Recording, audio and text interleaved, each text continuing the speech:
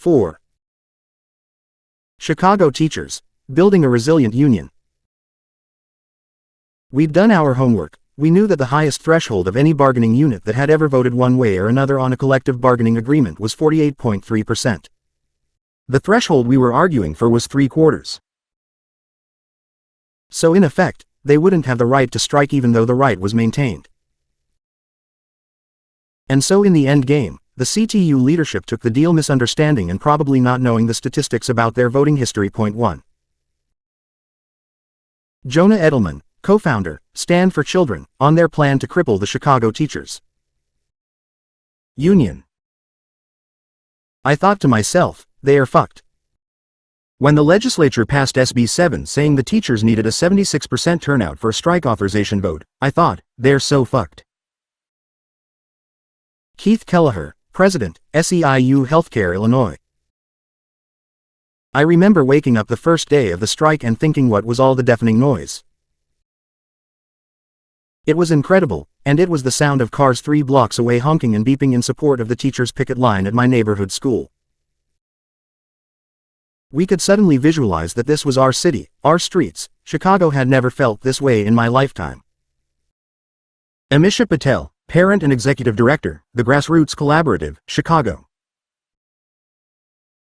On September 10, 2012, Chicago's teachers walked off the job in the largest strike of the new millennium.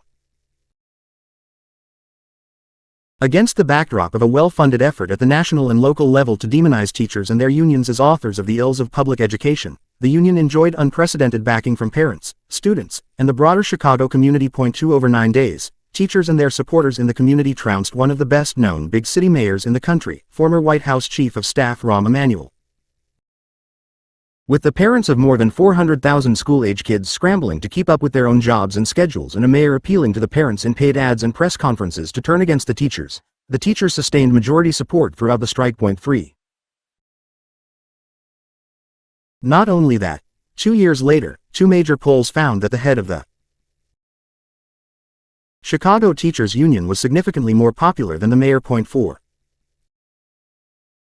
U.S. unions have all but abandoned the strike. 5. So what explains the popularity of this strike with teachers, parents, and the broader public? Does the success of the teachers' strike during a period considered hostile to all workers, and brutal to teachers and public service employees, suggest that other U.S. workers could effectively use the strike weapon? What lessons can be drawn from the example of the Chicago Teachers Union? As Francis Fox Piven and Richard Cloward have found through their own analysis, the ability of workers to withdraw their cooperation from the interdependent relationships of power is, in part, contingent on workers understanding their contribution to the interdependent power equation. Teachers and educators, including paraprofessionals, clinicians, such as social workers and school nurses, and more, do understand their contribution to the education and development of today's K-12 children. I argue that teachers and all educators are what I call our mission-driven workers. Surely, they labor for a material reward that enables them and their families to pay the bills, but they also labor for something deeply purposeful. They are called to their labor. Enabling mission-driven workers to strike requires a very particular set of circumstances, a special context, because mission-driven workers understand that the withdrawal of their labor has an immediate, direct impact on those they are called to serve. In the case of teachers, America's children, teens, and young adults. When Chicago's teachers and educators went on strike, the strike authorization vote was 23,780 in favor of a strike to 482 against, out of a total universe of 26,502 union members. 6 One of the most dominant themes arising in my interviews with rank-and-file teacher leaders was their disbelief, after 25 years of never having been on strike, that their students, and their students' parents, would fervently lend them support. When Chicago's teachers struck, it was a total disruption of the production process, not a merely symbolic action of the kind so common today. Sociologically speaking, the Chicago strike brought a major United States city to a grinding halt. The strike impacted over 400,000 people in 180,000 households, snarled traffic for days, and put an end to business as usual. It was a massive exercise of power. The American Federation of Teachers was born in Chicago, in 1916, when 4 teachers' local unions in the region merged to form a national Organization. 2 decades later, in 1937, the Chicago Teachers Union, CTU, was founded. It would remain the largest and most influential local union in the AFT until the 1960s, when the New York City local eclipsed Chicago's in power and influence over national union policy. 7 Chicago was an early leader in teacher unionism, and a signature legacy of the CTU during its many decades of dominance in the national union was its defeat of the Communist Party in its own ranks and in those of the national union. Smashing the communist influence was a CTU preoccupation during the 1940s up until the early 1960s. Charges, hearings, expulsions, and purges were common. 8. By the late 1960s, the communists were out of the union, and in Chicago other things were changing, too. The Second Great Migration saw waves of African Americans moving to the city. The number of black teachers expanded along with the growth of Chicago's black population. These educators faced systemic racism inside the Chicago Public Schools (CPS) through certification and testing requirements designed to keep blacks on the rolls as substitutes but effectively barred from full-time teaching positions. In 1968, the momentum of the civil rights movement and the rise of black power emboldened black teachers to mount a wildcat strike that would shake up the union and bring together two key constituencies for the first time: African American substitutes and Irish American staff teachers, who aligned to form the United Progressive Caucus (UPC). The UPC controlled the CTU for decades, and during that era, Chicago's teachers went on strike 9 times. 9. The 2012 Chicago Teachers Union strike was the CTU's 10th since 1969, but its first in 25 years. During the administration of Harold Washington, the nation's first black big city mayor, the union, which had helped to elect him in 1983, led 4 strikes, including its longest strike ever, 25 days 10 in 1987, just 6 months into Washington's second term. As George Schmidt, the union's unofficial historian, tells it, Harold Washington was the most anti-CTU mayor in Chicago history, if we measure his years by the number of strikes we were forced to go on. We first elected Harold against the white supremacists and racist attacks, but the minute he became mayor, he began establishing policies and appointing people who would force us to strike in defense of our rights. 11. The teachers' union had endorsed Washington, but as is common today, this endorsement was not a guarantee of friendly labor relations between educators and his administration. From militant to milquetoast. The 25 years between that marathon 1987 strike and the strike in 2012 saw the CTU's steady decline from a once mighty and militant union to a weak, concession-prone union in name only. The CTU began surrendering its members' rights under a wave of anti-teachers union legislation, much of it Chicago-specific rather than statewide, that presaged the national attack on teachers' unions, including the subsequent federal law called No Child Left Behind. Chicago's students and teachers became the guinea pigs for a relentless barrage of efforts to reform both education and unions, few of which changed actual outcomes in student achievement or teachers' morale. 12. In 1988, on the heels of the 1987 strike, the first of a series of legislative changes was approved, the Chicago School Reform Law. The law was sold as a pro-community decentralization effort, and in many respects it was. It resulted in several key changes to long-standing policy. Local school councils (LSCs), consisting of 1 principal, 6 parents, 2 teachers, and 2 community members, were created and empowered to hire school principals and make budgetary decisions. Principals no longer received tenure, and principals were empowered to hire and fire teachers. Hiring principals, hiring and firing teachers, and setting budgets had previously been centralized functions of the Board of Education. The law explicitly barred teachers from running for the council as either parents or community members, despite the vast number of teachers who were both. Part of what makes teachers and teachers' unions so interesting in the educational production process is that they are also parents, meaning community members with children of their own. The law, therefore, redefined them as only workers, denying them of their full status in society as worker, parent, community member, stripping them of parenthood, stripping them of neighborhood, a new constraint in the name of community control. Despite this, the LSCs were considered a radical approach to representative democracy in the schools. 13. The slow downhill slide of the Union's relevance became an avalanche after the death in 1994 of Jackie Vaughn, an African-American teacher. UPC leader and CTU president. Tom Rees, who stepped into the presidency from his number 2 spot in the hierarchy, was strike and conflict averse. 14 Rees's candidacy was opposed by a slate called the Caucus for a Democratic Union, or CDC. Most members of the CDC had also run in 1988, when they were called the Teachers Action Caucus 2, TAC 2. Despite their lackluster leadership, their very presence as an internal opposition caucus is important. Robert Michels 15 suggests that the absence of internal parties, or caucuses, is a symptom of oligarchy. The opposing slate alleged the vote was rigged, 16, but it was really entrenchment and low voter turnout that helped the UPC incumbents retain their positions. Meanwhile, Rees got busy increasing pay and expanding the payroll, but not doing much else. Chicago has never had an elected school board. The 1988 Reform Act merely created a nominating committee to guide mayoral appointments. Though even guidance interfered with Mayor Daley's ability to control decision-making at CPS. Additionally, the grassroots reform groups who had been proponents of the 1988 Chicago School Reform Act concluded that the law hadn't led to greater parental involvement, one of their goals. Finally, a fiscal crisis, which some in the union allege was completely manufactured, prompted a new effort in the state legislature to fix Chicago's schools, one more sweeping and more explicitly aimed at weakening the union. In 1995, the Amendatory Act, aimed at amending the Chicago School Reform Act, had its bullseye the teachers and their union. 17 in the name of the alleged fiscal crisis, and with Illinois having trifecta Republican control, the governor and both legislative chambers belonged to the same conservative party, permitted privatization within the Chicago public school system for the first time, encouraging the private subcontracting of many functions, including the cafeterias, janitorial services, and more. This legislation laid the groundwork for a concept that was then brand new.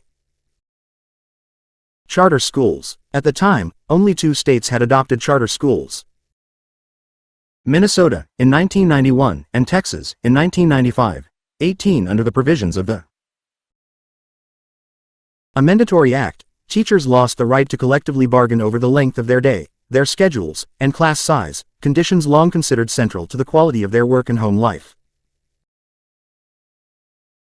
Daley reasserted total mayoral control by abolishing the Nominations Commission and shrinking the Board of Education, which the earlier law had expanded, changing its name from the Board of Education to the Reform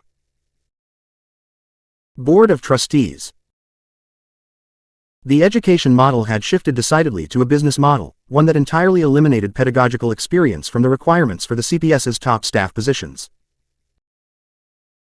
A chief executive officer (CEO) replaced the superintendent. Similar title changes across the hierarchy changed the language of school governance to that of business administration.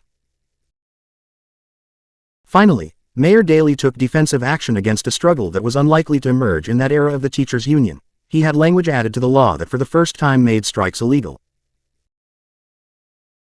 The actual wording banned strikes for 18 months. That was the period of time the mayor thought he needed to implement the whole law, with its radical curtailment of teachers' rights. 19 Rees, the new union president, wasn't yet a well-known quantity. If he had been, Daley might have realized that the anti-strike provision was a waste of ink and political capital. Rees got busy claiming that the dissolving of PATCO, the Professional Air Traffic Controllers Organization, by President Reagan's order in 1981 meant that workers should never strike again. 20 Daley had given Rees an opportunity to galvanize teachers to fight for their right to strike, but instead Rees took this as political cover for his own anti-strike orientation. Several years passed under the new pro-privatization, pro-charter, anti-teacher and teachers union CPS administration before a serious challenge to the UPC and Rees emerged inside the union. In the 1998 union elections, a caucus calling itself the Proactive Caucus of Teachers, or PACT, ran a slate, headed by Deborah Lynch, to take control of the CTU, winning the union's high school seats but failing to win the officerships and other executive board positions. Still, a challenge to the UPC had been launched. Meanwhile, the first Chicago public school CEO, Paul Vallis, made changes in the schools that were as swift as they were sweeping and took advantage of every corner of legislative permissibility, cutting deals with CTU leader Rees along the way. The teachers were getting contracts with reasonable raises but not much else. Teachers with decently paid union jobs, and Vallis's assumption and implementation of monarchical powers, to disband local school councils, fire principals, and fire teachers en masse in schools he deemed to be failing. Soon, he changed the justifying term, failing school, to educational crisis school. By 1996, he'd changed the term to on probation, adding to his powers the ability to fire a probationary school's entire staff. In 1996, he put 109 schools on probation, creating the first reserve pool of teachers in the district. Though initially these displaced teachers were paid for up to 20 months if they remained in the pool, the move marked the beginning of a challenge to teachers' seniority. Then, Vallis changed the name of his game again, to intervention, and the reserve pool grew as he claimed the power to selectively fire teachers inside a school and to cut the reserve pool pay period from 20 months to 10. Remarkably, this entire era is considered an era of labor peace with the Chicago Teachers Union.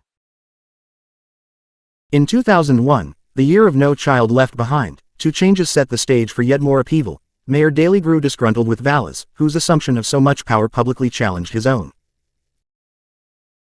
Daley preferred his people to genuflect, and Vallis had to go.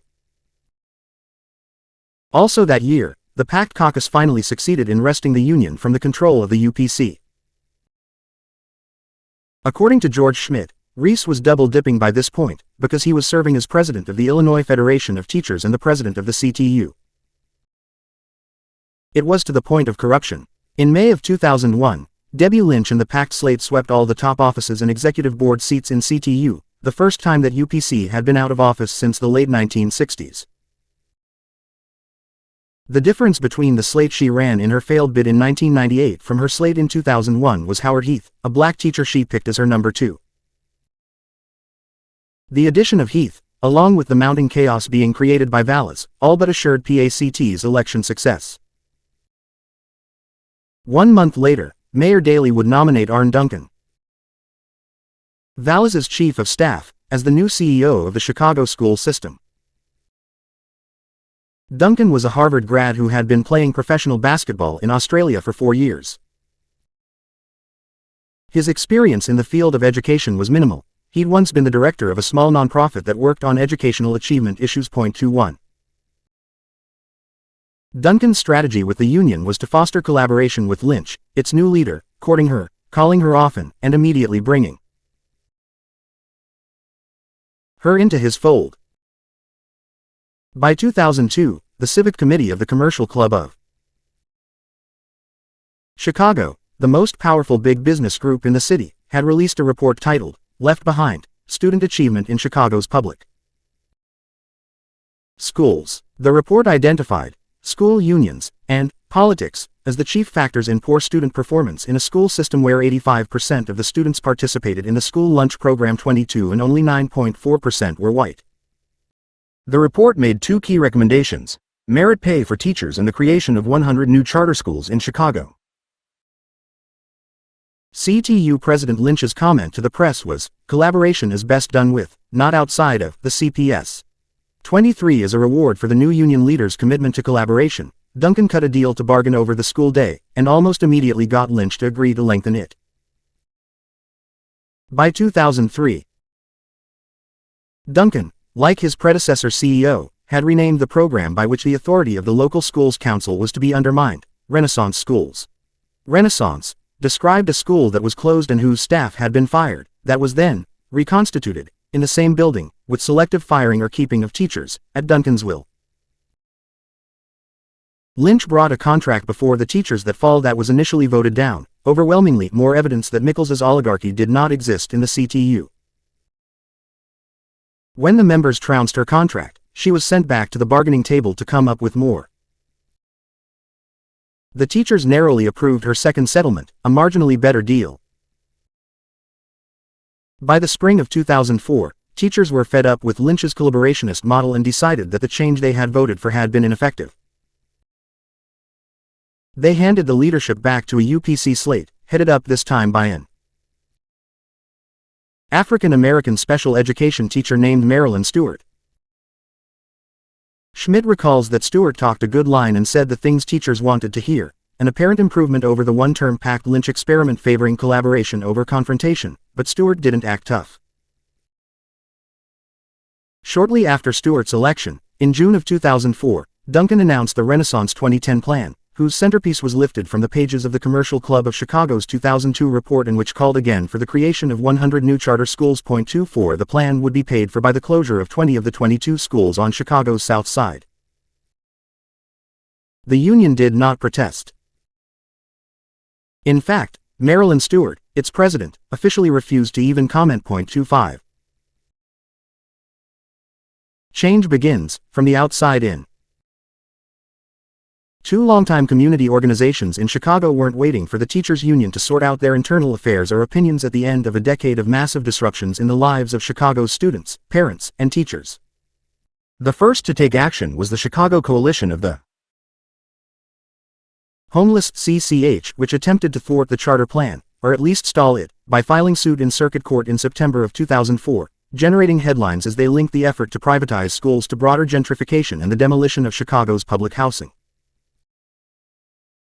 2 months later, Acorn, under the leadership of Madeline Talbot, a longtime, successful community organizer in Chicago, Parents United for Responsible Education, PURE, and the Kenwood-Oakwood community organization, COCO, a direct action organization founded in 1965 by religious and community activists, started a fight back, bringing hundreds of parents and students to a CPS board meeting to protest the plan to close all but 2 of their 22 neighborhood schools. COCO's members, like Acorns and CCH's, had already experienced displacement of one sort, as many of Chicago's public housing apartments were being torn down. At that November 2004 meeting, after being completely ignored by the CPS board, COCO's chair, Jitu Brown, announced loudly to the packed room and to the board, "Oh, now it's on. We were trying to be civil, but now it's going to be civil disobedience." 26 The resistance campaign led by Chicago's community-based organizations succeeded in getting the plan moderated, shrinking the initial closings from 20 to 12, but it was clear more battles were coming. By 2006, Brown, already seen as a leader in the struggle against the school closings, went from chairing the board of COCO to being a full-time, paid education organizer. 10 schools on Chicago's South Side had been saved, but by the 20,052,006 school year, more than a dozen had been closed, along with another 24 throughout the city. Each closing provoked site-based protests, but there was no effective citywide challenge. Chicago's long history of Alinskyism had created strong neighborhood-based organizations, but these had a political and policy vision that stopped at their tightly drawn and highly turf-conscious neighborhood boundaries. 27 The organization that was citywide and crossed all neighborhoods, the Teachers Union, was barely audible in them. But among the ranks of the teachers being impacted by school closings, a new generation of activists had arisen who were individually aligning with various neighborhood groups across the city. When Englewood High School and De La Cruz Middle School were threatened with closure, and Senn High School with a complete revision of its mission, individual actors among the teachers, Jackson Potter at Englewood with his friend Al Ramirez, Noreen Gutekunst at nearby Whittier, Christine Mail at De La Cruz, and eventually Jesse Sharkey at Senn, who was mobilizing a Save Our Senn charter threat effort, began to coalesce into a broader teachers' movement. Potter was on the board of directors of another of Chicago's important neighborhood groups, the Pilsen Alliance, and Gutekunst was an active member of it. The Pilsen Alliance was based in and identified with the Mexican neighborhood, just as COCO had a black base and leadership. Ramirez and Potter devoted 2007 to making a handheld amateur video about the school closings, going around the city interviewing teachers, parents, and kids. By late 2007, these teachers had formed a citywide study group on the closings, inviting other teachers to join through informal activist networks. 28 The Caucus of Rank-and-File Educators Core forms, evolving out of the study group, whose first collective read in 2008 was Naomi Klein's The Shock Doctrine, 29. Two more important groups were developed: the caucus of rank-and-file educators core inside of the Chicago Teachers Union, and soon after that the Grassroots Education Movement GEM, a core-inspired coalition created with community-based organizations to fight school closings, gentrification, and racism. 30. The Shock Doctrine had just been published, and Klein was shaping an analysis about mass school closures, capitalism, and racism. According to Christine Mail, a middle and elementary school special education teacher and currently the CTU's elected financial secretary, we were going to neighborhood groups and saying, "Look, we are talking about little human beings, about kids. We are teachers and you are our natural allies. We can't do this alone." 31. With each school closing, the ranks of teachers frustrated and angered were growing. By the time CORE was formalized in early 2008, many more were actively participating in the study groups, including Jesse Sharkey and Karen Lewis. At this point, rather than fighting school closings or challenging the CPS, Marilyn Stewart, the union president, was focused on a single goal: taking total control of the union, just as 1199's Bernie Minter describes it, in Chapter 3. Stewart had been re-elected in the spring of 2007 partly because of her tough talk in public, but mainly because of the absence of any coherent challenge.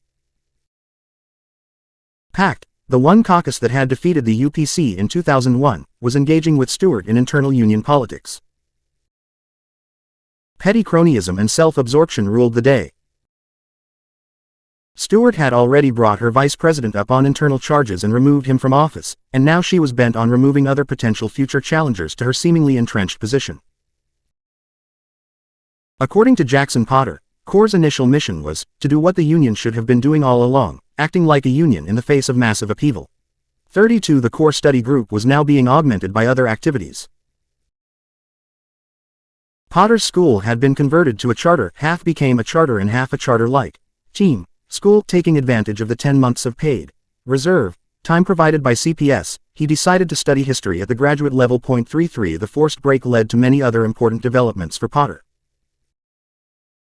He began to work with a group called the Collaborative for Equity and Justice in Education, where he met Pauline Lipman, an education professor. It was Lipman who encouraged Potter to attend an important annual gathering of teachers from Mexico, the United States, and Canada called the Trinational Conference. That single conference introduced Potter to the concept of progressive teachers forming caucuses. He met Alex Caputo Pearl, a progressive teacher caucus leader from Los Angeles who would himself later go on to win the presidency of the United Teachers of Los Angeles, UTLA. And he heard a talk by and met with Ginny Sims, the leader of the British Columbia Teachers Federation, BCTF.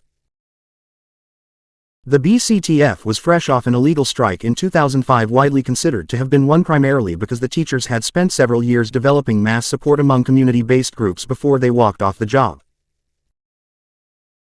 The strike had been mounted in defiance of a recently passed provincial law that defined teachers as essential employees, eliminating their previous legal right to strike. Substance News, the longtime newspaper of CTU's internal opposition. Another challenge to Mickles's iron law of oligarchy was also publishing stories about the British Columbia strike. The paper had long publicized not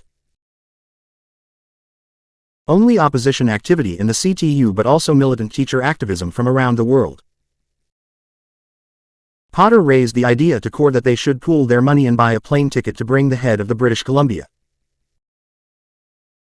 Teachers Federation to Chicago for a day to educate CORE members about how the Canadian Union had won their strike, beat back court injunctions, and more throughout the 2005-2006 school year. 34.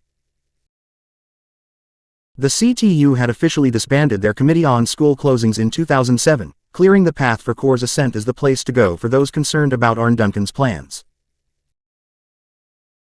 The teachers, many of whom had already engaged with local neighborhood groups in site-based fightbacks, saw CORE and GEM as an extension of their foundational understanding of what a union should be doing. According to Mail, we shared an underpinning, a common analysis about class, race, and public education, and that common analysis lets us work it out when things get tricky. GEM and CORE formed, grew, and developed simultaneously while the official union bureaucracy was unraveling. There was no initial plan to contest for union office.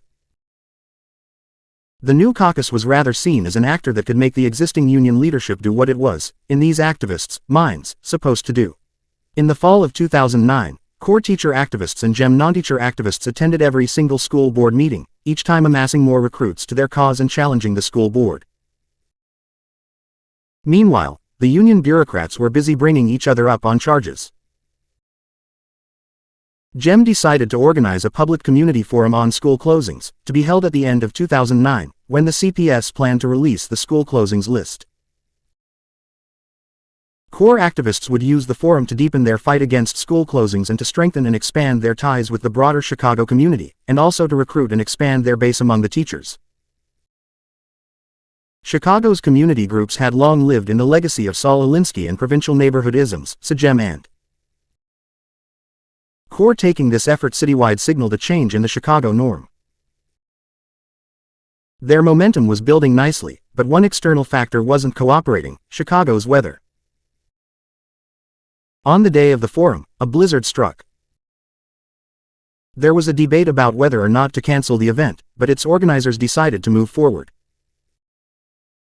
More than 500 people turned up, despite the storm. Several weeks later, the Chicago School Board trimmed back the planned closure list. Expectations were suddenly raised. Teacher and community coalitions could beat City Hall. That spring, core members held a convention and began to solidify their structure. They set affordable dues, $35 per person per year. They ratified a mission statement. And they continued attending CPS board meetings. They began discussing the possibility of filing a discrimination charge against the CPS administration based on the fact that most of the teachers being impacted by the closures were black. The number of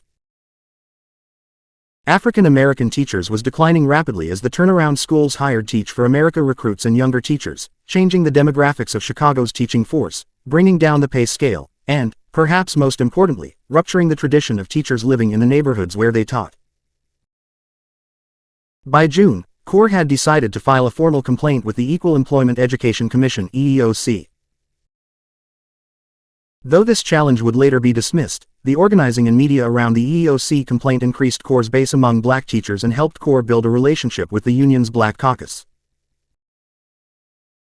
The EEOC complaint and several other school and teaching profession-specific fights that Core led during the summer of 2009 were part of Core's ever-expanding reach into all aspects of the union, pushing beyond the school closings battles.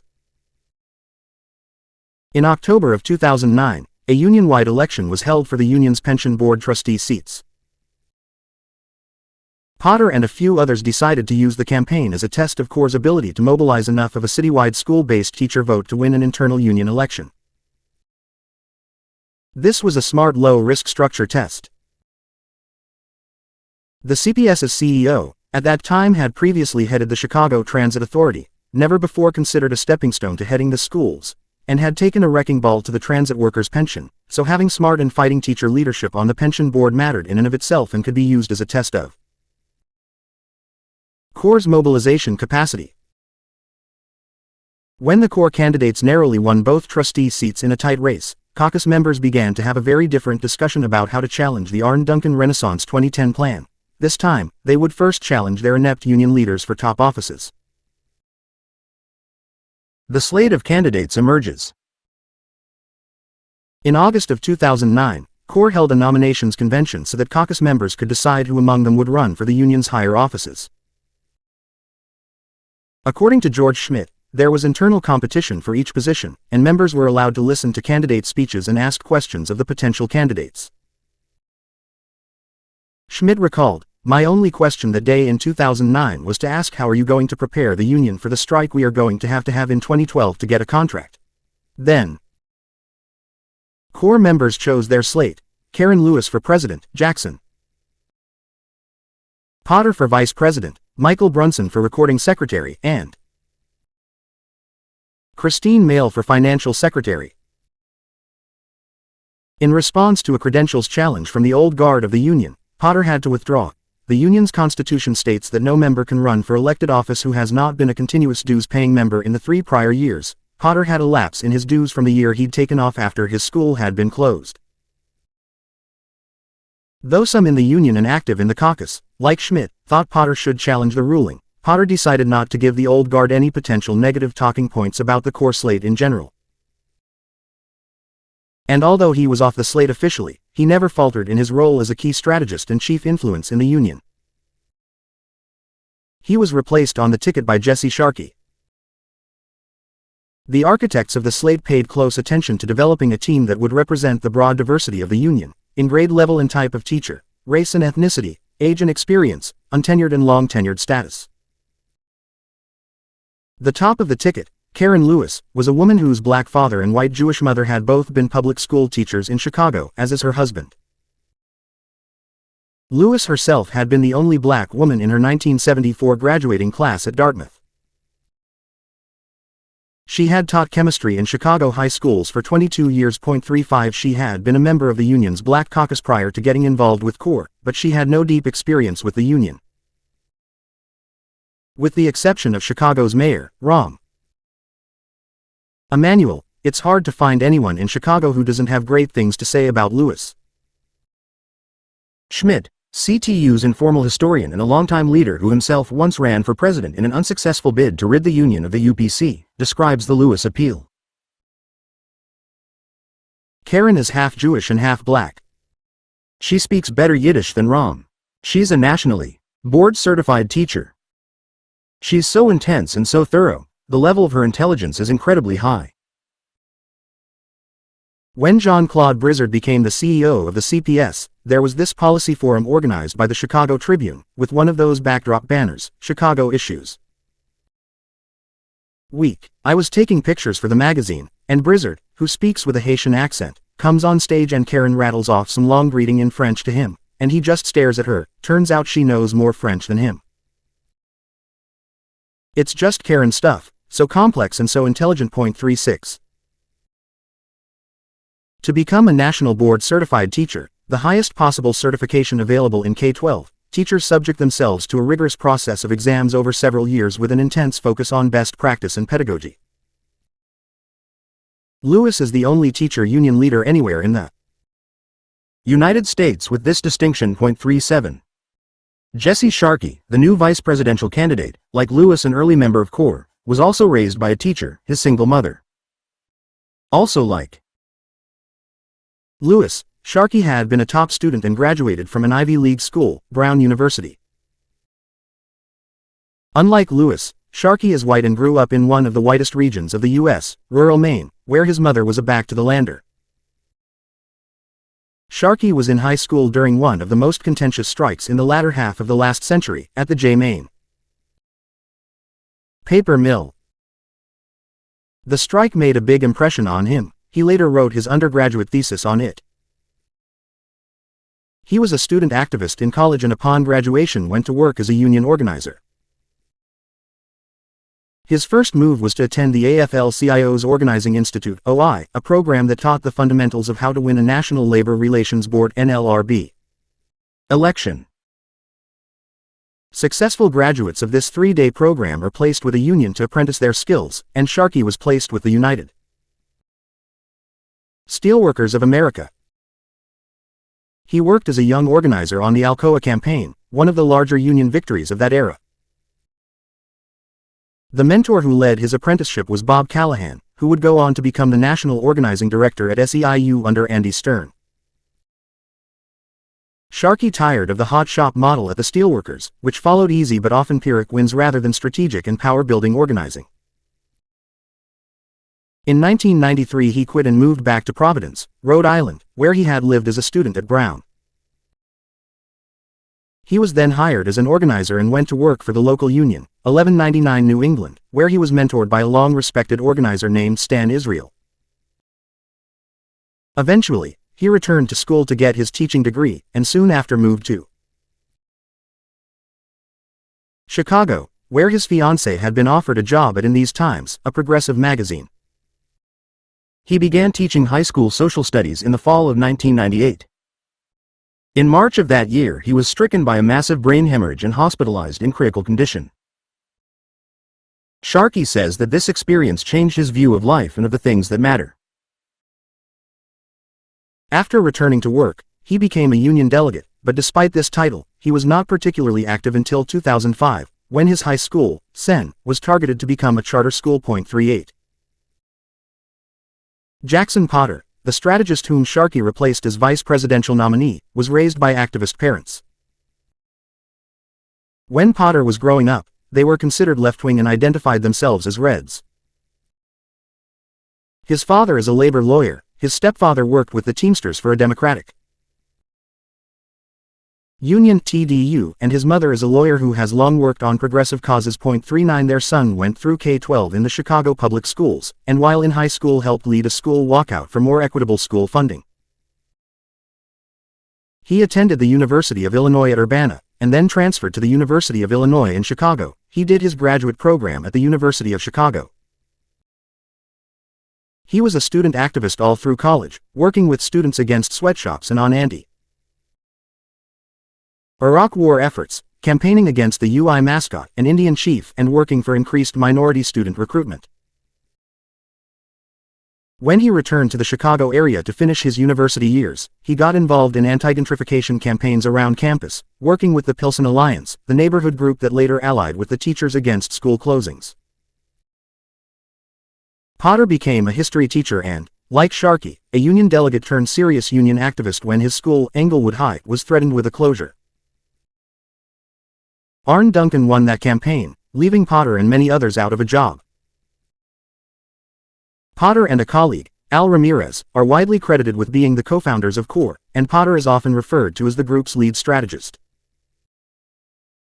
Acorn's Madeline Talbot has often called him brilliant, a word she uses sparingly. 40. Michael Brunson and Christine Mail had much less union contact or experience than the others before they were elected to top union office. Brunson, who is black, was an elementary school teacher on Chicago's South Side and was better known for his activism on and with the local schools councils (LSCs). His first union involvement, like Mail's, was with CORE in 2008. Though he had been teaching for many years, his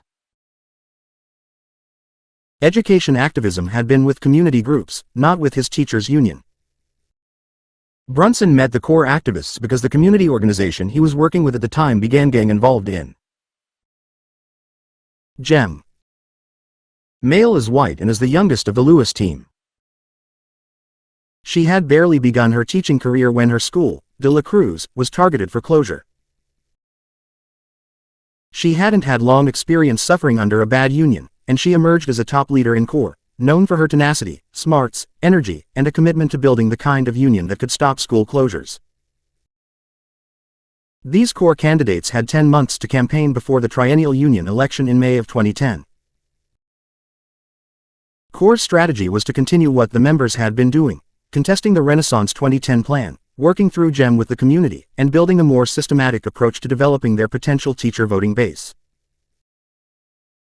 With 600 schools, a universe of almost 30,000 voters, and few financial resources, they strategically focused on the biggest schools, those that would have the most votes in the election.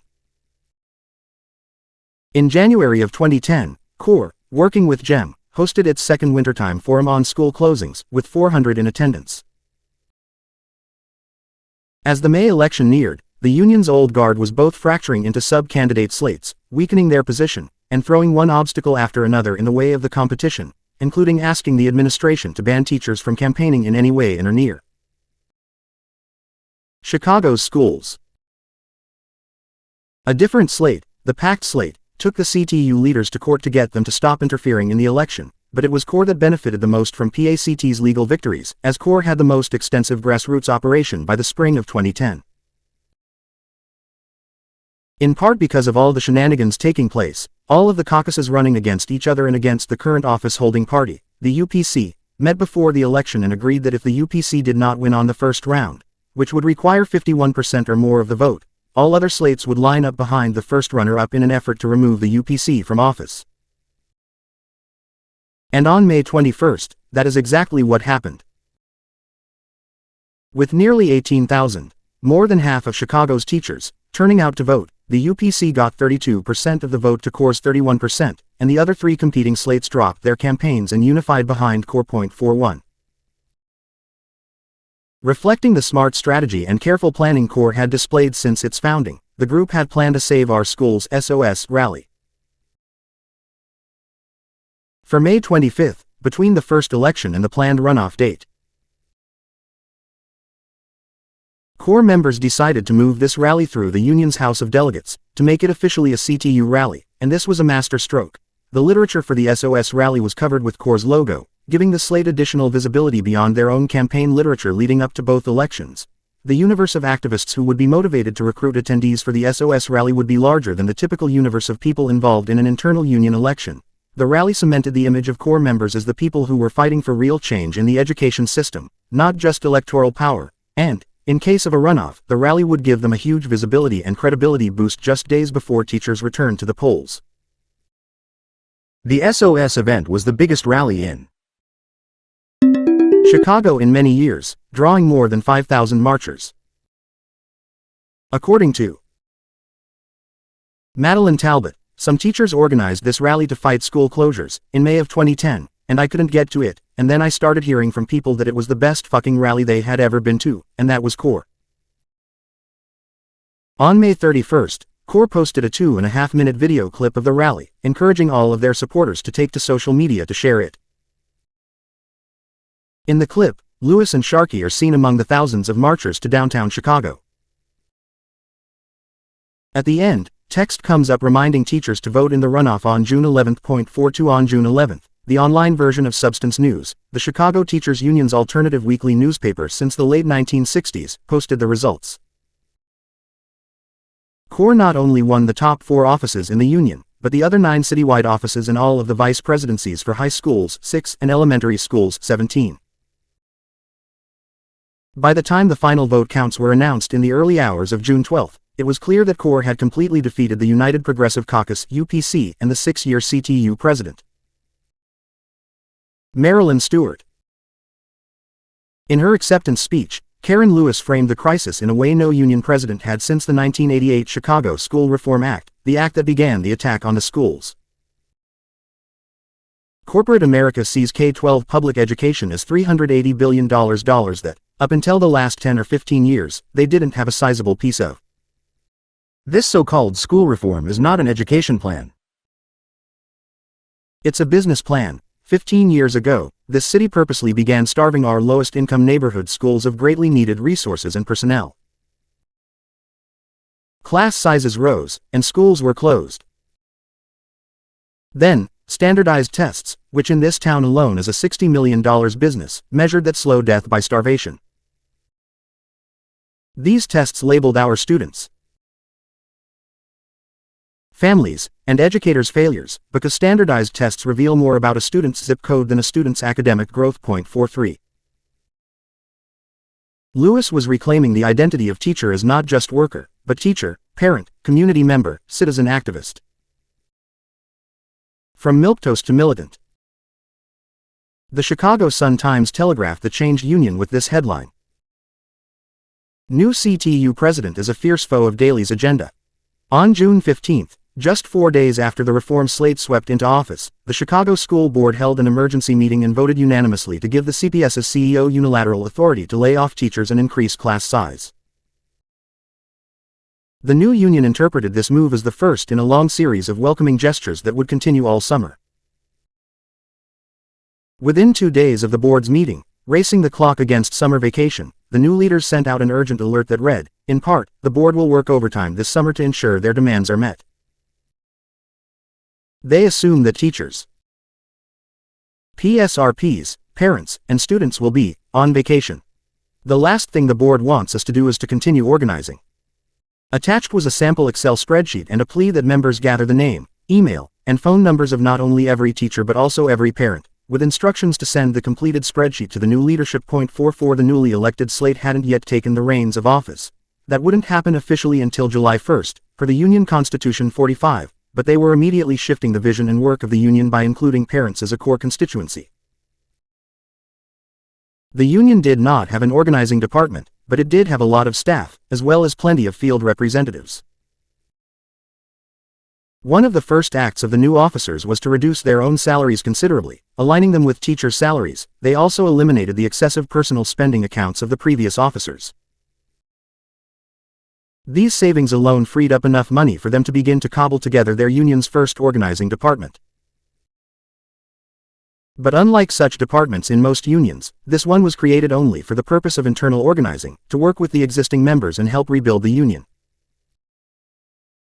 The new leaders were keenly aware that they had less than 2 years before the union's current contract expired, and even less time than that, 18 months, before they would be sitting at the negotiating table. Unions typically begin contract negotiations many months before a contract expires. They had inherited a vast organization, albeit one untested and unassessed, of teachers from each school. Hundreds of these were elected delegates, what most unions call shop stewards. The delegates function as problem solvers at the shop floor or individual school level. But because the CTU had been mostly consumed by internal warfare for years, no one really understood the quality of the delegates the core leaders were inheriting. Plus, the workers who are often attracted, or at least recruitable, for these kinds of positions in unions tend to be activist personalities, people who tend to work alone, who often have been in trouble with management before in their own work lives, and who may not have the respect of many other workers. This is why CIO-style unions like 1199 try to recruit the organic leaders, not the activists, for these positions. There is a radical and crucial difference between delegates who approach problem solving as a group effort and those who operate as lone wolves. The role of organizing coordinator was given to Noreen Gutekunst, who left teaching to head up the new department.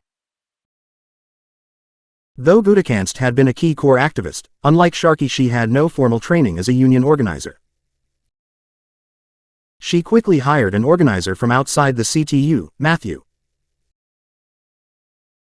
Luskin, who had been the organizing director from 2003 to 2010 at SEIU's public sector in the state, a local of mostly home care and childcare workers, known for most of those years as SEIU Local 880, later turned into a megalocal now called Healthcare Illinois, representing the same classes of workers in Indiana, Missouri, and Kansas. According to its president, Keith Kelleher, 880 was always considered one of those acorn locals, a reference to the local unions inspired or formed by Wade Rathke.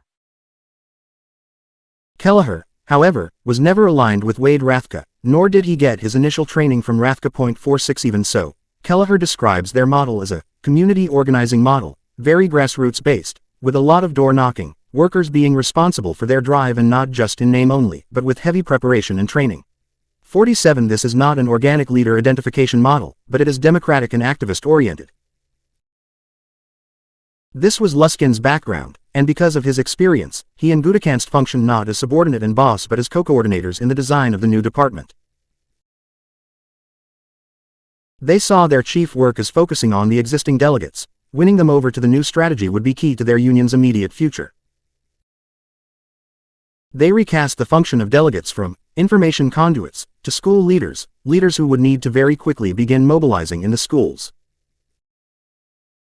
According to Luskin, our model wasn't about the staff picking leaders, it was about winning the debate about our future with the existing leaders in each school. We had to win the debate about our new strategy among the rank and file.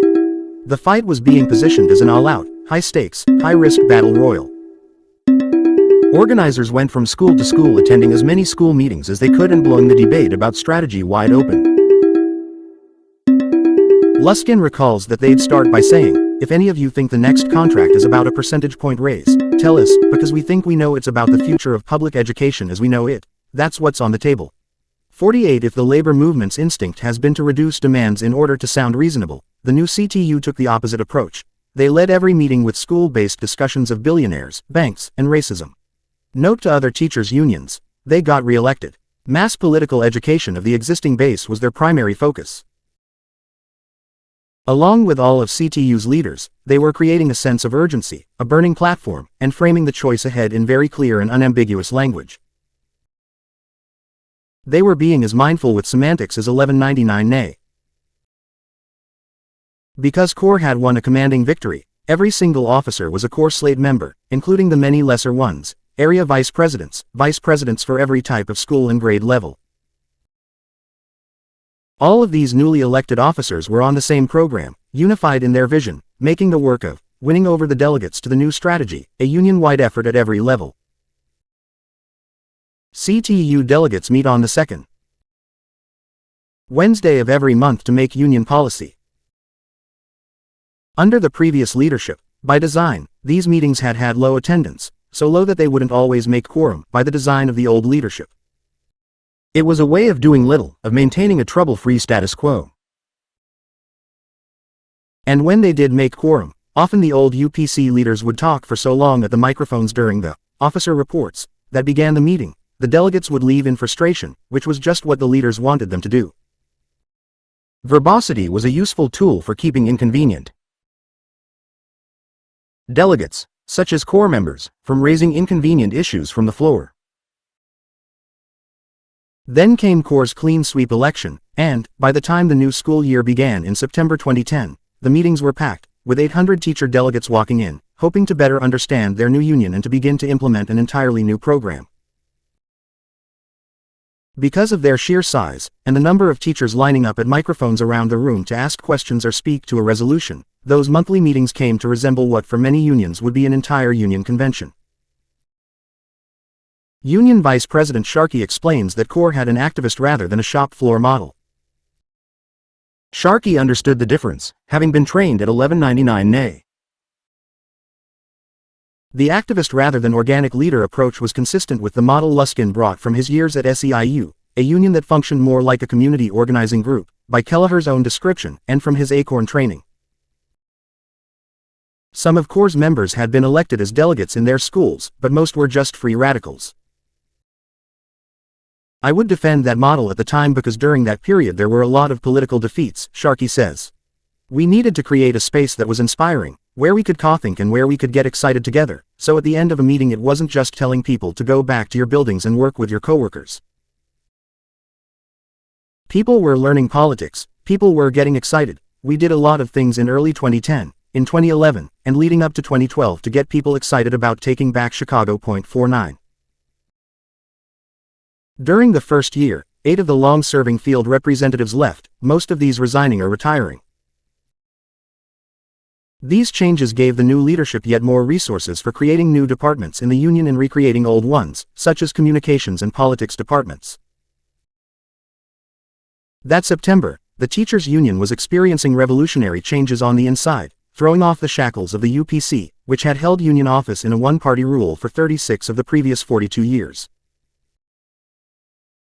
Outside the union, the entire city was hit with the equivalent of a massive earthquake when Mayor Daley announced he would not seek an 8th term. 50 mayors named Daley had held the office for 42 out of the past 55 years.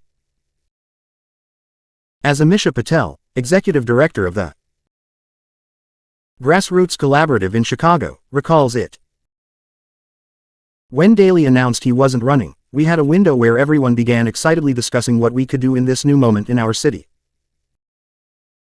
We had a mayoral forum called New Chicago 2011, and 2,600 people showed up and the energy was rocking. Even though Rahm's announcement a few weeks later crushed that moment, we had cracked open the idea that Chicago could be different. 51. Getting 2,600 people from across the city to attend a mayoral forum is even more impressive when you consider that not only had the mayor's office been functionally a family-run business for generations, but also that the long history of Chicago's community organizing sector was steeped in the traditions of Saul Alinsky. No city has been more impacted by Alinskyism than Chicago, and the resulting culture for more than a half-century was one of racially segregated, community-based organizations existing inside tightly drawn neighborhood boundaries, all political imagination choked by the idea that one's own little ward was the universe. Acorn's Talbot says that some of this negative Alinsky impact had been shaken off in the few years leading up to the CTU leadership change, and she was an active part of challenging that culture. But the residue remains. The daily legacy was so deep because people thought Chicago could never change, so having even a little space of time where there was uncertainty allowed groups to cross old lines and sit down in one big room and imagine a different kind of Chicago, Patel says. Patel, a Chicago native, had left the city to attend Stanford University on a full scholarship. Her parents were both born in India, and she represents another aspect of the changing Chicago.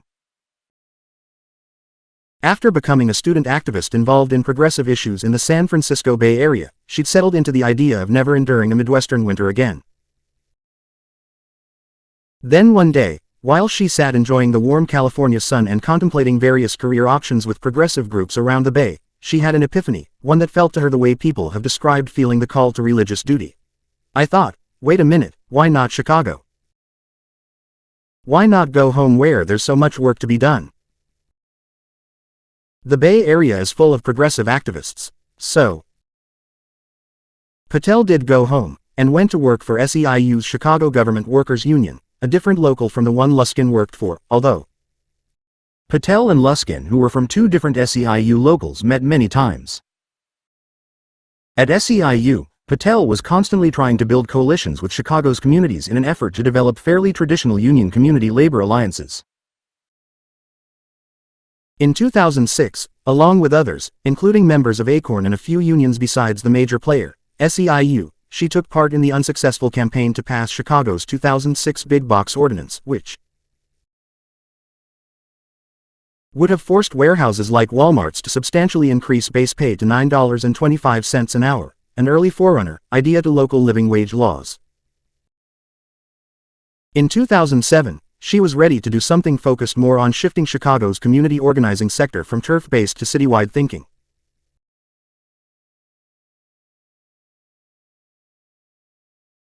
By 2010, when the teachers' union and City Hall were opening up in new ways, her grassroots collaborative was perfectly situated to become a key partner in that change. 52.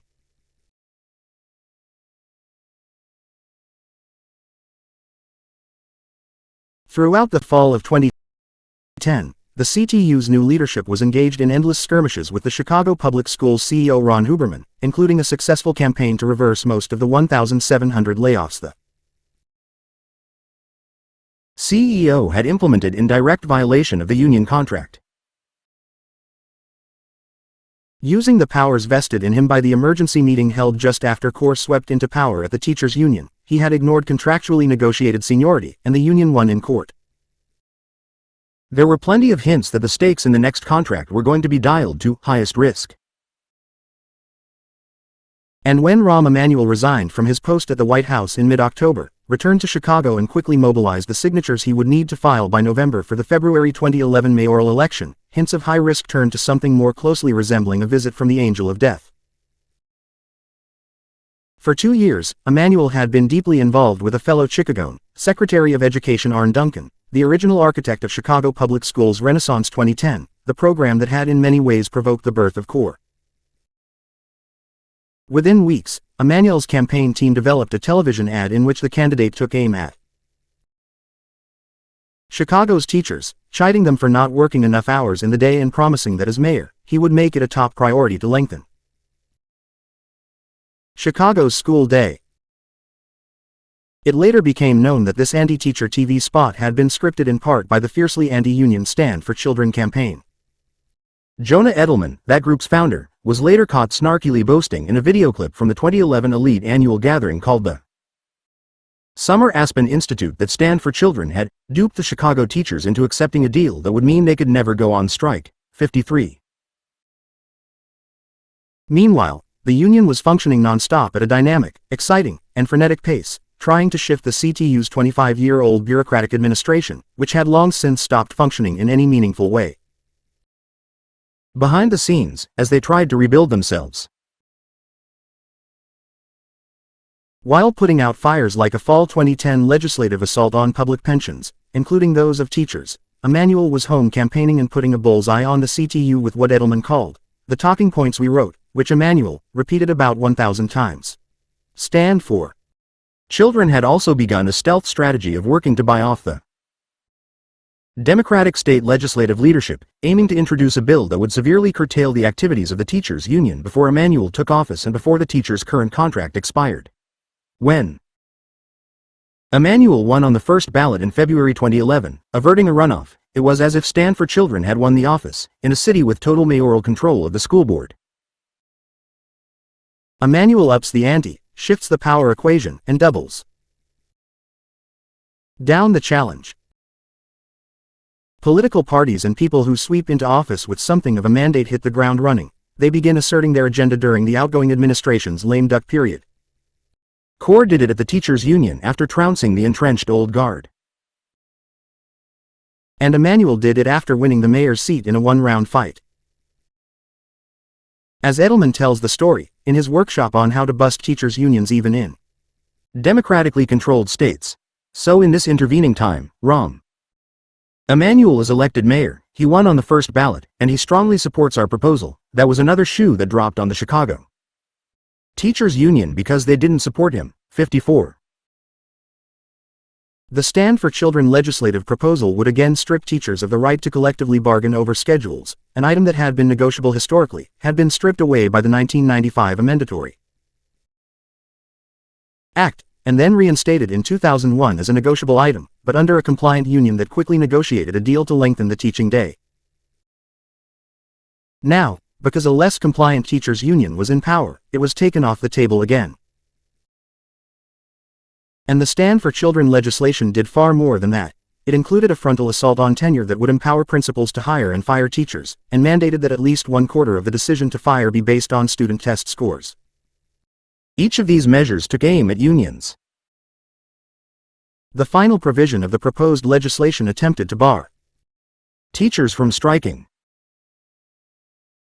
Stand for Children started the bargaining with an outright ban, and counted on compromising with a deal that would allow a strike, but dependent on what they believed would be an impossible criterion.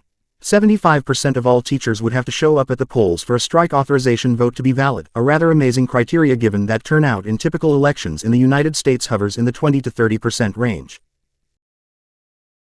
Edelman's description of this deal-making is illuminating, revealing not only that Emanuel was using all his muscle behind the scenes, but also that the two statewide federations of teachers were in some way working against the new Chicago leadership.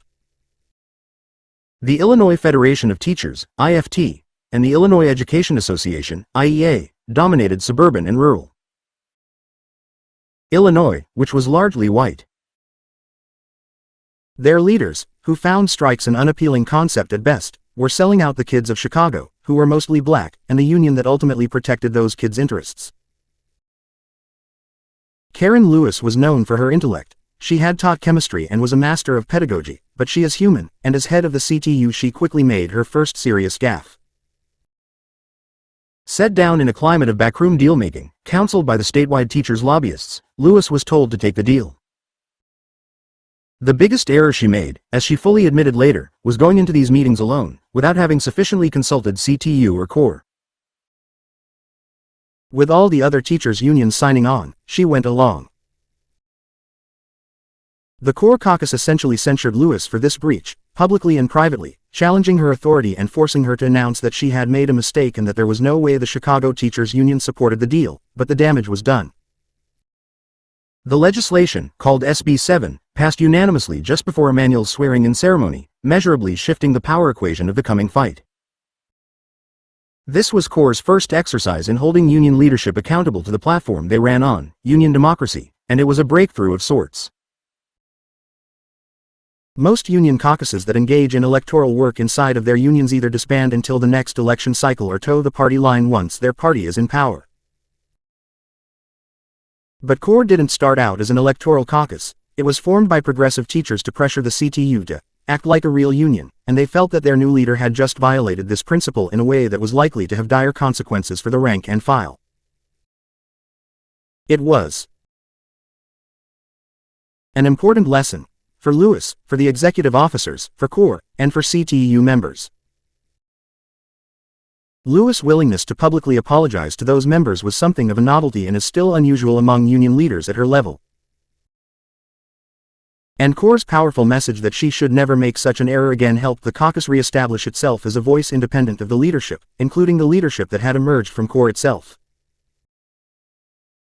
Meanwhile, Core and Lewis were able to quickly mend their relationship and return to the business at hand, staying focused on building their power against the threat from Emmanuel, which now loomed larger than ever.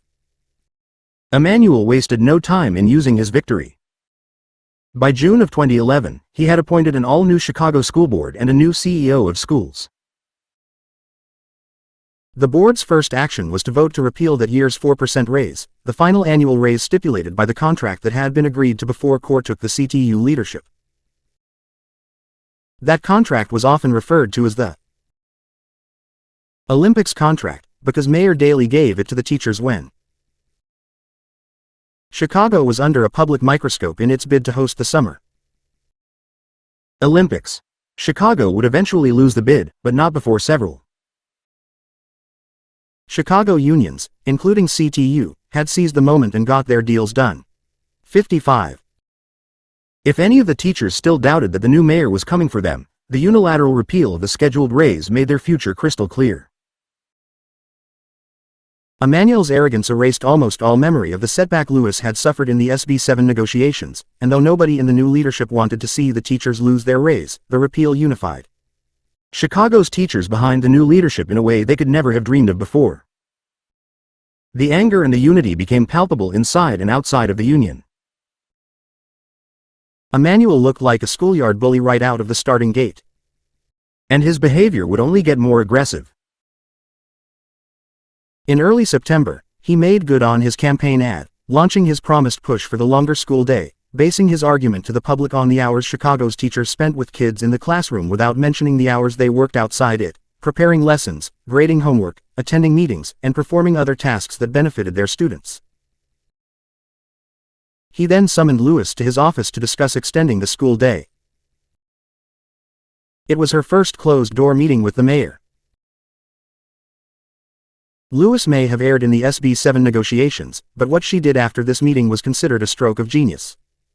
When she left Emmanuel's office, the press asked what had happened. Lewis did what she has come to be known for doing. Told them exactly what they'd asked to know. As Acorn leader Madeline Talbot tells the story. Lewis said Emmanuel said, "Well, what the fuck do you want?" And Lewis said, "More than you fucking got." People were really angry that Emmanuel started off the cussing, that a white man shouldn't talk to a black woman leader that way, but they were really happy that Karen continued it. That Karen gave it back was just great. 56. That fall, the CTU began to signal that they would be trying out a different kind of contract negotiation. Through the House of Delegates, they launched a survey and invited union members to participate in drafting the union's contract proposals. Negotiations had been scheduled to start in early 2012. Union members hadn't experienced a contract campaign in several decades. According to Sharkey, the old guard were Shankarites, basically unrepentant business unionists who thought that contracts were tough sometimes, but we could win them by having a big hand on the table and making deals by talking tough. But we began to ask aloud, how's that going to work with Rom? He's not coming to make deals, he's coming to fight. The new leaders were changing the conversation about how a contract should be won, and they were acting like a union by involving all the members in the discussion. The Occupy movement had just surfaced on the heels of the spring 2011 uprising in Wisconsin, which was led by Midwestern teachers with many ties to Chicago. Every month, the CTU and Core mobilized activists to attend the CPS school board meetings and to challenge the board during the period of open public comments on the agenda, which is required by law. The fall of 2010 had been colored by CPS administration-prompted skirmishes, but by the fall of 2011, the skirmishes were prompted by the CTU and aimed at socializing the teachers into taking harder and more frequent direct actions, building their confidence in their ability to win. At the December 2011 meeting, the teachers used the hashtag #OWSouth Occupy Wall Street tactic. Mic check. One person says something and everyone else repeats it, as into a megaphone powered by human voices.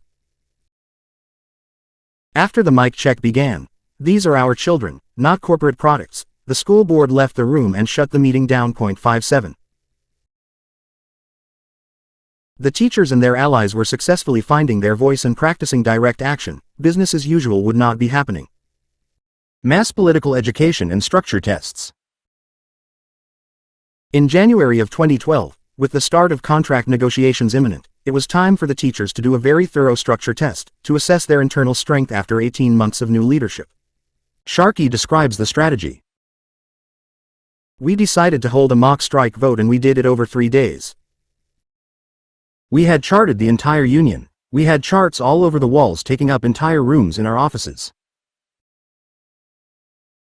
We had a 40-person team working the vote, and the union's district supervisors were the key people in the room with the staff. There were 49 district supervisors, appointed teachers who earned a small stipend for the job, which was to stay in touch with the delegates in their turf between meetings. 58 And we planned it so that right in the middle of it was our monthly House of Delegates meeting, so we could announce how it was going on day 2 and give out assignments to every school delegate for the third and final day of voting. Staging the 3 days of voting around the House of Delegates meeting, when 800 teachers from across the city come together, was part of the ongoing campaign by the union's leaders to both teach and empower their members to own the union, to take responsibility for it, to see themselves as the leaders of the union, all 800 of them. Sharkey adds, coming out of the mock vote, we did identify the schools where we had weaknesses. This knowledge prioritized the union's task for the next few months, letting the leadership zero in on areas where schools presented one of 3 scenarios. The delegate wasn't an organic leader, clearly the case when the teachers in a school didn't turn out to vote. The delegate was opposed to the idea of a strike, requiring the development of different leadership beneath the elected delegate, or the school was missing a delegate altogether. Once the need for internal structure work was laid out, the CTU moved on to its next potential base of support, the general public.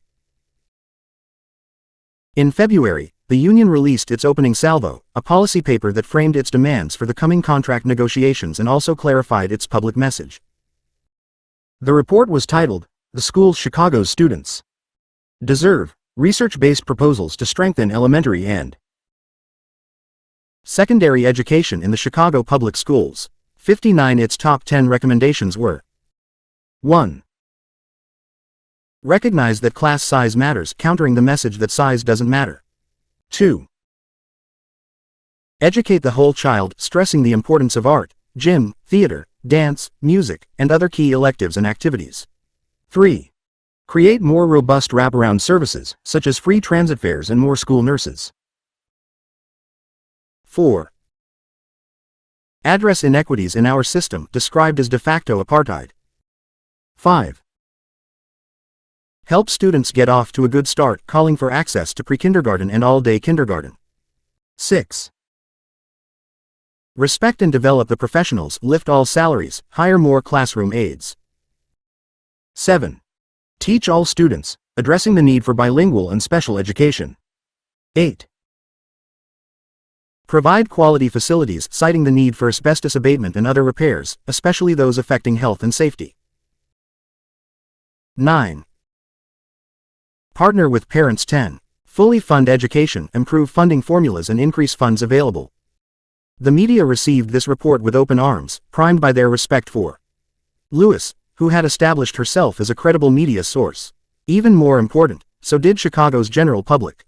In the 8 months since that memorable, "Fuck you, well fuck you," revelation to the press, pitting the image of Emmanuel, snarky white male graduate of a rich suburban school, against that of Lewis, strong, confident, black, female teacher and student from the same inner-city schools, Lewis had used her national board-certified pedagogical expertise to turn all of Chicago into her classroom and teach her entire community the ABC of what was really happening to the city's school system.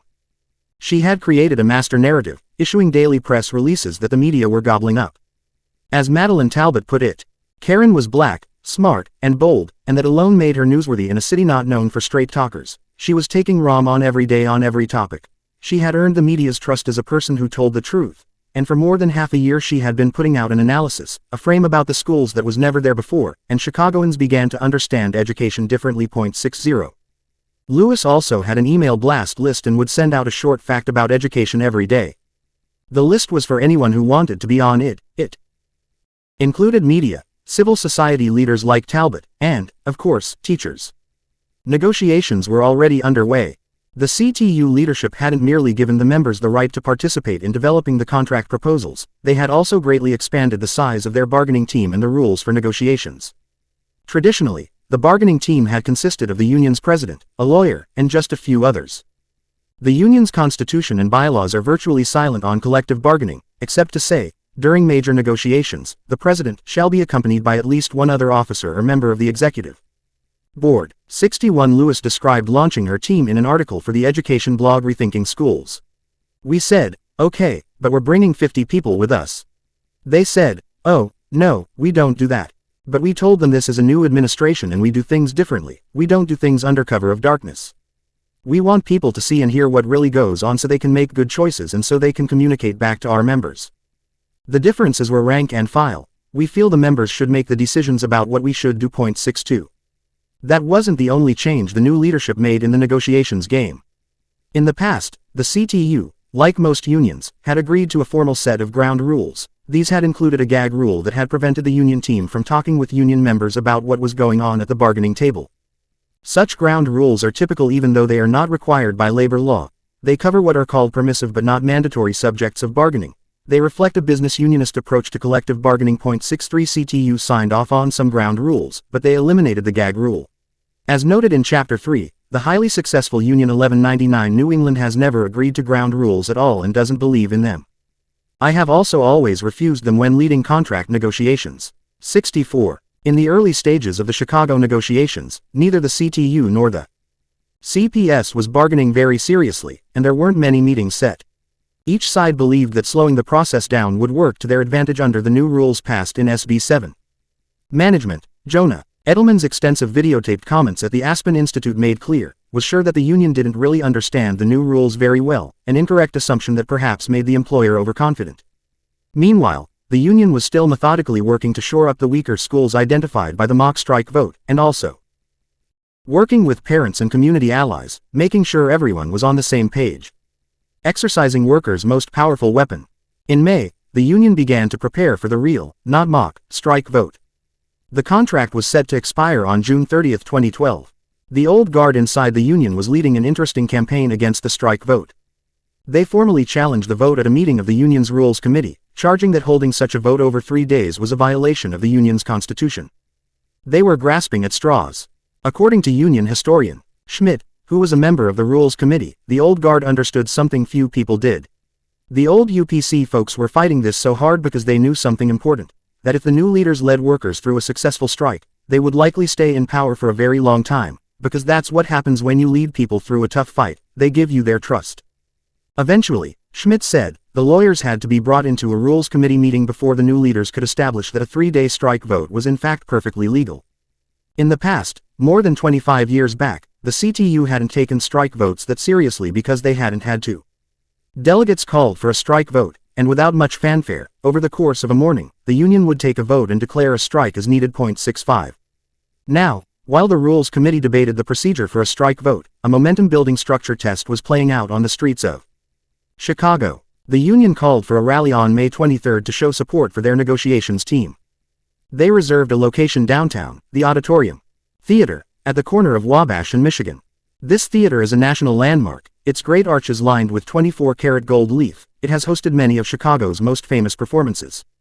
The CTU's turnout, some 7,000 teachers, all wearing their red T-shirts, far surpassed the theater's 4,000-person 66 maximum capacity, and the rally spilled out into the street. 67 A sea of red below and vaulting gold above created a spectacular visual, and the Chicago media made the most of it.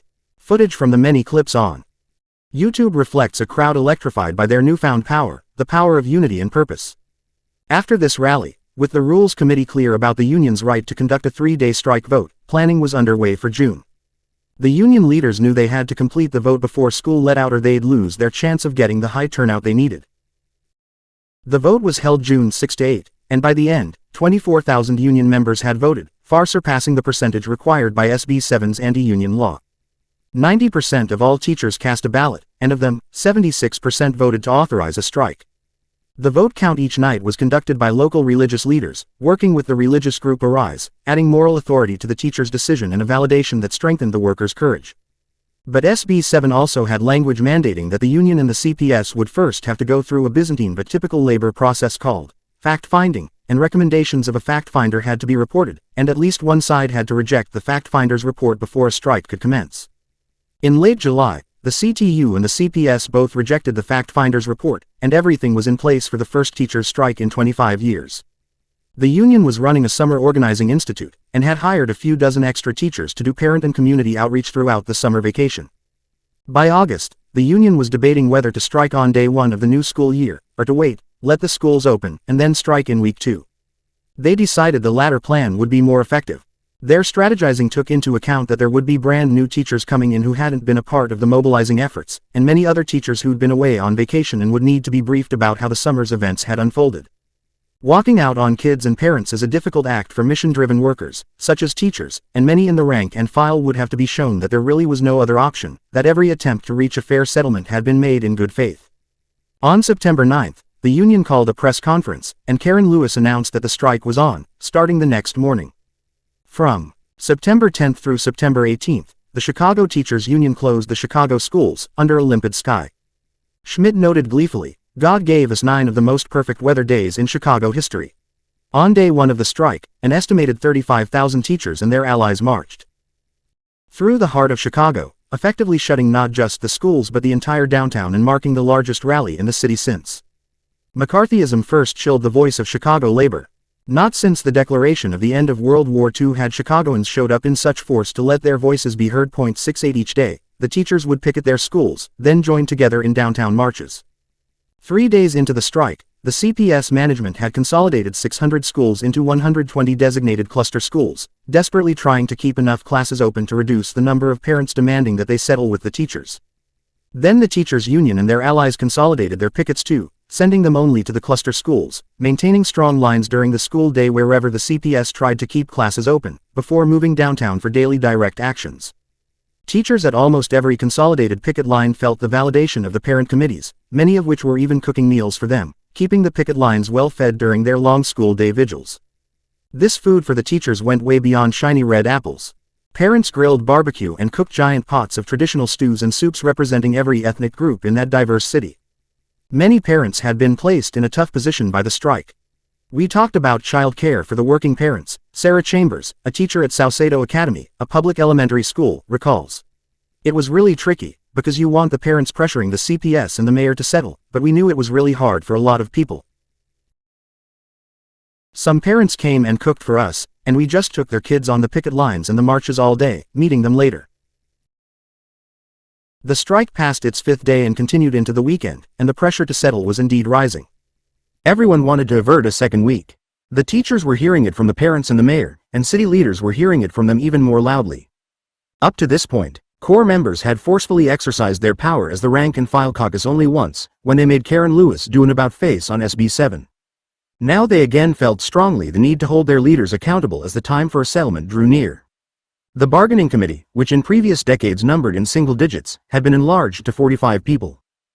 Among the 45 sat Sarah Chambers, teacher leader and co-chair of the Corps caucus. "I was the only rank-and-file person in the room, and I was already a Corps steering committee member. Karen came in and said, 'We are close to an agreement,' and I said, 'There is no way we can come to an agreement without the members who are walking the picket lines getting a chance to discuss this. Our members feel like they got to write some of those proposals for the first time. They own this fight. The entire membership has to decide to call this off, not you or us.' The leaders said we were being too radical." People were screaming and crying and saying no, the members have to make this decision, not you, not the House of Delegates. 69. This moment, when Lewis and the CTU leadership agreed to extend the strike, against the intense pressure of the media and growing numbers of parents demanding they settle or go back to the table and try again, was decisive for Corps and for the new leadership's decision to genuinely empower the rank and file. Tammy Vinson, a teacher who had hated the old union and then became a very active rank-and-file leader through Corps, helping to make her union, said, "It's so different now. I remember when Marilyn Stewart was president, we would just find out about contract settlements. She didn't even give members the right to vote on them. I was so proud of Corps because we forced the leadership to make the time to let the members decide to come off the picket lines, to go from not even voting on our contract to being allowed to come off the picket lines and set up group readings by school and by picket line. It was so important." For 2 more days, the strike continued, as teachers sat in the unusually warm Chicago sun reading the proposed contract line by line. They found that concessions had been made in the negotiations, but not many. Considering how much effort had been spent by the mayor and the political elite to pass a state law that they believed would prevent the teachers from ever striking, the mere act of going on strike was the first and perhaps biggest victory of this struggle. In the face of an all-out war declared by an ideologically driven mayor, where the cost of settlement was high, teachers, parents, and students had taken over the city. The mayor did win a longer school day, but the union exacted a pay raise in exchange. And on Emanuel's second major objective, merit pay, the union defeated him, maintaining the system of raises based on years of service called steps and educational skills called lanes. Finally, the mayor was defeated in his attempt to gut tenure. 70. It had been a defensive fight for the teachers' union, and defend they had. Throughout the strike, parents and students had stood arm in arm with them, squaring off against the man some called the bully-in-chief. Emanuel's real objective had been to destroy the teachers' union, and instead he had unified a group of workers who had been suffering insults. For years, on top of a ferocious attack on their profession and on the reason most teachers teach, their kids. After the strike, challenges. Official Chicago's class warfare against those who occupy its classrooms went into overdrive with the passage of the Amendatory Act in 1995. In the years that followed, Chicago public schools became a laboratory for privatization and the charter program, and results were devastating, especially for inner-city students, most of them poor and black. The 2012 strike did not end those troubles. In 2013, Emanuel announced the single largest public schools closing in history anywhere outside of New Orleans after Hurricane Katrina. He shuttered 47 schools in a gesture that many interpreted as part payback for the rank and file's 2012 victory and part message that this victory had been futile. His proposal, launched in the dead of winter, overwhelmed the city. Once more, the teachers' union locked arms with their community allies in a side-by-side fight to save the marked schools, but their protests were weakened by battle fatigue, and the mayor won the round. Amisha Patel, whom Chicago's media had nicknamed the Shadow Bargaining Committee member for her visible role in coordinating the community support during the strike, was in a position to see that clearly. The hearings around the school closings were amazing, hundreds of people taking over hearings, throwing down, but the effort went back to being a site fight. Of the 50 sites proposed for closure, if it wasn't your school, you didn't get involved. Contrast this with the strike, which was a citywide fight and showed us how to lead a citywide effort for really the first time. But the narrative on these closings went back to a site fight and we got totally diffused. Despite the massive amount of organization required in 2012 to get a moribund union ready to fight hard in an all-out war, permanent systems for capturing the parent contacts and broader community hadn't been developed. Neither had the internal tracking systems been developed enough to make the kind of assessments the CTU is going to need for future contract and school closing fights. Interviewed about the situation in October 2014, Sharkey said, "A shortcoming to our work now is that the leader of the union in each school is the delegate, and we are very dependent on the delegates. Traditionally, many delegates ran their schools like they were servicing them, not organizing or mobilizing members onto committees so that teachers could be the union in the school. And even though we've put a lot of emphasis on a leadership development model to help shift our delegates to acting like leaders, not just servicing, if you ask me how many we have at a first-tier leader level, how many at a second-tier leader level, and third-tier, and so on, I could only give you a low-quality number. We just haven't gotten to that level of assessment." Shortly after this interview, Sharkey, the union's vice president, would become its acting president when the dynamic Karen Lewis was diagnosed in late October 2014 with advanced brain cancer, a massive tumor. Overnight, she was completely out of the picture, dealing with urgent medical needs. Prior to her diagnosis, she and the teachers' union had planned to announce her candidacy for mayor on November 5, the day after the fall elections, which in Chicago is the traditional day for candidates to begin gathering the signatures required to qualify for office. Polls showed her beating Emanuel. The mood among the teachers was electrifying. The idea that a black woman teacher would and could challenge the most anti-teacher mayor in the nation's third-largest city, during an era of massive, coordinated assault on unions and the teaching profession, had everyone in Chicago buzzing. When her unexpected diagnosis closed that possibility, a collective gasp seemed to sound across the region. Lewis had been the main topic in coffee shops, on public buses, on street corners, and most definitely inside the union. As part of the evolution of the union's work, and Lewis' decision to run, CTU leadership decided to jump feet first into city-level politics, too, running for seats as alderman, something they had never done before. The transformation of their identity from teachers, to teacher leaders, to union leaders, to candidates for city council was remarkable.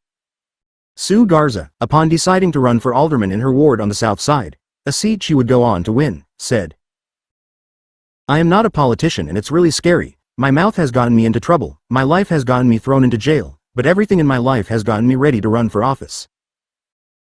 When we started talking about running people for office, I said no, but my father, himself a famous union leader, literally read me the riot act. He said, 'When did you ever back down from anything in your life? And these people have backed us into a corner, but we can't let a few people ruin the entire career of teaching.'" The future of the resurgent Chicago Teachers Union has yet to be written, but their efforts have demonstrated that teachers are willing and able to fight back and win against even their biggest foes. Teacher Tammy Vinson looks at the immediate future. "The question of the ages right now is, what is the role of CORE? How does a bureaucrat not become a bureaucrat? The majority of CORE's founding leadership is now downtown, meaning the union's headquarters. Now Jackson Potter is the guy sending out mandates from downtown, and he might be way more friendly than the people before, but how do you not let leaders get too far removed from the rank and file?" Note to Mickles, your law isn't ironclad. CORE members are currently debating a resolution on term limits for union officers. They are also struggling together with the question of how best to do electoral work. After Karen Lewis was knocked out of the mayoral race, the union scrambled and even fumbled a little to quickly figure out whom from among less great alternative candidates they could endorse on such short notice. They found Jesus Garcia, the progressive Cook County Commissioner, and though Garcia was defeated on the second ballot, they'd succeeded in achieving something no pundit, and almost no person, predicted: preventing Emanuel from gaining the nomination on the first ballot, as he had in his first mayoral race, and forcing him to fight hard for his re-election. Sue Garza won her race, but most of the other teacher candidates did not. Even so, Jackson Potter says, every teacher knew it was the teachers' power that had forced the mayoral runoff, and that the union had, in fact, had a stellar plan, only derailed by Lewis' health crisis. The fact that the union forced the runoff has been making Emanuel think a little harder about his actions. His venomous rhetoric has vanished for now, but the next contract has yet to be negotiated. Of far greater concern, the behavior of some other key unions in Chicago during the race proved the biggest obstacle to defeating Emanuel.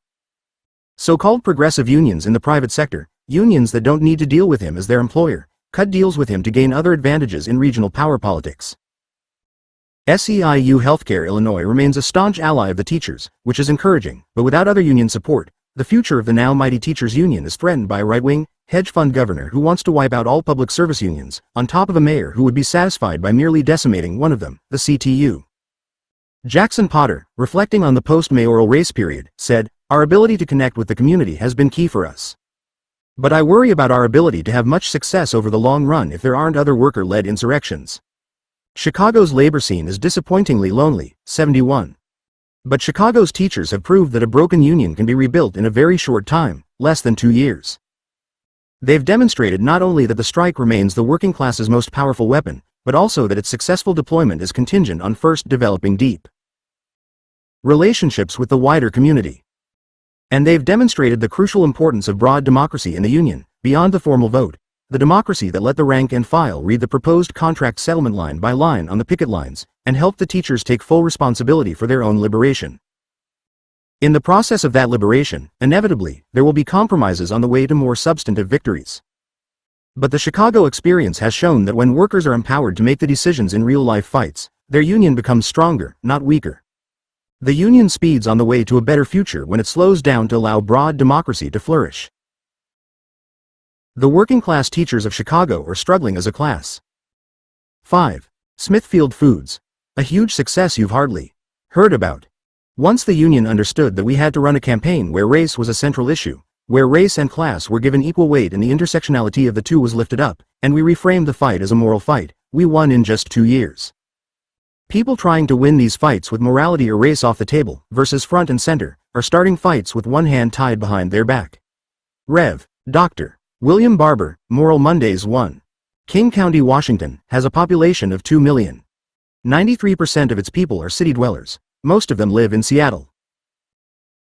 At the time I am writing this, the median household income is $71,175, and the average rent for a 2-bedroom house is $1,123 per month. 2. In 2014, there was a successful campaign to increase Seattle's minimum wage to $15 an hour by the year 2022, by which time, Incidentally, that $15 will not be $15. It will be worth less, since Seattle didn't index it to inflation.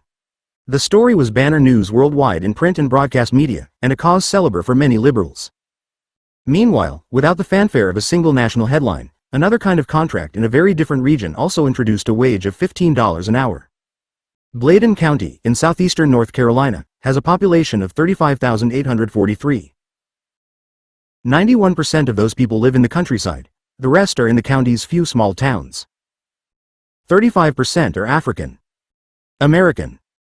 At the time of writing, the median income is $30,031, and the average rent for a two-bedroom house is $637 per month. In 2008, in the county's tiny town of Tar Heel, 5,000 workers at the Smithfield Foods pork factory voted to form a union with the United Food and Commercial Workers, UFCW. It was the single largest private sector union victory of the new millennium. 3, and it happened in the South, in the state with the lowest rate of union membership in the entire country. 3%. 4. The new, ratified contract not only guaranteed a $15 an hour wage but also paid sick leave, paid vacation, health care, retirement benefits, overtime pay, guaranteed minimum work hours, job security through a just cause provision, and tools to remedy dangerous working conditions. The wage alone far outranks Washington's, given the dollar's buying power in Bladen County. King County workers would have to earn $26.40 an hour to equal a 0.5. Because the union signed a gag order as part of the final deal to reach a fair union election process, little has been said or written about the campaign since the workers won it, depriving other Southern workers of a very important example of how labor can win in the new millennium in the many manufacturing plants that have moved to the region. In Chapter 2, I discussed the negative effects of gag orders during collective bargaining, a staple imposition of the new labor era, and labor writ large. The Smithfield gag order may well have hampered workers in the U.S. South from believing that they, too, can win, like the workers in rural North Carolina. In this chapter I highlight the decisive moments in the campaign when the decisions of the key individuals made the difference between winning and losing. I identify these decisions as embodying the organizing strategy that differs from New Labor's mobilizing approach. The Global South within the Global North. Smithfield Foods is the largest pork producer in the world. It is a vertically integrated company that owns tens of thousands of acres of land where Smithfield farmers and contractors raise hogs that are taken to company-owned plants for slaughter, production, and packing, and then shipped to all 50 states as well as exported to China, Japan, and Europe. In the U.S. alone, the company markets 12 distinct brands, including healthy ones: Margarita, Farmland, and Armour. They have another 50 brands globally. Smithfield's land ownership and farms were historically concentrated in the Deep South, because of that region's lax environmental laws and lack of unions. But by the 1980s, Smithfield Foods had begun expanding out of the Deep South. The first mechanism that facilitated their expansion was a rash of acquisitions of existing smaller pork producers, mostly in the Midwest. The second was the passage of the North American Free Trade Agreement, NAFTA, in 1994. NAFTA's success, if not its key objective, depended on many domestic rules in the United States, Canada, and Mexico being changed to facilitate global capital's mobility between the three countries. One such change was a mandate that Mexico amend its constitution to allow foreigners to own Mexican land. Previously, this had been against the law. Mexico after NAFTA would prove useful to the Smithfield Company because it had basically no environmental laws and even less enforcement of what laws there were than the U.S. South. Typical hog farms concentrate thousands of animals in small spaces, creating lake-sized waste pools containing a toxic brew of blood, bones, and guts mixed with poisons that at least theoretically stop the waste pools from generating or spreading deadly mosquito-borne or other diseases. The combination of low to no laws, zero enforcement, and a second NAFTA requirement, permission for Mexican trucks and truckers to move their rigs across the U.S. border, would make Mexico a new, strategic enclave for Smithfield. In the late 1980s, prior to NAFTA, Smithfield had viewed North Carolina as a mini Mexico inside the U.S. The workforce had darker skin and spoke English. A big international ocean port, a plantation legal culture, and lax laws advantaged southeastern North Carolina when the company decided to build the biggest hog plant in the world.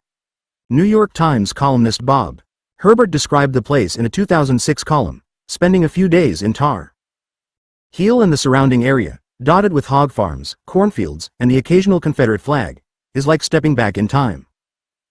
This is a place where progress has slowed to a crawl. 6 and the pork plant in Tar Heel opened for production in 1992. Today, 32,000 hogs a day are slaughtered and processed in this single plant.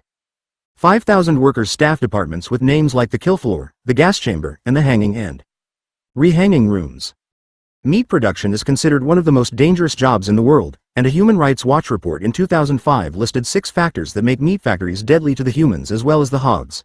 Line speed, close quarters cutting, heavy lifting, sullied work conditions, long hours, and inadequate training and equipment. 7. Failure around I.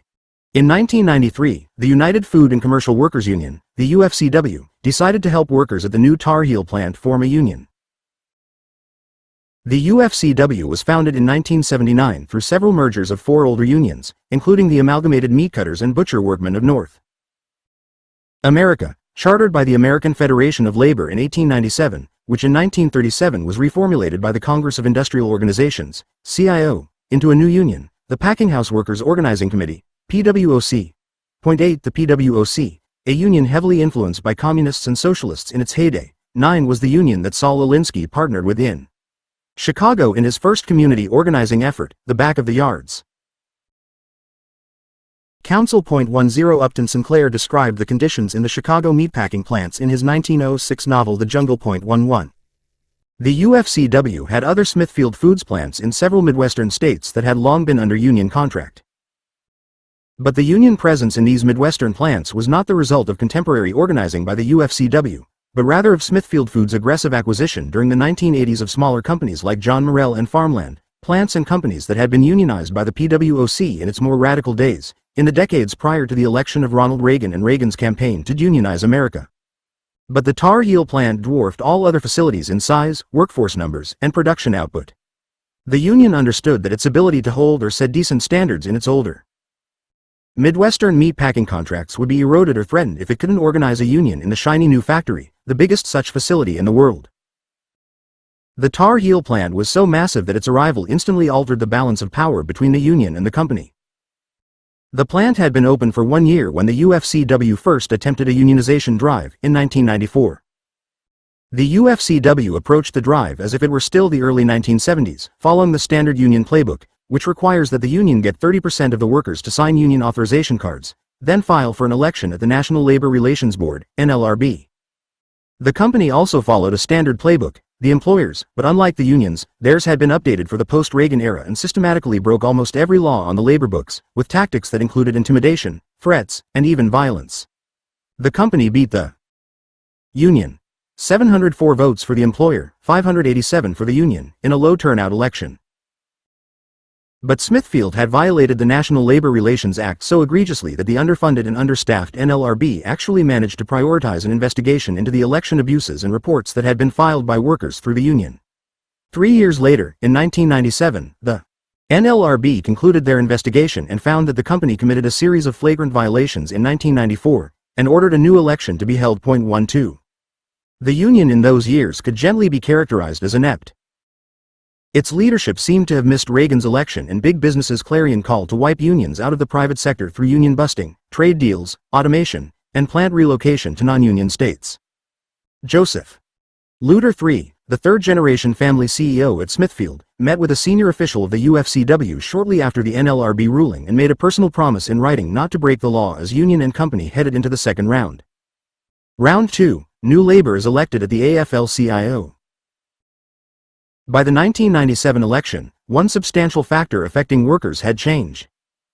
The first contested election ever at the American Federation of Labor Congress of Industrial Organizations, AFL-CIO, had brought new leadership to the top of the House of Organized Labor. The UFCW had campaigned vigorously against the winning slate, clearly aligning itself with an older generation of unionists who seemed resigned to the status quo of slow union death. Now the new team at the AFL-CIO was beginning to make changes at the state level in the state federations of labor, and also in the county and municipal central labor councils, CLCs. The national AFL-CIO is a constitutionally weak federation. It can't dictate policy to national unions, but it can have a significant impact on more local federations of labor.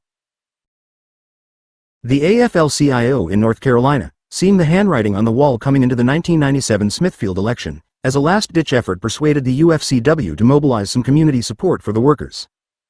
To help the union in its Smithfield drive, they sent in Roz Pelez, a well-known North Carolina activist who had recently been hired as part of the new wave of reform at the AFL-CIO, and assigned to the North Carolina Federation of Labor. Pelez recalls, "We were called in 6 weeks before the election, and even though we were able to broaden the campaign beyond the plant gates in 1997, by talking to black ministers and tribal chiefs, it was too little, too late. They, the union, had never done this before, worker organizing and community organizing at the same time. It was simply too late. The approach was right, but it has to be from the beginning, not slapped on in the end. 13.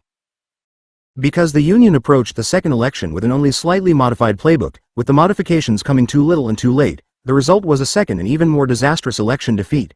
1910 votes for the employer, 1107 for the union. 14. Pelez, the only woman who was allowed into the National Labor Relations vote count in 1997, described in horrific detail the scene during that second election, conducted over 3 days. It was a defeat in many ways, not just the numbers. We were being chased down the stairs by goons. The NLRB agents were hiding under the voting tables. The company was having people arrested outside as they tried to come in and vote. Smithfield had hired and deputized their own police force dressed in riot gear and stationed them all around the plant for the election, forcing workers to do something like walk the plank if they attempted to vote in the election. 15. More than 100 labor law violations were filed by the union against the company resulting from the 1997 election. Pelez described it as something beyond a loss, more beatdown of epic proportions. The kind of drubbing intended to drive what professional union busters call futility, along with fear, into the hearts and minds of workers, so they'd never again think about forming a union. It should have been blatantly obvious from the scale of the violations of the first election in 1994 that the company would repeat, if not double down on, their behavior in the 1997 election. The notion that the leader of the UFCW accepted a personal promise from the boss is unimaginable. Although the NLRB investigators had found in favor of the union after the 1994 election, the board had imposed no fines or penalties on the company for its illegal behavior, so there was no incentive against a repeat performance. One of many examples of the union's poor judgment was its decision to hold the 1997 election at all. One tool a union can use heading into an election is to deploy a tactic called blocking charges. The union gathers evidence from workers that the laboratory conditions for the election have been so tainted as to render the possibility of a fair election moot. The NLRB has to react immediately to blocking charges and determine whether or not to suspend the election. Assessing the more than 150 violations filed by the union after the 1997 election, the sheer number and types of charges that took 9 years to investigate, it seems clear the union's staff leadership, had they been experienced, should have discussed with the worker leaders an alternate route, filing charges to block the election itself, rather than risk putting the workers through what union lingo calls a death march. After its drubbing in 1997, the union turned back to its legal fight with Smithfield, walking away from the 1,107 Tar Heel workers who had voted to unionize, abandoning contact with them. Meanwhile, over the decade that followed, there was an explosion of Mexican immigration into the region, the direct result of NAFTA as Smithfield scooped up hog farms in Mexico. The company displaced Mexican workers on previously Mexican-owned lands, then helped persuade them to cross the border to work in the big new plant in North Carolina. This was a perverse and extreme extension of the concept of Smithfield's vertical integration. 16. What began as a legal battle over the 100 labor law violations that had taken place during the 1994 election became a case study in how the laws are stacked against workers. At every turn, the National Labor Relations Board would rule in favor of the workers and against the company. And every time this happened, the company dragged out and stalled resolution by an appeal to the next level. This legal fight went on for 9 years, from 1997 to 2006, until the case reached the U.S. Court of Appeals, which also ruled in favor of the workers and against the company. Facing the Supreme Court as their last option, and, with the likelihood that the court would decline their case based on the pile of evidence produced against them, Smithfield finally stopped their appeals. After more companies stalling on other grounds, delaying a hearing with pleas of scheduling conflicts, company lawyers calling in sick, the U.S. Court of Appeals issued an unusually strongly worded demand that the company reinstate workers who had been fired during the 1997 election, and once again ordered a new election. Round 3, leadership changes in the national union lead to different strategies. By the time of this third attempt, a significant change had taken place at the UFCW. Joe Hansen, originally a rank-and-file meatcutter from Milwaukee, had been elected UFCW president in 2004. Hansen represented a significant departure from his predecessor, Douglas Doherty, the union's second president, who had initially been appointed to his position by the union's executive board. Doherty was strongly aligned with the business unionist old guard of the national labor movement. During the AFL-CIO's tumultuous 1995 election, the first contested election in the organization's history, he'd acted as chief campaigner for Thomas Donahue, the union's establishment candidate.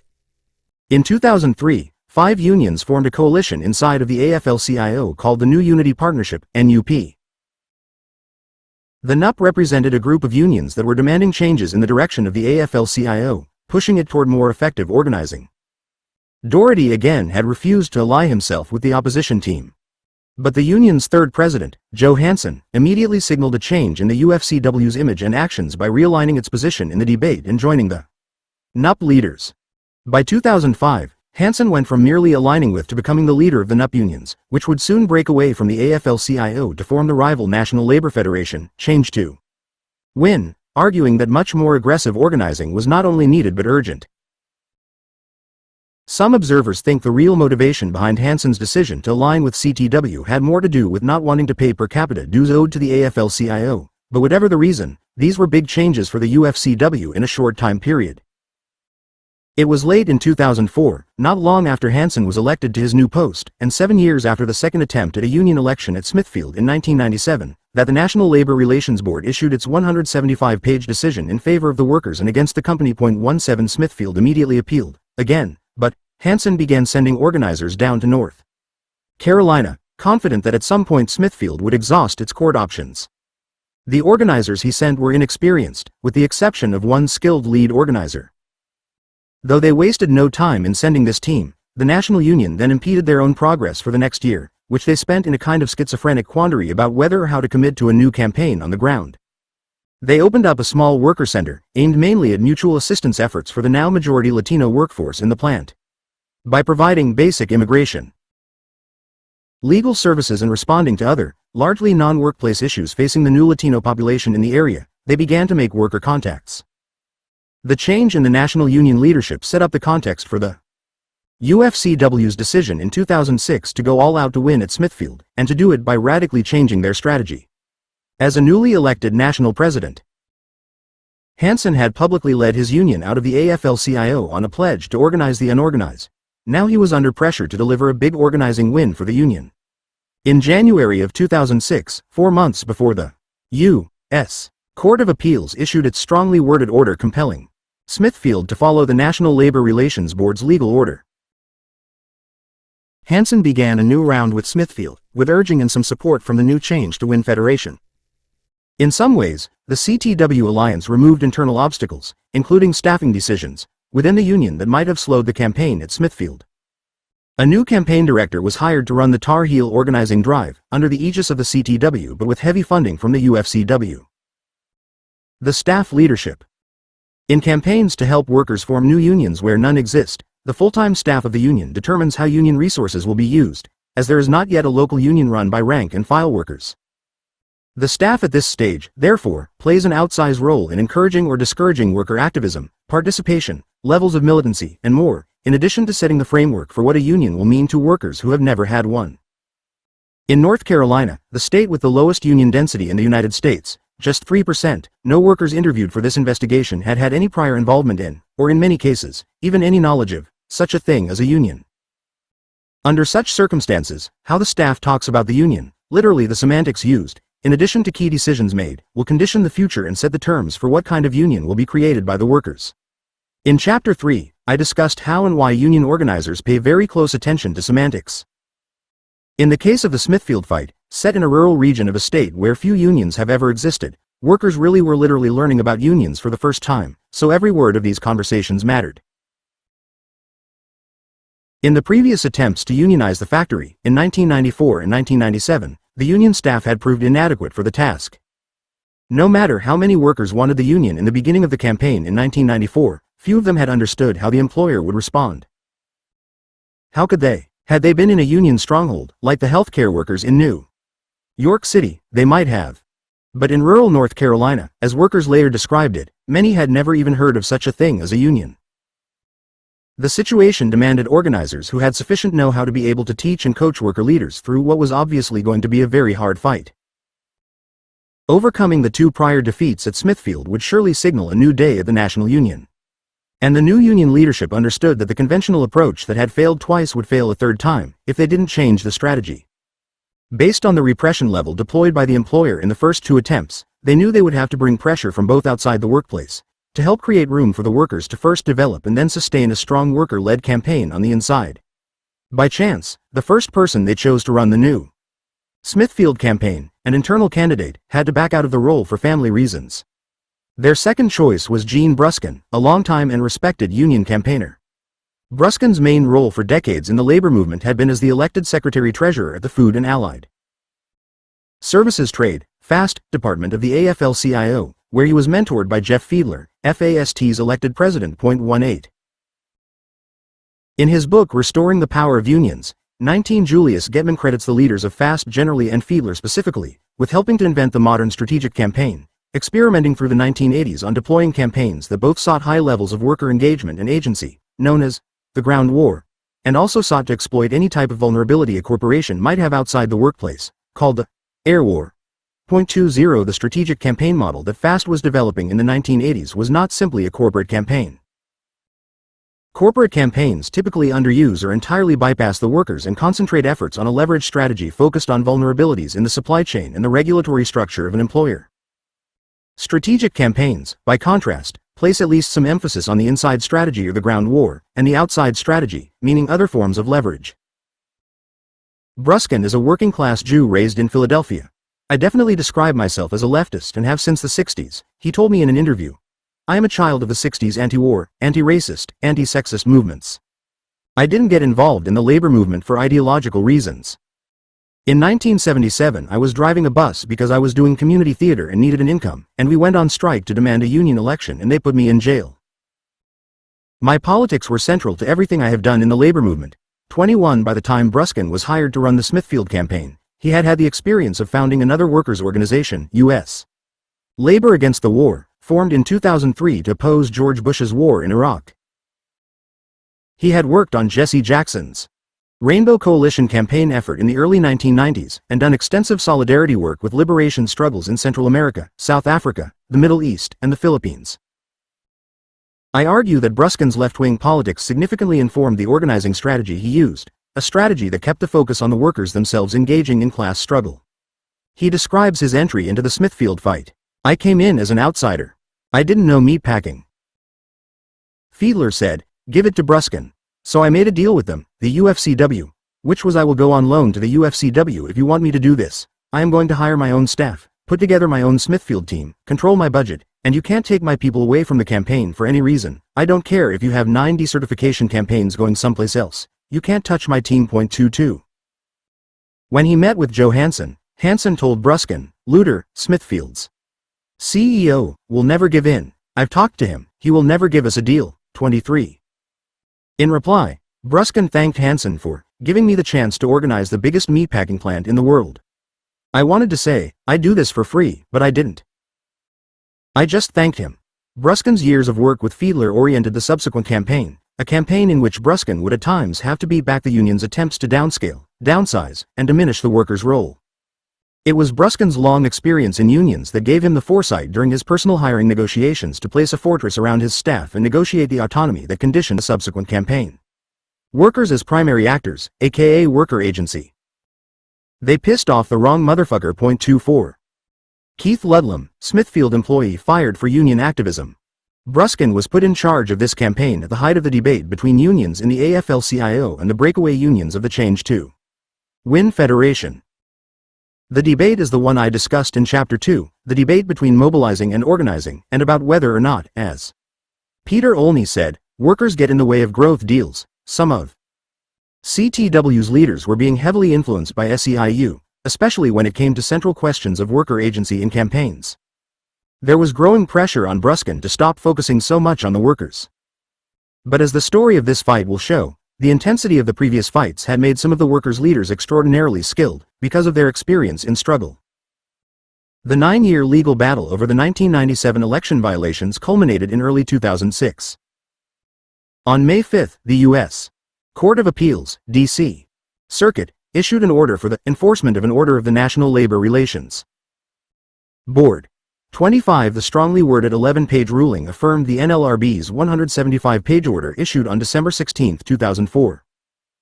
The December 2004 NLRB order was itself a result of the employer appealing the initial decision in favor of the workers, a more than 400-page decision by the NLRB's Administrative Law Judge, or ALJ, on December 15, 2000.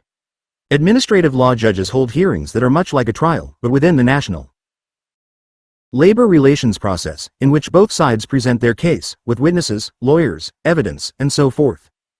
Though the workers won at this first stage, which the employer had already slowed down by obstructing the scheduling of hearings, delaying providing required documents, and other tactics, the employer appealed. 4 years later in 2004, the workers won again.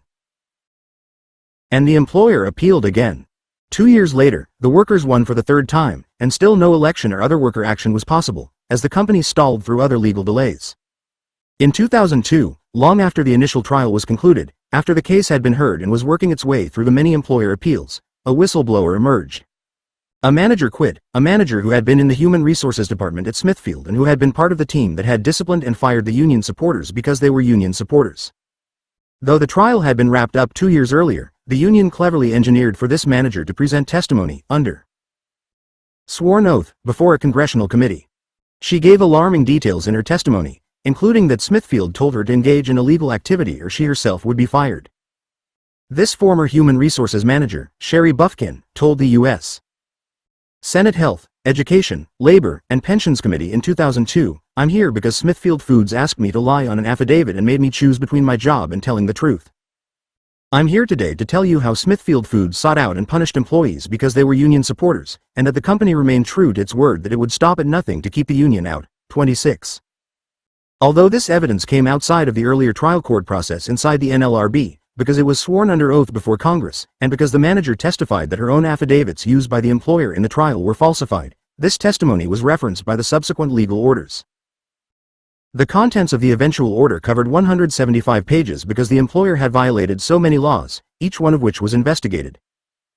For example, in Section 1 of the document, the company was ordered to cease and desist, a series of behaviors so lengthy that in listing them the NLRB judge exhausted the letters in the alphabet, starting over after C, with A.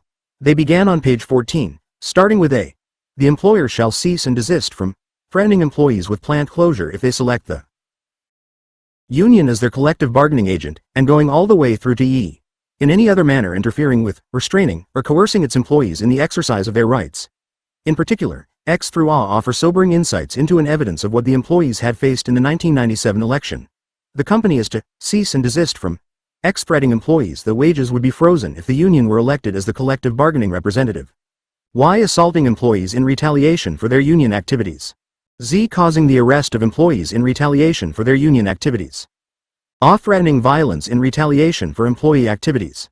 In language related to Y, the document reads: in the cafeteria after the ballots in the 1997 election were counted and it became apparent that the union had lost, manager, Null and plant manager Larry Johnson told Anthony Forrest, an observer for the respondent, to go kick Chad Young's ass. Forrest then approached Young, and pushing and shoving began in the cafeteria. Young had been an observer for the union and the employers physically beat him in public, just to make the point that not only would the workers lose the election, but union supporters would be physically beaten in front of co-workers, in addition to losing their jobs.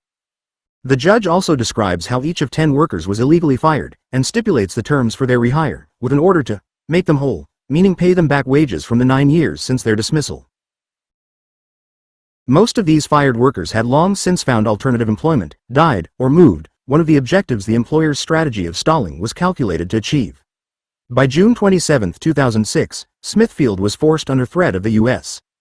Court of Appeals to post a legal notice to employees, posted pursuant to a judgment of the United States Court of Appeals, enforcing an order of the National Labor Relations Board.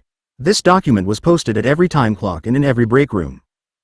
In view of the company's glaring violations, the NLRB also made Smithfield mail it to every single worker who had been employed in the company from 1997 to the present.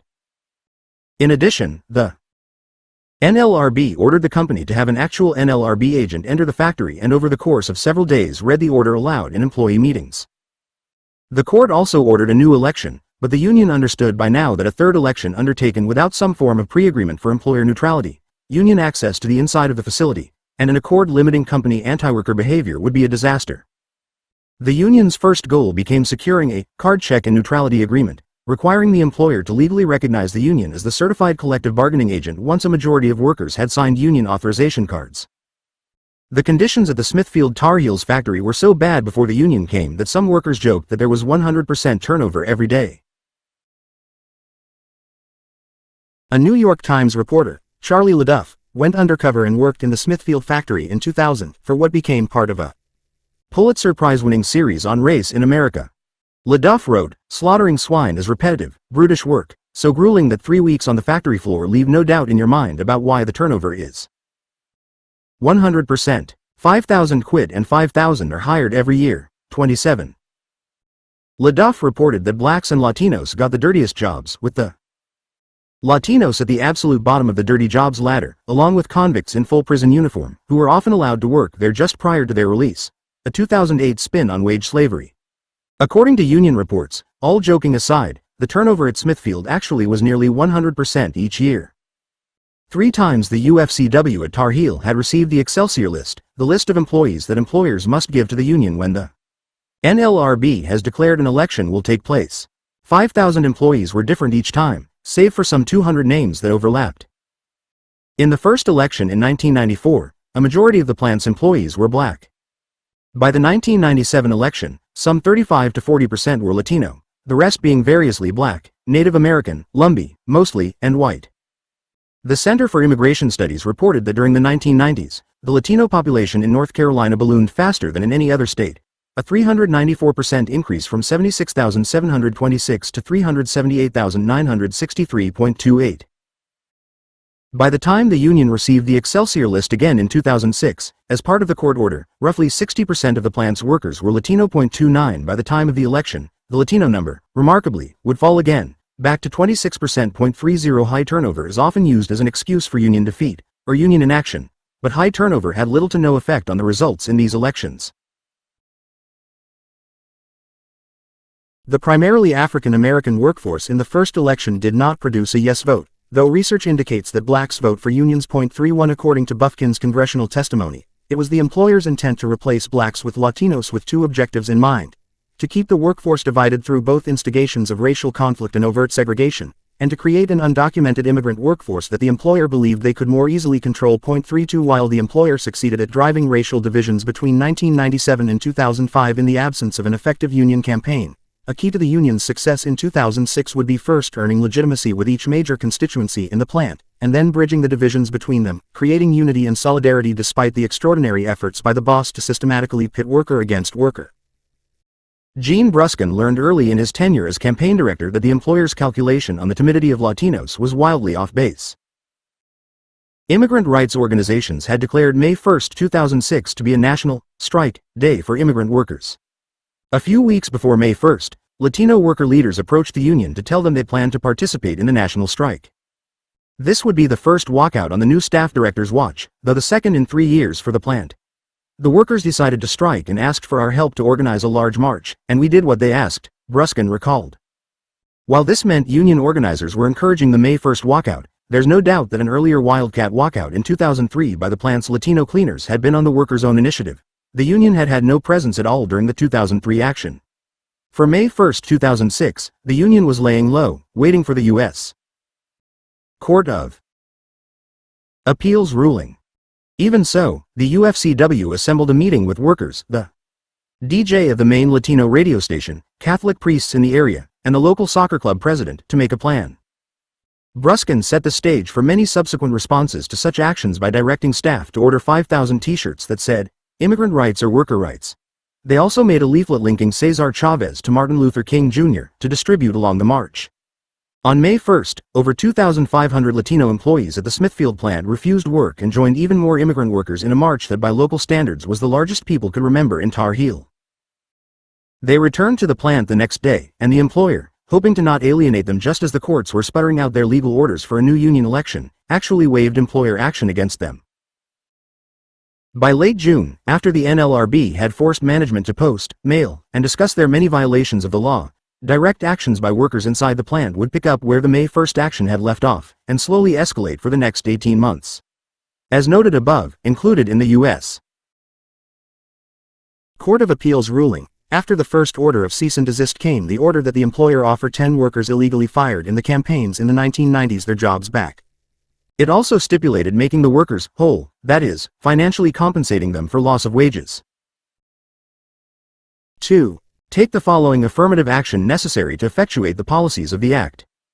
A. Within 14 days from the date of this order, offer Luana Johnson, Keith Ludlam, George Simpson, Chris Counsell, Fred McDonald, Larry Jones, Ray Sean Ward, Margot McMillan, Tara Davis, and Ada Perry full reinstatement to their former jobs or, if those jobs no longer exist, offer them substantially equivalent positions, without prejudice to their seniority and other rights or privileges previously enjoyed. Of the 10 employees named, 9 accepted the financial compensation offer and never returned to Smithfield. One worker, Keith Ludlam, wanted his job back. Ludlam had been fired from the Smithfield plant during the 1994 election, and had been taken out in handcuffs. 33 The NLRB ordered that he be reinstated in time for the 1997 election. The company refused. 34 His termination and the company's refusal to follow the first order for reinstatement were rolled into the longer legal battle. Ludlam is white, a North Carolina native, and a Desert Storm veteran who shocked just about everyone by accepting the offer of his old job in 2006. By then he had a new life and was making good money as a construction contractor, much better money than he would make walking back into non-union Smithfield. But Ludlam had unfinished business at the plant. As he put it, they pissed off the wrong motherfucker. After a pause, he added, not sure I should be quoted saying that? But when you escort people out with sheriff's deputies, in handcuffs, we tend to not accept that real well. They really pissed me off. 35. On his first day back inside the plant, in early July of 2006, Ludlam had a sense of confidence that came with a court order from the U.S. Court of Appeal, D.C. Circuit reinstating him. When I first went back in, there was no inside campaign, so he started it. The company wasn't reacting. First I figured out some relationships inside, who was relating to who, then I had to make the company react. I had to scratch their underbelly. I wrote union time across my hard hat. I had a mission. They had a mission. The next day, I did it on my raincoat, and they came after me for that. I had to do things so that the other workers could see me winning the battle against them. I had a federal court order and I knew the company had to be careful. Within weeks, Ludlam began leading direct actions with dozens, and then hundreds, of his co-workers, including a collective sit-down action to demand clean water for the workers inside the plant. From my interviews with him, it was clear his knowledge of labor law, gleaned from the first organizing campaign and the subsequent legal fight over his termination, was an incredible asset. I remember everything, his hat, his raincoat, I remember it all, co-worker Ollie Hunt says. I came to work at Smithfield right after Keith was reinstated. I was right there running hogs, stationed right next to Keith. Ollie Hunt is a Lumbee Indian who grew up in Roland, North Carolina, about 40 miles from the factory. His father is pure Lumbee, his mother is white. I grew up in a town with one red light, and as a kid I worked cropping tobacco and picking cucumbers, he told me. He has 2 daughters and 1 son. My first girl is named Miami Rainey Hunt after my wife, Amy's, favorite country song, Miami, My Amy. The song, by Keith Whitley, was once number 14 on the country charts and remains their favorite. Amy, also Lumbee, is a youth development specialist who has gone back to school to become a guidance counselor. Ollie notes, where I was from, I never heard of a union. 36. Within days of Keith Ludlam's return, Ollie, Keith, and a third emerging union leader, Terry Slaughter, all stationed together in the livestock department, began to plot their course to a union victory. Livestock was a key department, because if workers in livestock stopped laying the hogs off the trucks, not only would it stop the production line, it would also cause a massive traffic blockade on a major interstate highway. The livestock workers all talked about how easy it would be to block that highway. With 32,000 hogs a day coming in on the trucks, the tactic was guaranteed to work. Terry Slaughter was the crew shift leader in livestock, assigning who took which station and where, and generally keeping an eye on the flow of the hogs. This wasn't a management position, but it did mean he knew a little more about hog flow, workers' schedules, and more. Slaughter is black, born in North Carolina but raised in New York City. Unions weren't a foreign concept to Terry, and before moving back to North Carolina he'd gotten to know people in New York's healthcare workers union and in city government unions. He'd left New York to try his fortunes someplace more affordable, where he might get a little house. Slaughter, Hunt, and Ludlam would build an inseparable bond during the campaign. As Ollie said, me, Slaughter, and Keith, we had a tight relationship. People would see the white, the black and the Indian, and management knew trouble was coming. In the Smithfield factory, workers were isolated to an unusual degree, segregated by department, room, race, language, and more, with incredibly loud machines running at all times, drowning casual communication. But livestock workers had to walk the entire length of the plant to get to their jobs. This gave them a second privilege as power workers. They could see people and talk to them as they walked into and out of the plant. It took almost 40 minutes for Hunt, Slaughter, and Ludlam to get from the parking lot to their station. 37. They would soon turn that already long walk into a saunter, doing union work along the way, work only the worker leaders themselves could do, since union staff were barred from going anywhere near this factory. More than 1 hour of face chat time each day. Bruskin says that once the leaders established this first small team of worker activists inside the plant, they began to physically map the entire factory, something the union had never attempted in the earlier campaigns. The sheer size of the plant, 973,000 square feet, with a maze-like layout, was daunting. Drawing a literal map is step one for workplace organizers, but charting which workers worked where, with whom, when, and who related to whom and why is the most important step. The chart is a hallmark of a good organizing campaign. The peripatetic livestock workers were key in drawing the map and charting social networks among the workers. They also spent the summer and fall escalating, in plant, direct actions and beginning to build a statewide community support effort, as well as a national coalition that would soon launch a consumer campaign against Smithfield, all under the banner of Justice at Smithfield, complete with a website, facts about the employer's track record against its workers, an exhaustive litany of the company's environmental law violations, CEO profits, just about as good a profile on a company as any ever done in such a campaign. Top-notch research and strategic leverage had been among Bruskin's areas of expertise coming into the fight, and Fast had already conducted years of in-depth research on every aspect of this company. Workers and their allies were marching at shareholder meetings, creating online petition campaigns, and more. The Justice at Smithfield campaign was generating not just local but also national newspaper headlines. Workers were constantly challenging the company's authority inside the plant, including sitting down in the plant, backing up the line, blocking the highway, and more. By the fall of 2006, there were strong pro-union worker committees being built within the plant's Latino and Black departments. Bruskin was trying to figure out how to begin to build solidarity between these groups, and this was harder than usual, because management had almost perfected the science of fomenting racial hatred inside the plant. The 3 weeks Charles LaDuff, the New York Times reporter, spent undercover in the tar heel factory led to a searing journalistic indictment of company-inspired hate. LaDuff wrote that the whites and Indians hated the blacks and Mexicans, the Mexicans hated the blacks hated the Mexicans. And the boss drove this hate systematically. 38 Bruskin decided it was time for a black-brown weekend picnic among the group's key leaders. People were ready to meet and talk as one factory, to emerge from their departmental ethnic enclaves. And just as the plans for the weekend barbecue were launched, Smithfield launched an airstrike.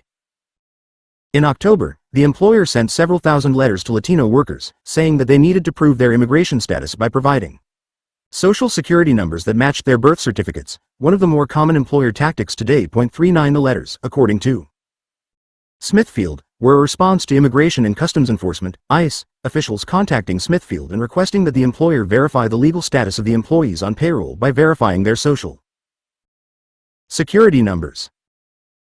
It's surely not a likely coincidence that in the middle of a renewed, and clearly more successful, union organizing drive, this employer, known for rogue behavior since the plant opened, took a sudden interest in complying with the law, when the law was one to sow fear in the hearts of more than half the plant's workforce.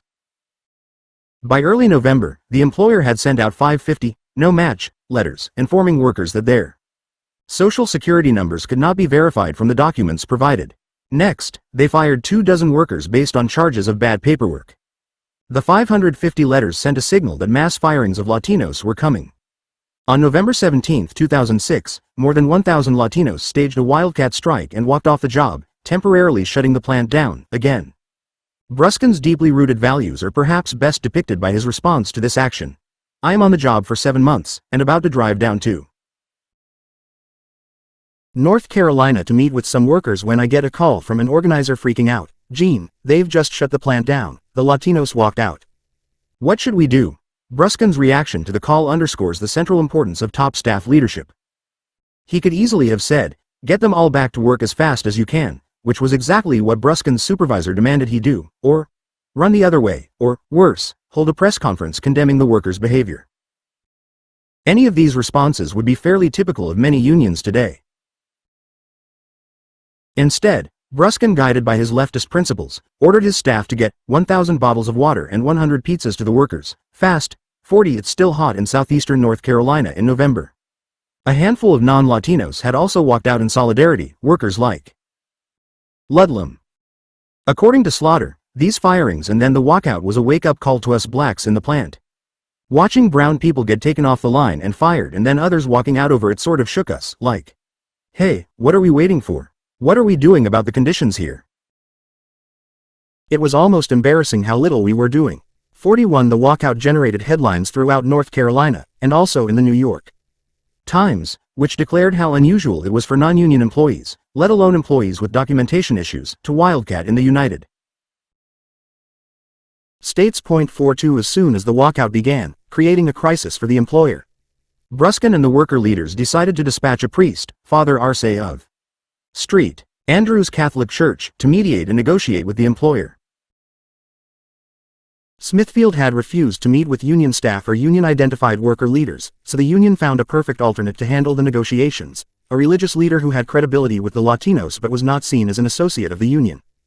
In fact, Father Arce was receiving coaching from the Latino members of his parish who were also now union leaders, the workers themselves acting as brokers between the union staff and the Catholic priest. 43.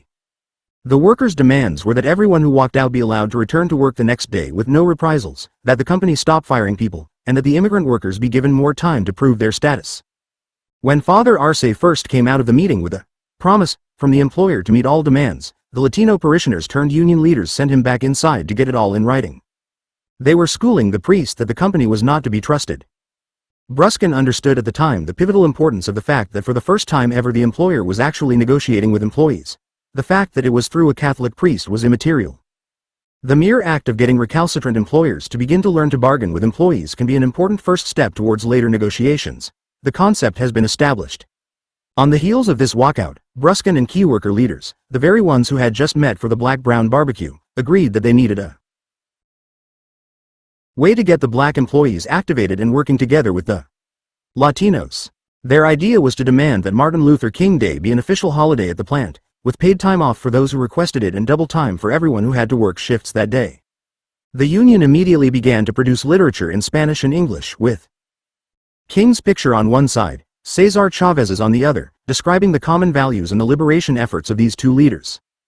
Additionally, the demand that Smithfield honor Martin Luther King Day was one that union activists could use to rally the broader community to their cause. When the nationally recognized holiday arrived, a majority of workers had signed a petition demanding a paid day off, and the company's refusal generated press headlines sympathetic to the workers. 44. Smithfield then reversed its decision, but did so in a manner that denied the workers victory. The company announced a new policy to give all workers in all their facilities nationwide the holiday, effectually denying their decision had anything to do with local worker demands. The workers felt vindicated nonetheless, but their euphoria was short-lived. 2 days after the holiday, on January 23, the employer let Immigration and Customs Enforcement into the plant, and the uniformed officials took 21 more Latino workers off the lines, in handcuffs, clearly headed for deportation. Anxiety seeped throughout the plant. By the weekend, news that the workers had been shipped to deportation facilities far from North Carolina had spread, along with the fear that any one of hundreds, if not thousands of employees, might be next. Rather than see people slink away one by one, worker leaders decided to shut the plant down, again.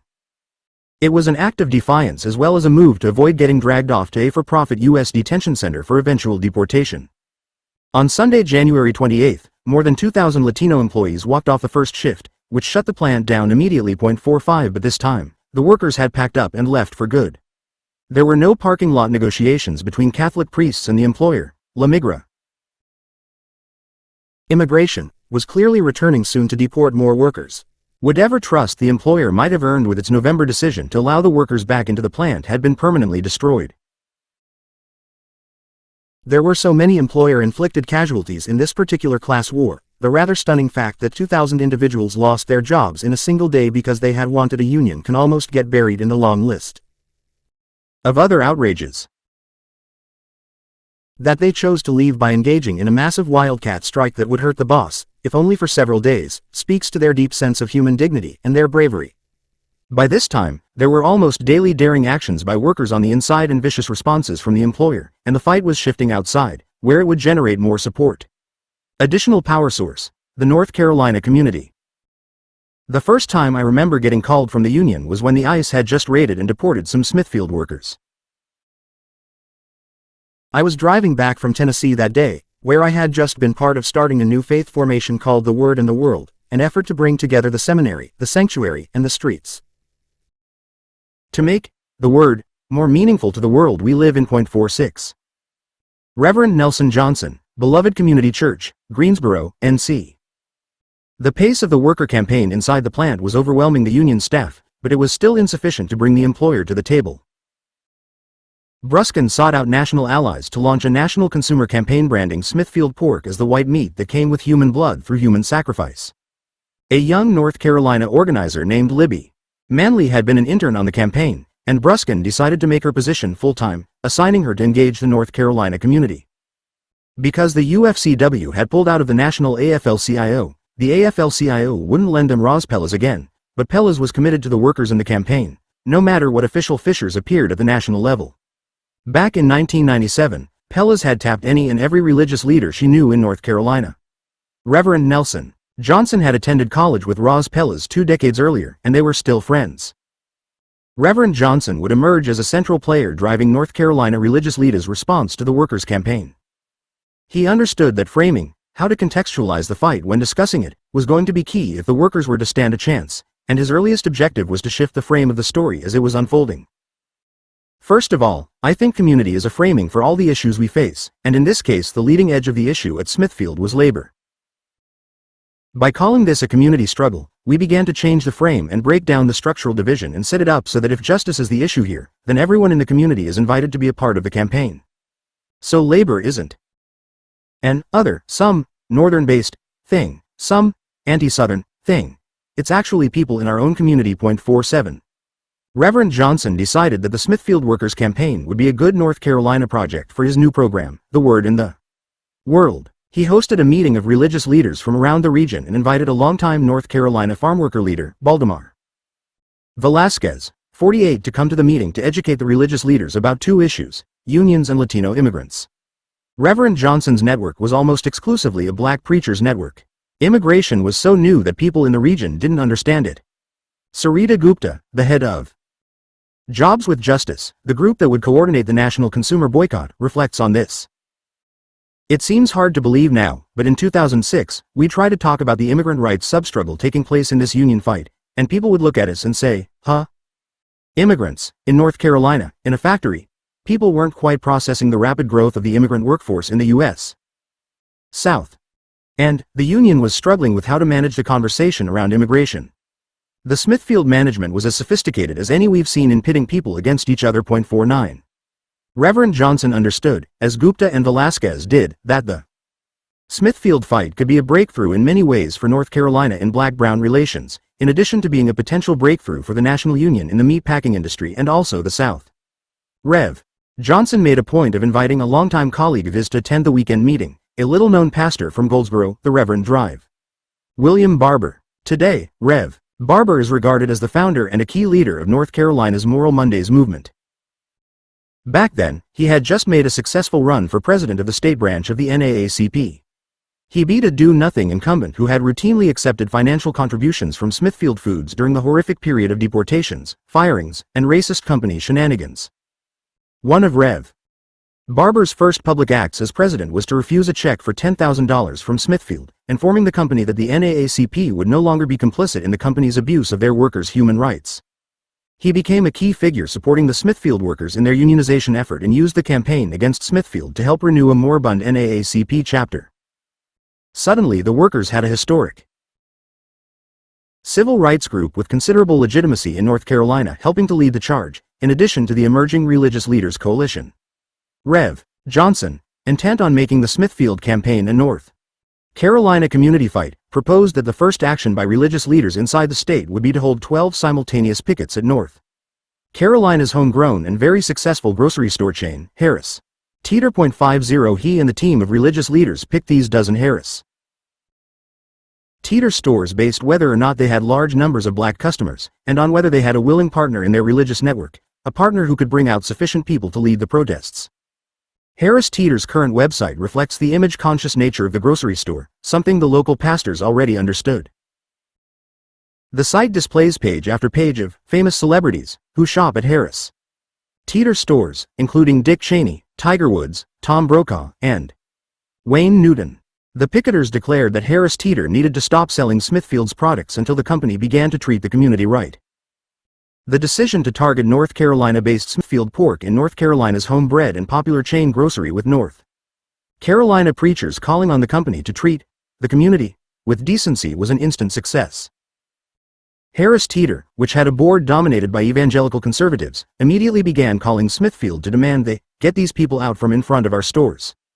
According to Bob Geary, a veteran North Carolina journalist who filed more than 24 stories about Smithfield 51 and is currently a columnist at the North Carolina Indie Week, nothing made a difference with the union campaigns all those years until they brought the campaign to Raleigh, the state capital. No one goes to Tar Heel, it's all by itself, this giant plant in a tiny town. Smithfield had no incentive not to fight. When they, the union, made it statewide, and made it a broad political fight, they won, 52. To win in manufacturing in the South, still more leverage is needed. The workers inside Smithfield were firing on all pistons. The North Carolina community was engaged and upping their involvement in the fight. The company still wasn't moving. By this time, the union had abandoned any real hope for securing the card check agreement they had set out to win, because the employer had cleverly announced publicly that they were willing to hold a union election. Smithfield bosses understood what is so very difficult for almost anyone who has not been involved in this type of effort to understand. Just because you hold an election, it does not mean it is free or fair. Most liberals, including those in the U.S. mainstream media, readily understand that when a repressive regime somewhere in the world calls for an election to add a fig leaf of legitimacy to its continued rule, the election is in no way free or fair. Yet these same people cannot seem to grasp that an employer like Smithfield, which effectively got rid of 2,000 immigrant workers, pro-union voters, many of them encouraged by the company to come to the U.S. illegally in the first place, and was systematically driving a race war inside the plant, is not likely to hold a free and fair union election. Bruskin discussed how difficult this moment in the campaign was, being suddenly forced to argue against an election. He lost some key sympathetic journalists over this issue, including the New York Times columnist Bob Herbert, and decided to all but abandon the card check effort and shift to accepting that there would have to be an election, but with enforceable neutrality of some sort, actual terms in writing, with observers, picture Jimmy Carter, guaranteeing that the company wouldn't violate the workers' rights again. Bruskin wanted an all-out national escalation of the union's campaign. His first request was to the UFCW, which represents the retail workers in some large grocery stores across the country. 53 Bruskin thought that if the 15 biggest UFCW grocery locals across the country began to take action, the company would understand that the fight was leaving the North Carolina border. But there was a problem. The UFCW local unions basically did nothing, a remarkably common challenge most U.S. unions have been unwilling to take on, lest they lose votes for their leadership at future conventions. A few tried to help. Most took no action at all, no matter what the request. According to Bruskin, I just wanted the heads of the 15 biggest locals to write a Dear Grocery Store letter to the grocery store owners saying, we want to talk about this one product. But the retail locals were weak, always trying to make nice with the employer, and they were siloed internally from the meatpacking division. So we gave up. Bruskin decided to turn to Jobs with Justice, JWJ, to lead the field mobilization of the national escalation. Sarita Gupta, JWJ's executive director, said that it was in part Gene Bruskin's style, in addition to Joe Hanson's arrival at the helm of the UFCW, that allowed local North Carolina leaders and groups like hers to take ownership of the effort together. The campaign was really different in the sense that the union actually turned entire pieces over to allies, invited us to the table, and challenged us to get it done. 54 After the Taft-Hartley Act was passed in 1947, unions in the United States were barred from calling boycotts or secondary boycotts. One of so many examples of how fundamentally anti-democratic the workplace is under United States laws. But community groups, religious organizations, and other non-union groups are able as consumers to call for consumer boycotts. Note to unions. Workers are also community members, religious, and consumers. See Chapter 2 on the vastness of the potential army. One of the most effective tactics that Jobs with Justice deployed in the National Consumer Strategy was its campaign targeting Food Network celebrity chef Paula Deen. Deen, wildly popular at the time, written up in the New York Times and elsewhere for her butter-heavy Southern cooking, had been hired by Smithfield to promote its products. The effort to get Paula Deen to drop Smithfield's products and sponsorship unfolded. It was the kind of opportunity creative activists look for. Deen was on a national tour promoting a brand new cookbook. Jobs with Justice tracked Deen's schedule of public appearances and began mobilizing their activist network in the places where they had enough strength for folks to picket and handbill Paula Deen. According to a Jobs with Justice internal report and evaluation of the Smithfield campaign, the JWJ coalitions publicly confronted Paula Deen at events in Washington, D.C., Portland, Oregon, Seattle, Louisville, Kentucky, and Chicago. The group also intervened in numerous Deen radio interviews by having community allies call in and ask specific questions about the situation with Smithfield workers at the Tar Heel plant, including, most notably, during the Diane Rehm show on 55 Nepalese Paise when Deen came to promote Smithfield products in Chicago, the city where Oprah Winfrey produced her show. More than 200 union sympathizers turned out to protest, generating a good headline for the campaign in the Chicago Tribune. The header, Deen appearance has lots to chew on, was followed by these opening lines. If Paula Deen were everybody's grandma, every meal would hit the spot, puppies would get along with kittens, and there'd be peace in the world. The genial face of Southern cooking on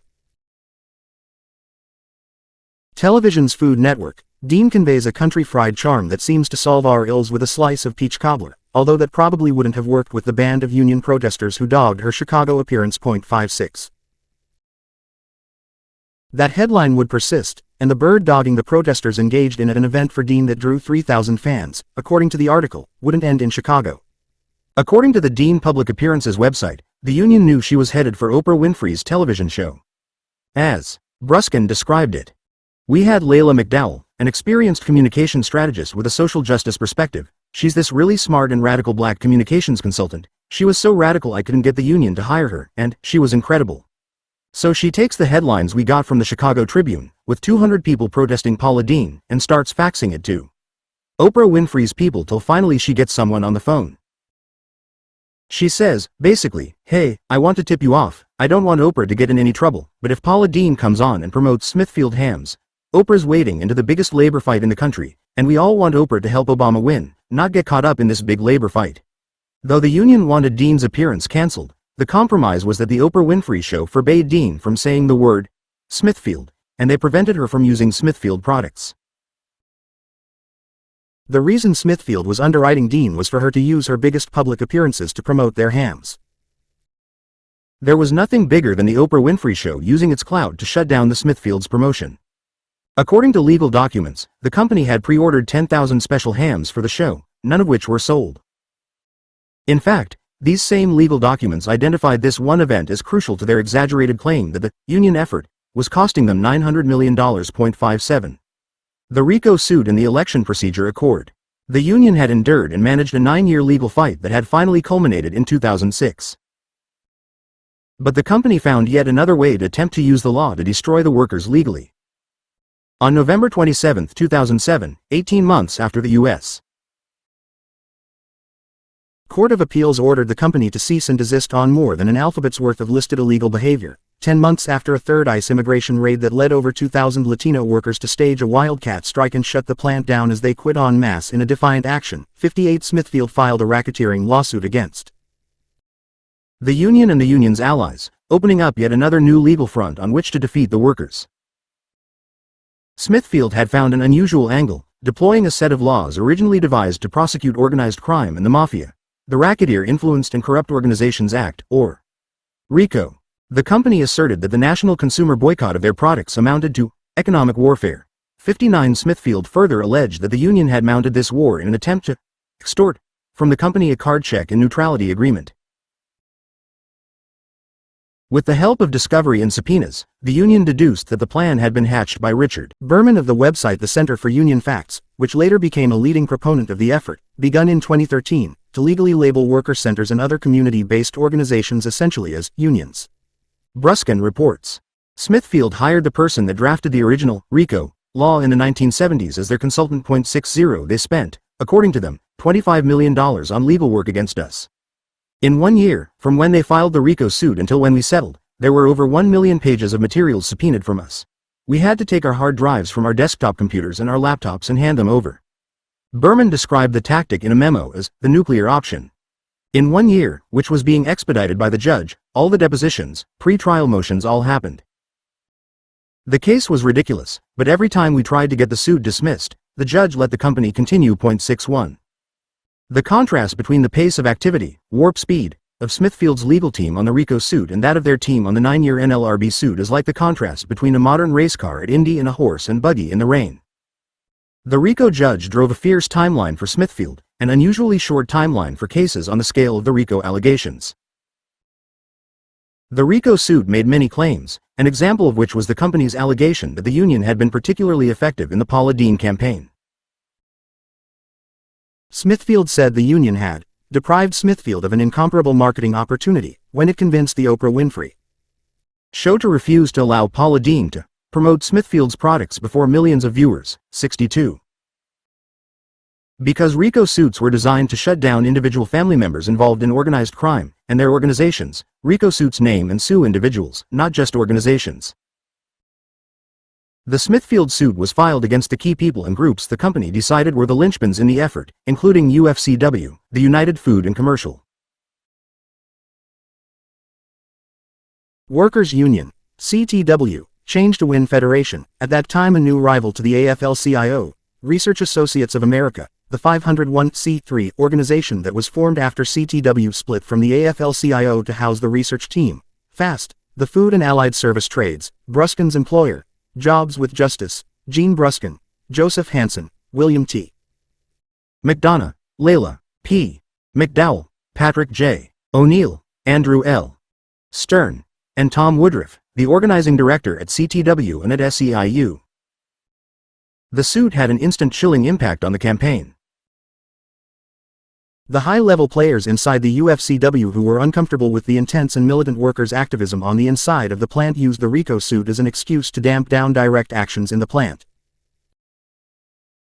The more traditional thinkers inside the UFCW used the RICO suit to attack Bruskin's strategy at every level. Tensions were rife. Bruskin, the workers, and their allies wanted to ramp up action in response. The old guard types wanted to pull field resources and shift them to non-worker leverage strategies.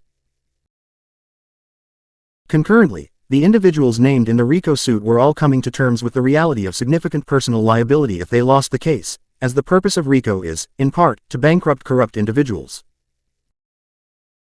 Bruskin pushed hard against the effort to shut the campaign down, arguing they clearly had the company feeling desperate. These decisions about pedal to the metal versus full brake aren't uncommon in big union campaigns, and in this case, the strategy to fight on an uptick the pressure was being driven by an avowed leftist, as the old guard in the union took a position of surrender. Complicating matters more, a new generation of unionists born at Change to Win but schooled originally in Andy Stern's SEIU 63 took a position somewhere in the middle.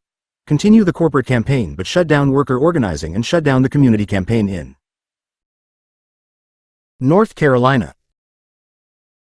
This reflected their view, discussed in Chapter 2, that campaigns can be won without workers, and that workers, and in this case also the workers' community, might just get in the way.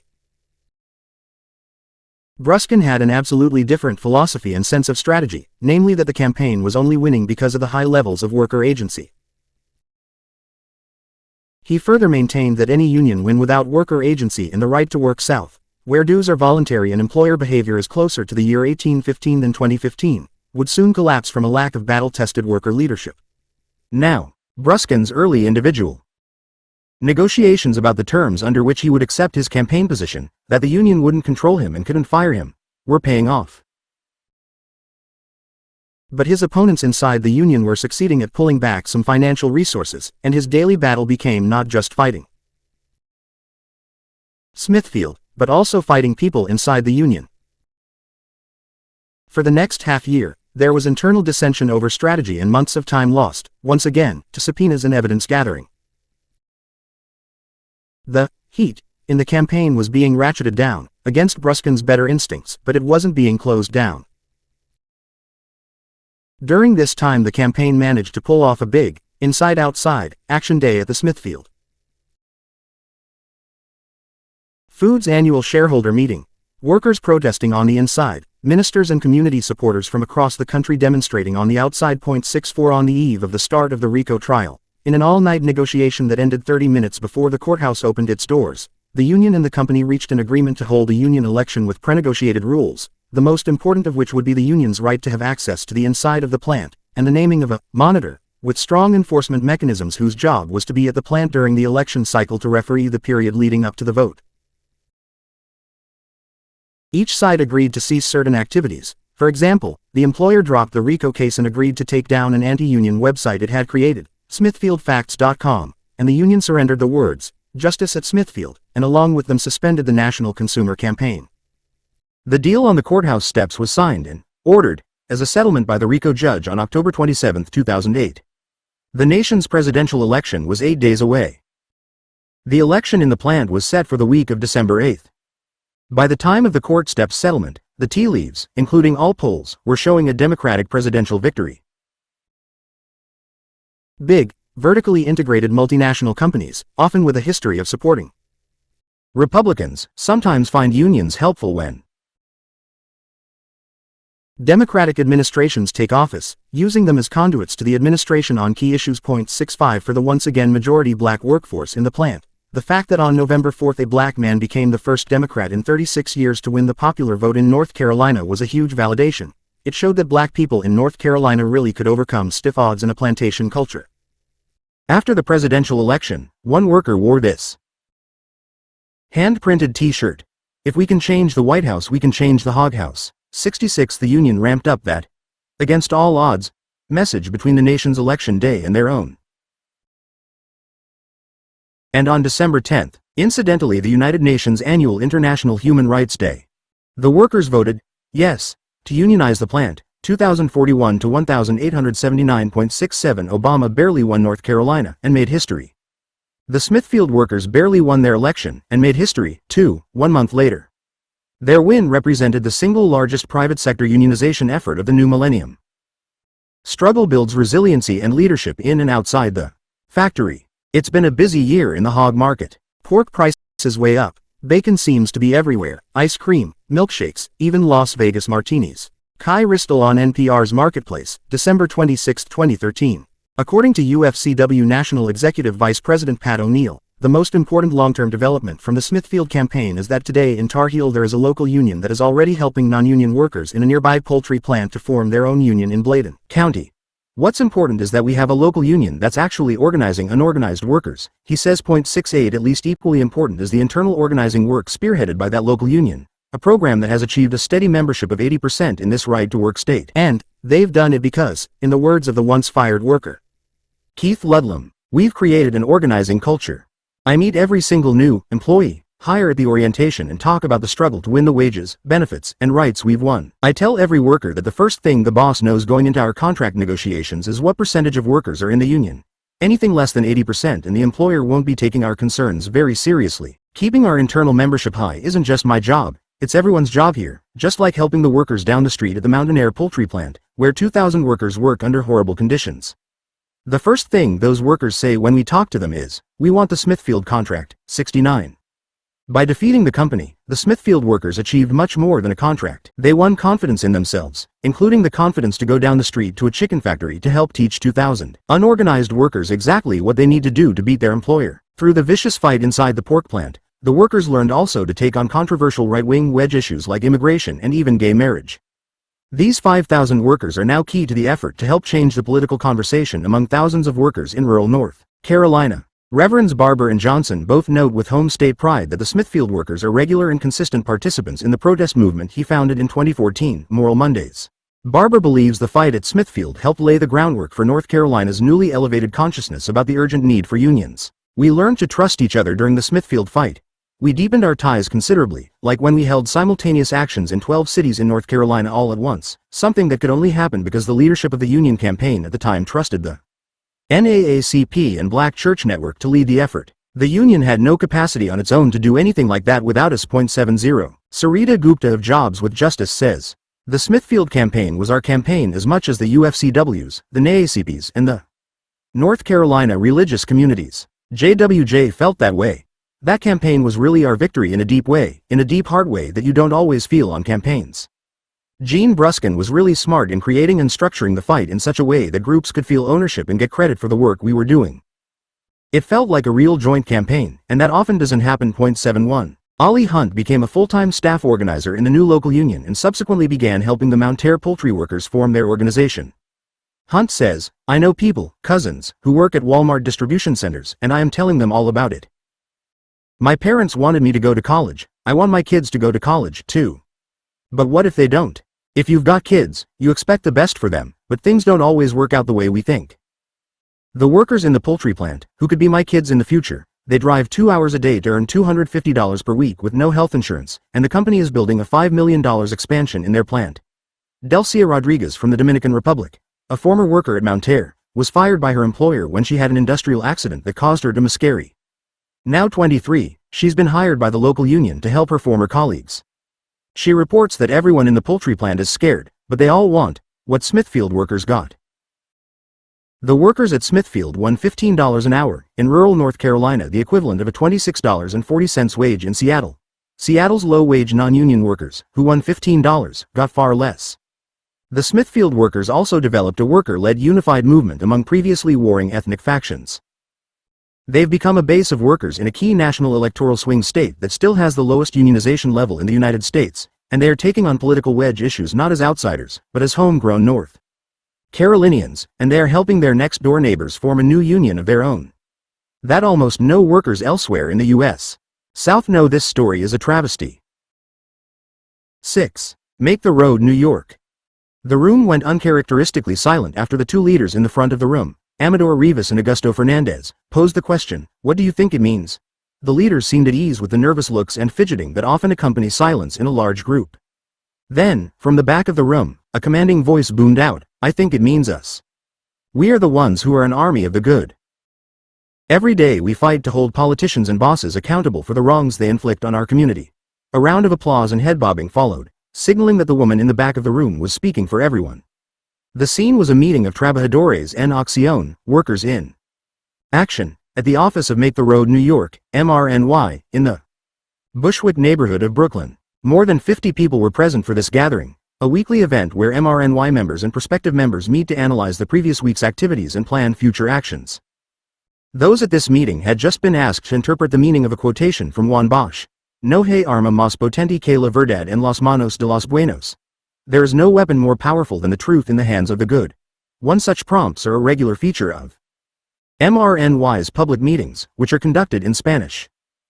First, all those present introduce themselves, stating whether they are first-time visitors or members, and if so, how long they have been part of MRNY. Then the leaders open the discussion with a prompt designed to spark a discussion that everyone can participate in, long-standing members and newcomers, old and young, men and women. The prompt is also intended to ensure that the meeting agenda includes a big picture question along with quotidian details such as taking volunteers for leafleting, a key form of outreach for MRNY, in the coming week, evaluating what did and didn't work at the last big public event or direct action, asking who would like to cook for the next meeting. About 2 hours after this meeting began, Augusto, who was co-chairing as part of a leadership development assignment, called for silencio, and then approached each person in the room to ask them, ¿Qué le gusta sobre este reunión and qué no le gusta? What do you like about this meeting and what do you not like? When he got to the third person, the front doors to the room opened and a few members began to carry in enormous pots of rice and beans. The fragrant smell wafting through the room was a challenge for Augusto at this point, almost 2 hours after the meeting began, but he pressed on with his questions undeterred. The answers he got were all variations on a theme. People liked being able to participate in the discussion and having a clear agenda. What they didn't like was that this meeting is going on too long. Look. See, our dinner is here and we should be eating it. This exposed the time-intensive aspect of MRNY's high-touch, participatory decision-making process. MRNY is the largest non-union membership organization of immigrants in New York City, with more than 15,000 dues-paying members, an annual budget of over $13.5 million, and 155 full-time staff. 2 Membership requirements include a one-time dues payment of $120 for those members over 21 years of age, and newly established annual dues of $20.30. Members who have paid their dues can participate in meetings. MRNY has experimented considerably over the past decade with what constitutes being eligible to be a voting member and what, if any, requirements there should be for those wishing to take advantage of MRNY's legal services and ESL, English as a Second Language, classes, which also include political education and leadership skills. As the organization has evolved, most of what they call their survival services have become free for the entire working class, not just their members. MRNY Deputy Director Deborah Axt, an attorney and former union organizer, points out, in addition to realizing that because much of our survival services are supported with public money, that requires them to be open to anyone in need, we also see this as our contribution to the broader working class. 4 requirements are higher for voting members. To qualify, a member must attend at least 2 meetings a month, and must participate in a series of workshops during his or her first year in the organization. Workshop topics include understanding sexism, LGBTQ tolerance, education on each issue area in the organization, and a session on effective recruitment. This last workshop is crucially important, since MRNY members do most of the recruitment of new members. MRNY is what I call a self-selecting group, one that works on many different kinds of issues. The organization was formed in 2007 when 2 earlier organizations, Make the Road by Walking and the Latin American Integration Center, agreed on a merger. Make the Road by Walking had been founded in 1998 by Andrew Friedman and Una Chatterjee to advocate for immigrant welfare recipients in Brooklyn. Friedman and Chatterjee had met as law students at New York University, and both were frustrated by the idea of legal work that involved defending poor people one at a time. We thought if poor people had power, they would need fewer lawyers, Friedman recalled. 5 At the time of the merger, Make the Road by Walking had a $2.5 million budget, 43 full-time staffers, and the office in Bushwick. 6 The Latin American Integration Center, LAIC, had been formed in 1992 by a group of Colombian immigrants in Jackson Heights, Queens, New York City's La Pequeña Colombia, Little Colombia, to promote mutual aid and citizenship assistance for Colombian and other Latin American immigrants. LAIC's founding director, Sara Maria Arcola, had been a Colombian human rights attorney. She had fled her country in response to threats on her life by the right-wing paramilitary. Upon arrival in New York, speaking no English and with professional credentials that were not recognized in the United States, she found herself cleaning houses, like so many other Latina immigrants, until she helped found and then became a paid staff member of LAIC. In 2001, LAIC hired Sara Maria's niece, Ana Maria Arcola, to open a new office in Port Richmond, Staten Island. Arcola had emigrated from Colombia in 1997 at age 17, and joined the LAIC staff after she graduated from college. In Port Richmond, she organized citizenship and adult literacy classes. Later she succeeded her aunt as LAIC's director when Sara Maria died of cancer. In 2006, the year before the merger, LAIC had a $702,295 budget and a dozen full-time staff. 7 MRNY has won significant victories involving immigrants, poor people, and low-wage workers during a time when many other organizations have experienced setbacks and defeats. One major reason for their success is the favorable political environment of New York City, which has higher union density than any other major U.S. city, 8 an enduring social democratic tradition rooted in its labor history, 9 in a relatively immigrant-friendly political culture.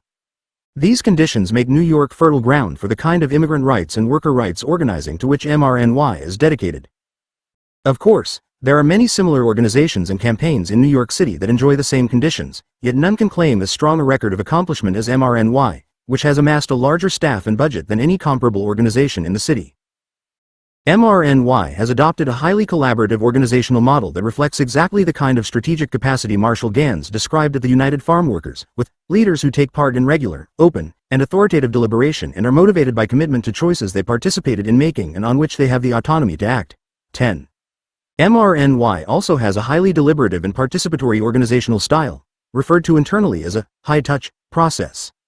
This is similar to Francesca Paletta's analysis of participatory democracy and prefigurative politics. 11 Paletta and MRNY emphasize the importance of process in strengthening internal solidarity and enhancing the political impact of social movements. Efforts to win and enforce progressive change, whether through the courts, the ballot box, negotiated union contracts, or legislative bodies, can only succeed in the long term if large numbers of ordinary people are participating at levels high enough to enable them to hold institutions accountable. Part of the organization's capacity stems from its multi-issue character. MRNY's size has enabled it to operate effectively on a range of issues, including but not limited to workplace justice. As Deborah Axt and MRNY founder Andrew Friedman have noted, Make the Road differed from many worker centers in the breadth of issues it addressed that were not directly related to worker or workplace organizing, and in its wider use of in-house legal, education, and other services. 12 A broad issue spread coupled with open and democratic organizational structures helps increase motivation among MRNY leaders and members alike, because different individuals will feel passionately about different issues. I argue that MRNY is not an advocacy group. By advocacy, as I defined it in Chapter 2, I mean groups like the Center for Constitutional Rights, the American Civil Liberties Union, or Greenpeace, groups that merely campaign on behalf of some broad societal goal and/or on behalf of a constituency or constituencies. By contrast, Make the Road's members are active players in campaigns and have decision-making in such key areas as hiring and firing staff, approving budgets, and deciding on the direction and priorities of the organization. They also understand that mass collective action is a key source of leverage. Another sign that Make the Road goes beyond a pure advocacy approach is that they are not simply trying to win specific legislation or material benefits, but also trying to make long-term, structural changes in the power structure of the wider society, shifting the balance of power toward the organization's base constituency and away from the forces that oppress them. I will provide examples how this works later in the chapter. Despierta Bushwick. Wake up, Bushwick. Make the Road's initial workplace justice efforts were limited to a direct action approach in on-the-job grievance handling, though the grievances were limited to wage and hour violations, taking advantage of the Fair Labor Standards Act, FSLA. When an employer refuses to pay a member, or denies overtime, pays less than minimum wage, or shorts the worker's hours, the worker is teamed up with other MRNY members who go en masse to the worksite and demand the money with a shame-based solidarity protest. If the employer ignores this direct confrontation and refuses to pay, Make the Road's attorneys go after the employer legally. This program has long been the most important recruitment tool for Make the Road's worker justice campaign. Deborah Axt explains that this program has deep value beyond recruitment. These individual and small-scale fights matter a great deal, because the members can get involved in exercise, test, and improve upon their leadership immediately. It's like having dozens of mini-campaigns going on all at once all the time. By 2004, Make the Road had decided to try something new in their worker justice campaigns: organizing unions. It was a bold move with a high risk of failure, because the precariat workers that dominate the lowest wage sector have proven particularly difficult to unionize. Union election victories are hard to come by in any sector, given the incentive for employers to systematically violate the few remaining worker protections under U.S. law. But given the sheer numbers of individuals experiencing wage theft, Make the Road wanted to scale up. If the workers could form unions, it would give them access to ongoing assistance and potentially raise their wages and living standards above the poverty line. Make the Road sought a union partner. Enter the retail, wholesale and department store workers union, RWDSU.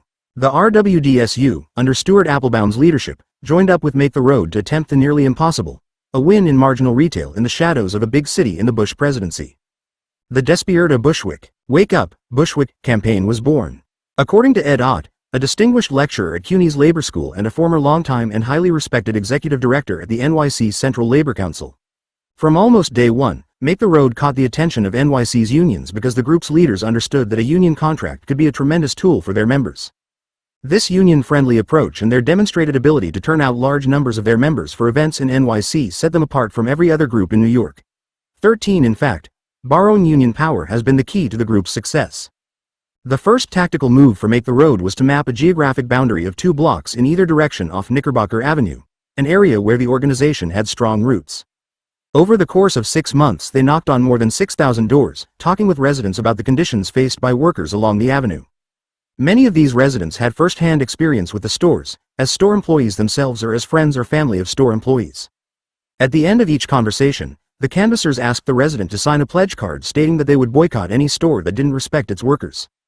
The canvassers also gathered information from each resident about which stores they patronized on Knickerbocker, as one way to gauge the potential impact of consumer pressure.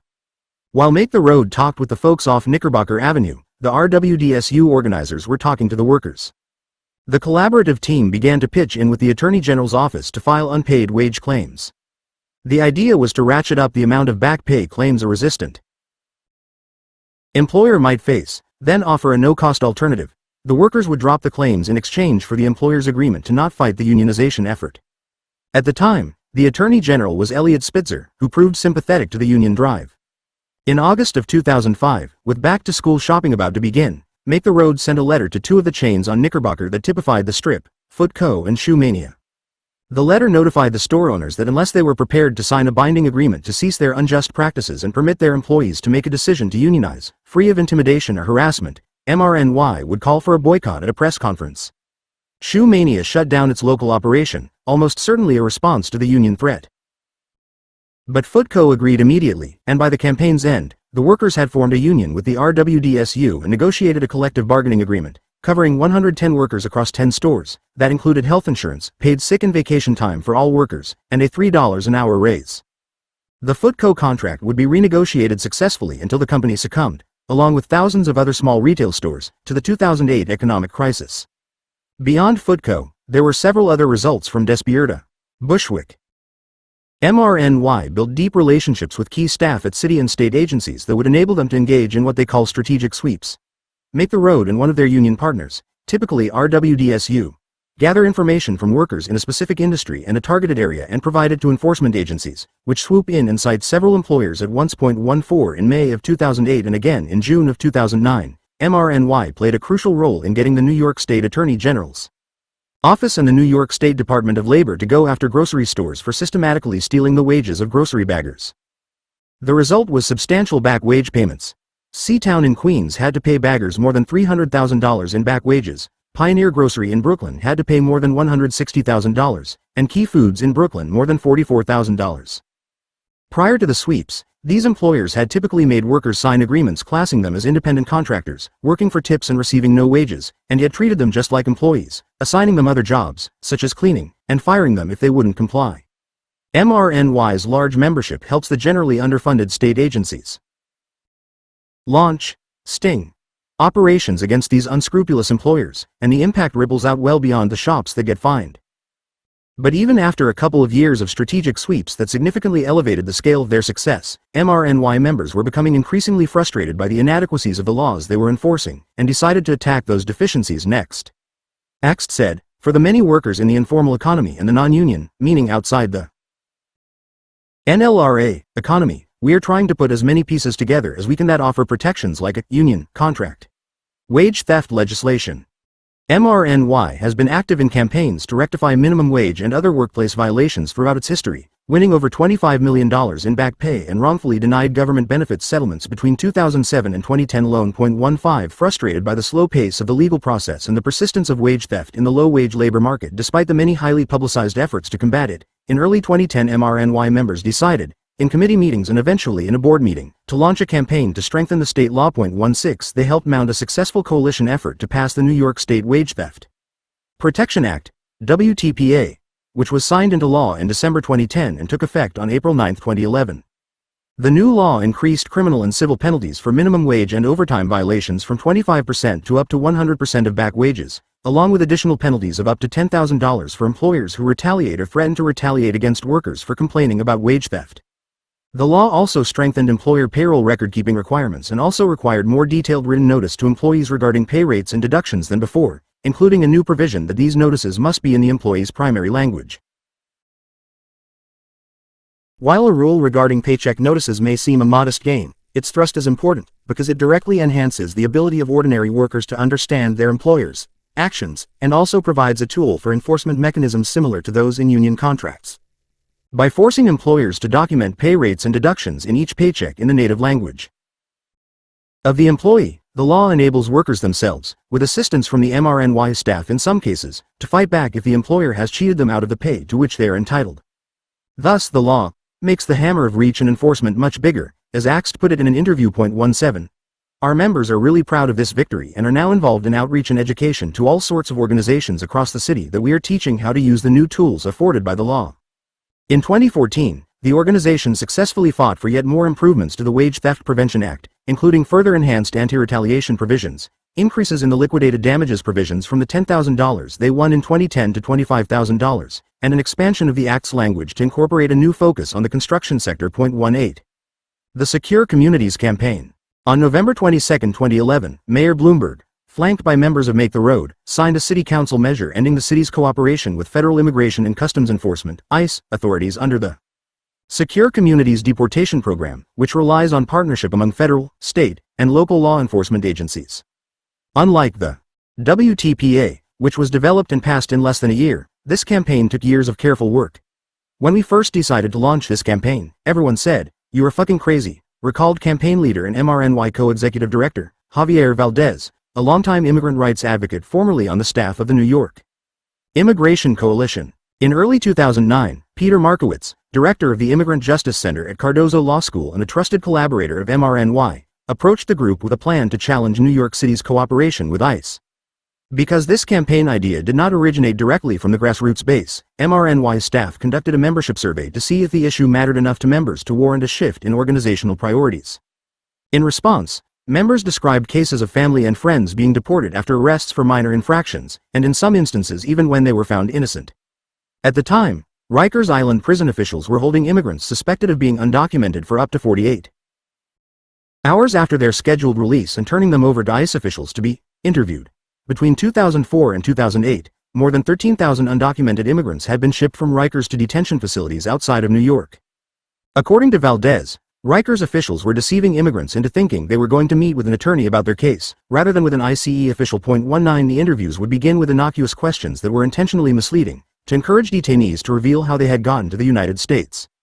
As the survey documented, MRNY members saw this as an urgent issue, and the board approved the campaign.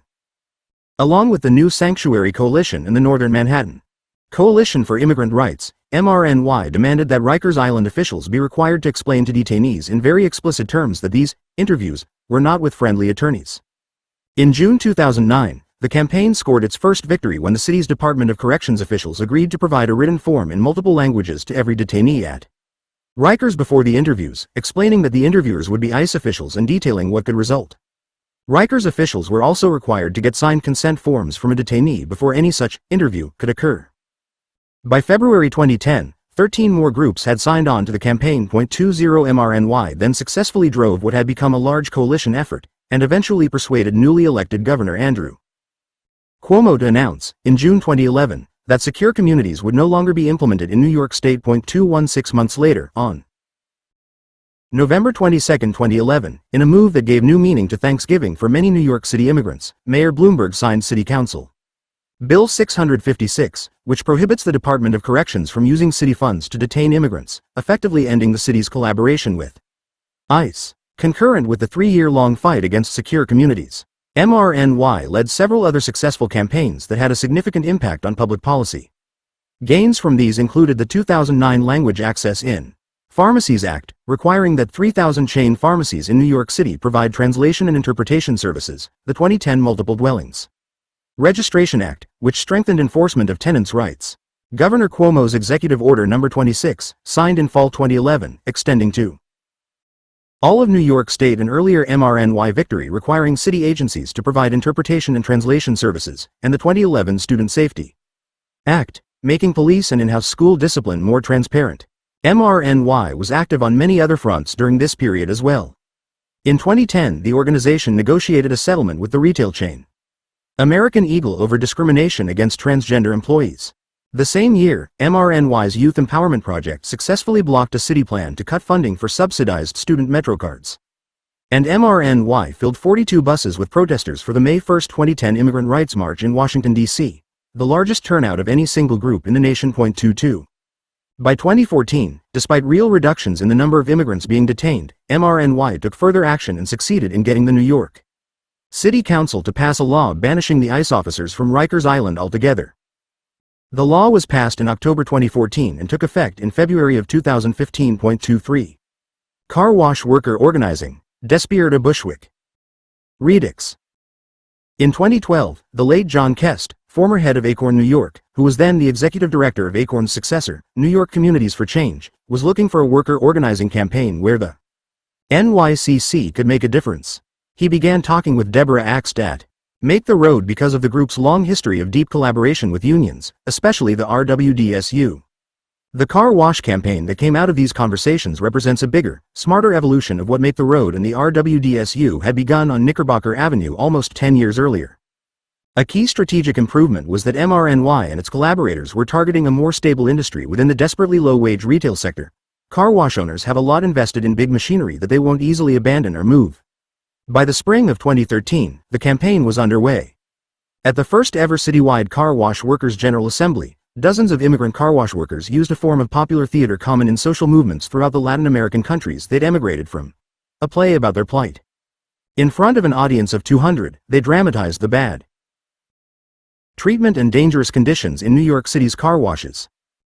In the play's final act, the car washeros unfurled 6 homemade, body-length banners to communicate their demands. 1. Respect. 2. Better pay, paid vacation, and sick days. 3. Healthcare. 4. Protection from abuse. 5. 100% of their tips, on top of the minimum wage. And 6. A union contract. It's that last demand, un sindicato, that brings the folks in the middle of the hall to their feet, loudly stomping and chanting, "Si, se puede." The bulk of the audience is indistinguishable from the actors, made up mostly of other car washeros.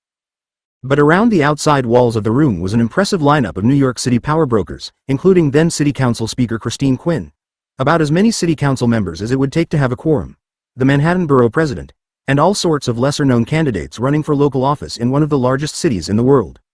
In the campaign's first year, workers at 7 different car washes had voted yes to forming a union in National Labor Relations Board elections, which require a majority to win.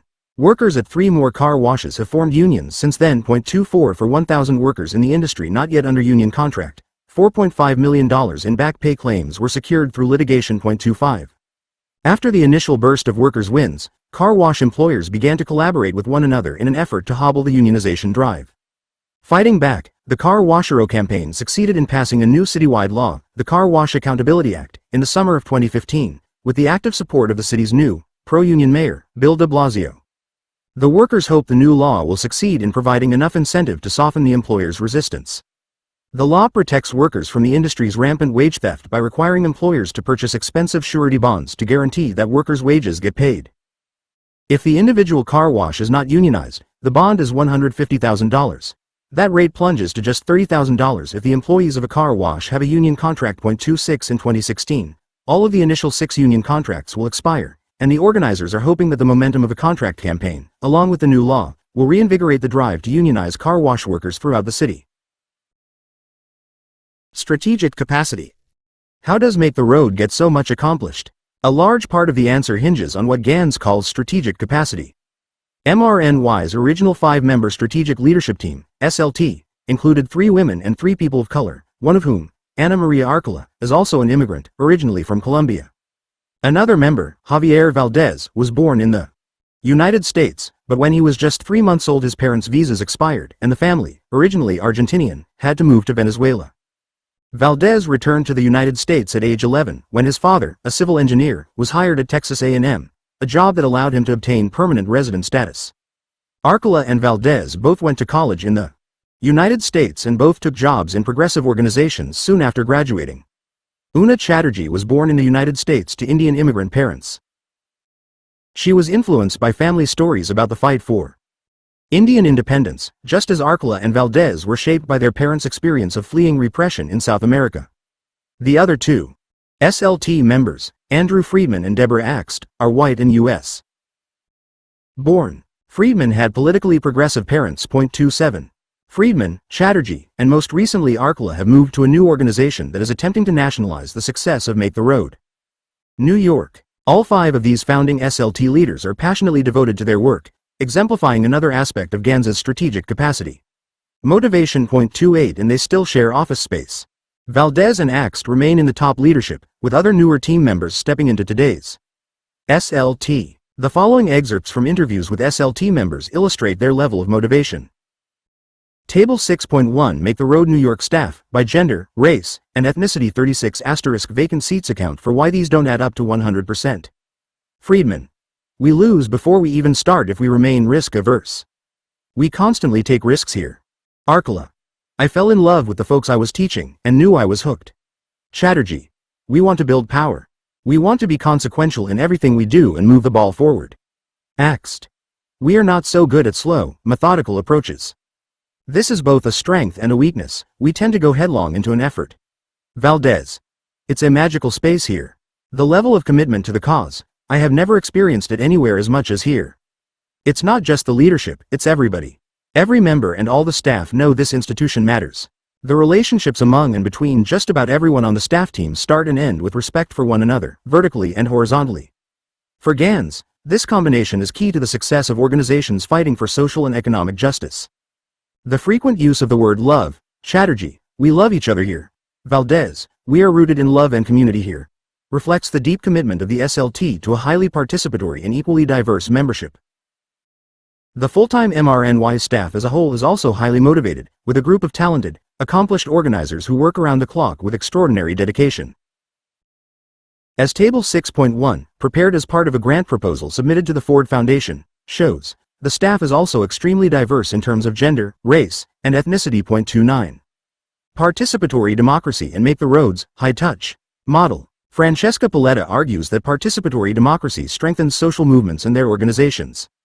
Among people with little experience of routine politics, she argues, making decisions by consensus and rotating leadership has helped create a pool of activists capable of enforcing the gains made by this movement and launching new rounds of activism.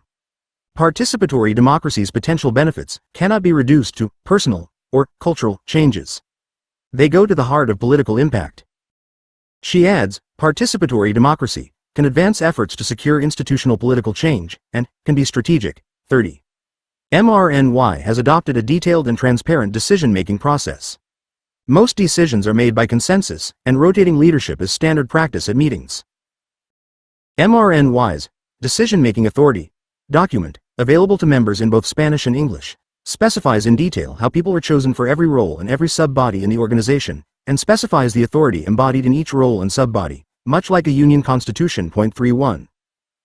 MRNY has committees focused on key programmatic areas, including core issues that have long defined the organization's agenda: immigrant rights, civil rights, affordable housing, workplace justice, and environmental justice, and also more ad hoc committees, devoted to campaigns like those organized to fight wage theft and secure communities. Each MRNY member is involved in one or more of these programmatic committees, all of which hold weekly meetings concurrently at MRNY's 4 offices in Port Richmond, Staten Island, Bushwick, Brooklyn, Jackson Heights, Queens, and Brentwood, Long Island.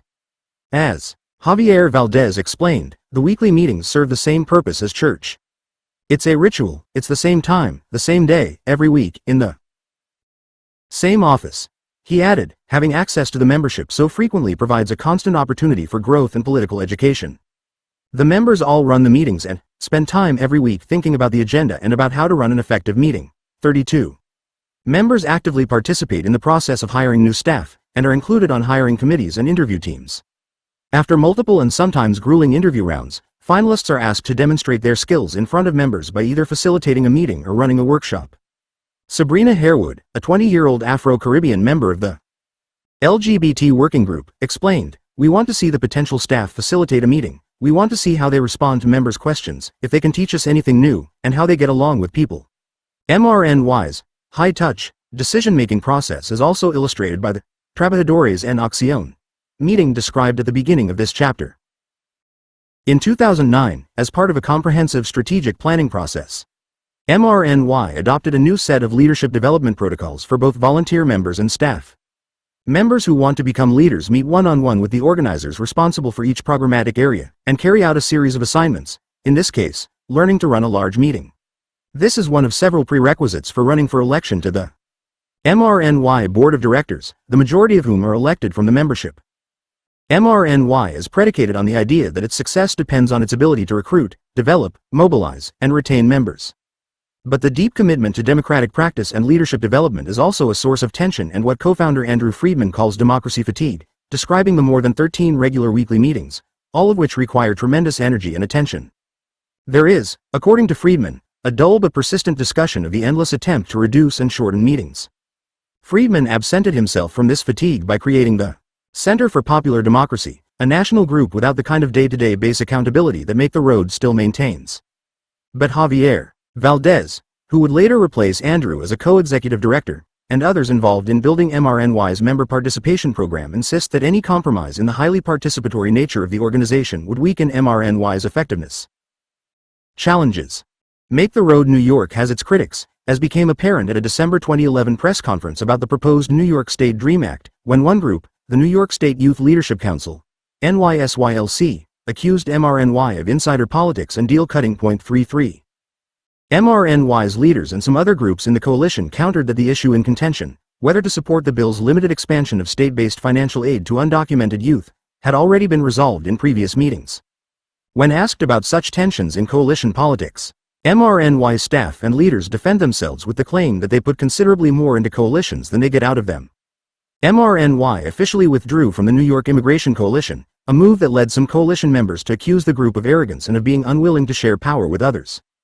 Yet at the 2011 December DREAM Act press conference, the New York Immigration Coalition itself defended MRNY against the youth group's accusations. MRNY's success does open the organization to the danger of becoming arrogant and isolated, as is the case for any group that quickly pulls ahead of its peers. Indeed, a similar dynamic emerged in recent decades when the rapid growth of the Service Employees International Union, SEIU, outpaced that of many other unions.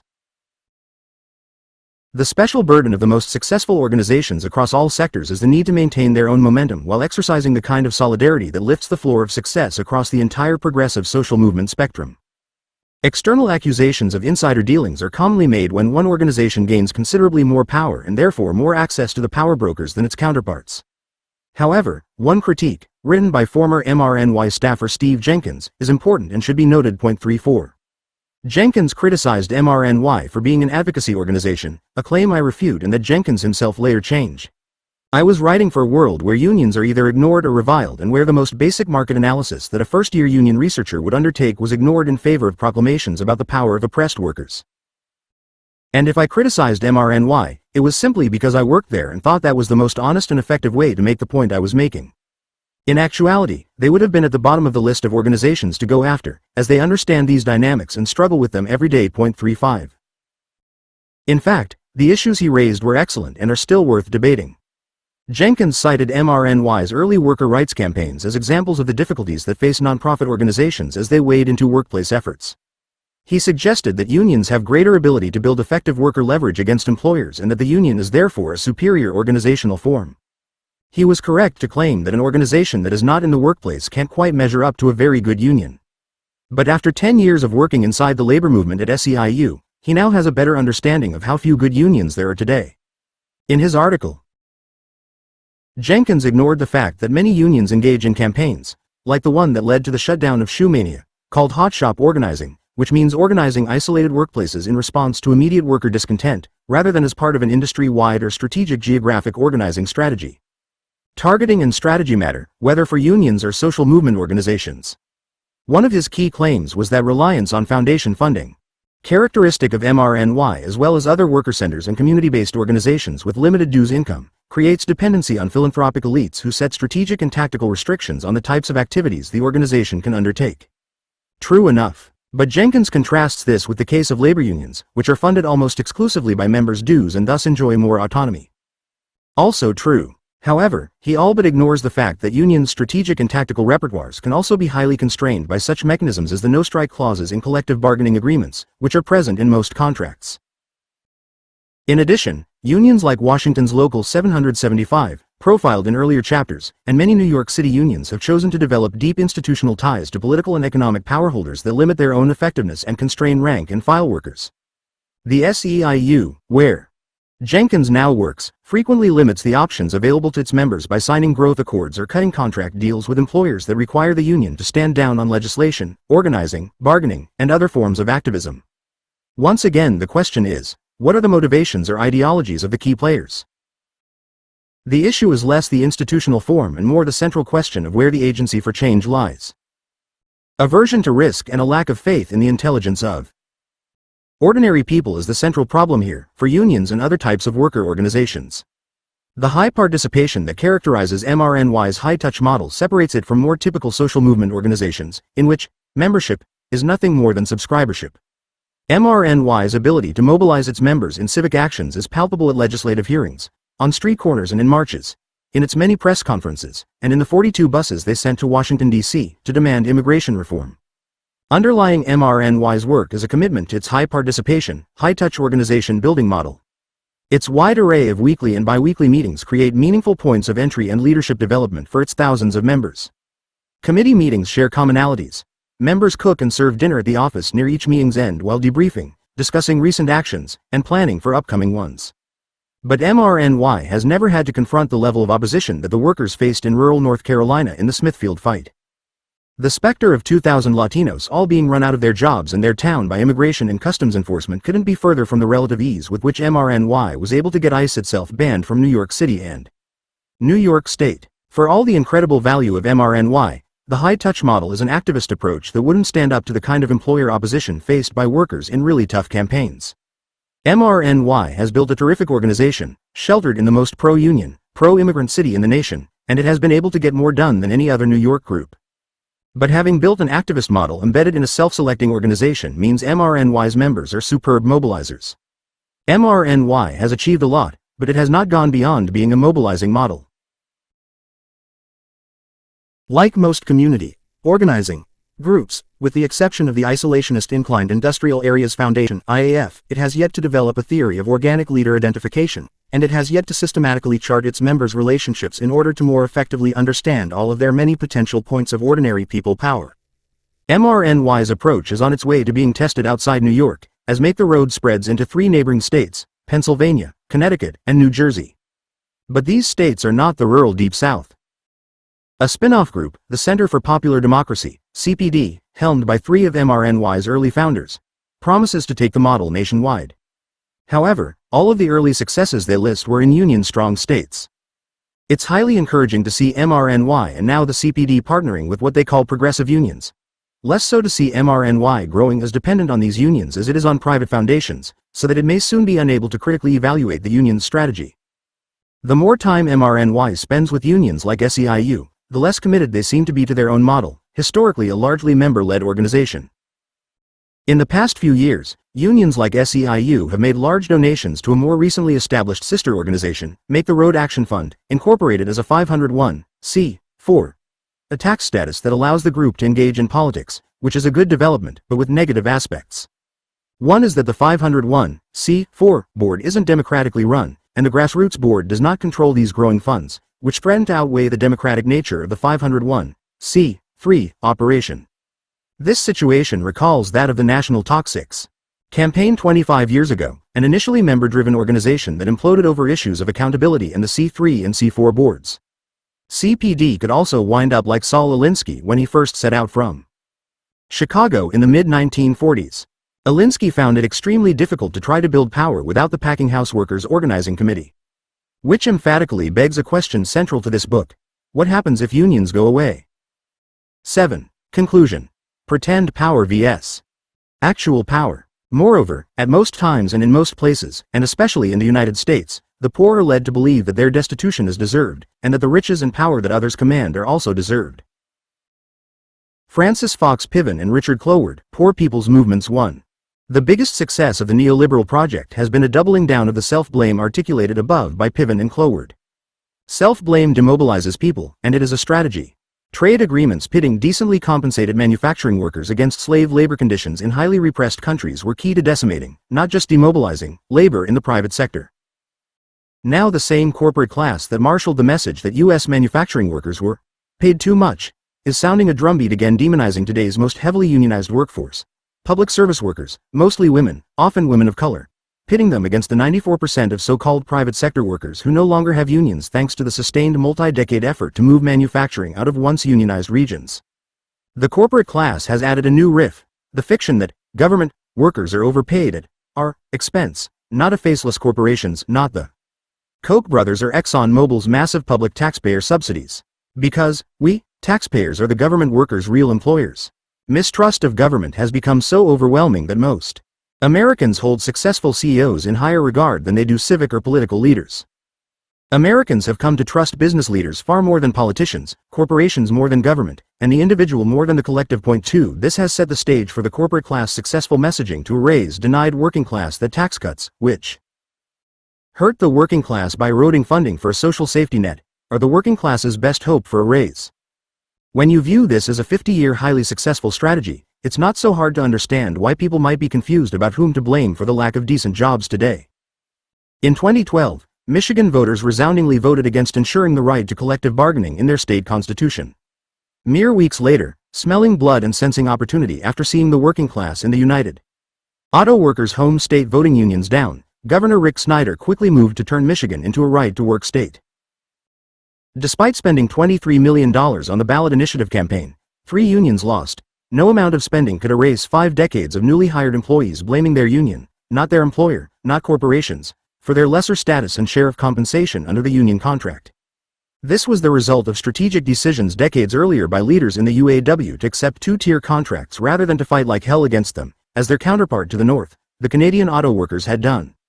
New employees' anger at being on the lower tier and less well compensated than their colleagues may also help to explain why 38% of union households in neighboring Wisconsin voted to retain their anti-union governor, Scott Walker, when Labor attempted a recall campaign.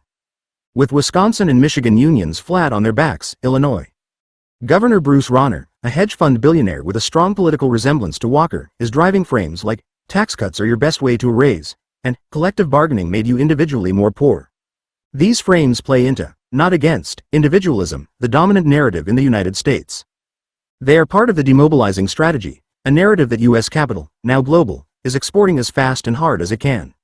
When movement strategists think that frames alone will work for progressive causes, they don't quite get that most progressive messaging and framing run counter to the dominant narrative. Frames work for the corporate right, as does smoke and mirror, and grass stops mobilizing, because the right is running with, not against, America's deeply ingrained individualist creed. Examining the biggest successes covered in this book, you could make a strong case that before the working class can shake the stranglehold of self-blame, the sense that they are individually inadequate, and so doomed to an inadequate compensation for their labor and a generally inadequate life, they have to experience collective struggle. These findings reinforce Rick Fantasia's excellent argument in Cultures of Solidarity, published almost 20 years ago. No number of pollster-perfected frames will undo the 100 years of social conditioning that have taught Americans to accept their economic and political roles, and to think collectivism bad, and individualism good, because the world's most sophisticated marketers, Madison Avenue and its clients, can and do outframe and outspend liberal messaging. Yet there is a mountain of evidence that people in this country possess a deep sense of human solidarity. We see it with every disaster, in critical situations such as the aftermaths of September 11th and Hurricane Sandy. People display soul-affirming levels of instant and intense solidarity and sympathy, and the images preserved of people helping one another in these dire situations can make the toughest cynic cry. But the solidarity that follows disasters, natural and otherwise, is created in a moment of fierce emotional heat that flares up and quickly smolders. Real organizing, the kind done by the Chicago teachers, the nursing home workers in Connecticut, and the meat production workers of North Carolina, creates a critical situation, too: the employer's war against its workers. The craft of organizing helps people connect the dots between the critical, solidarity-affirming moment and the larger system it challenges, giving the workers in crisis a new way of seeing themselves and a newly formed sense of the society's political economy. The process of deep organizing constructs a kind of solidarity that persists long after the employer's war, and when done well, workers also carry their new understanding of how things work with them into the voting booth. The cases in this book that generated the greatest power, enough to overcome very powerful institutions and players, were those in which large numbers of the workers themselves decided to walk off the job. Based on those cases, one can argue that the strategic front for the most successful movement effort is still the workplace, but not only the workplace. When workers walked out of the Smithfield Foods factory in wildcat strikes, they created such a crisis for their employer that even in a region as hostile to labor as eastern North Carolina, the community began to take note that something was seriously wrong in that facility. The community mattered a great deal in the win, once the workers helped educate them about the reasons for their actions, the missing fingers and lost limbs, the hogs being treated better than the humans who slaughtered them. Yes, the National Consumer Campaign helped, but without the agency of the workers and their community, there would have been no Smithfield win. When Chicago's teachers walked off the job in a strike that riveted the nation, they did so after several years of good work with the broader community and months of intentional discussions with the parents in Chicago. Their community enabled their success by backing them against a vicious and powerful opponent who immediately framed the fight as teachers abandoning their students and their community. And that frame failed the mayor precisely because the relationships between teacher and parent, and between teachers' union and community, had already been forged. The case of the nursing home workers in Connecticut is even more striking. It takes a gut-wrenching decision for medical workers to walk off the job, They must walk away not only from their livelihood but also from the patients they care for and care about. In Connecticut, they strike only after speaking with the patients' families and preparing them to step in and supplement the inadequate care that temporary staff provides during the majority strike. They realize that even well-intentioned and well-trained temporary staff won't have their own knowledge of the individual, special needs of their patients. The employer may not be, and often is not concerned about that, but the workers and the families do care.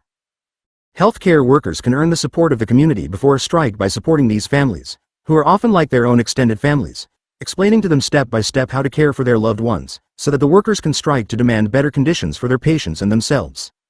There is still a manufacturing workforce in the United States that desperately needs unionization. Although employers' exit threats make it objectively harder, it is not impossible, as we saw in Chapter 5. The U.S. Deep South is to Europe, and, increasingly, to China, what Mexico is to the U.S. A cheaper place than home to run a factory. The Smithfield workers' story of success demonstrates a path to victory, if only unions would take the community and its traditions more seriously.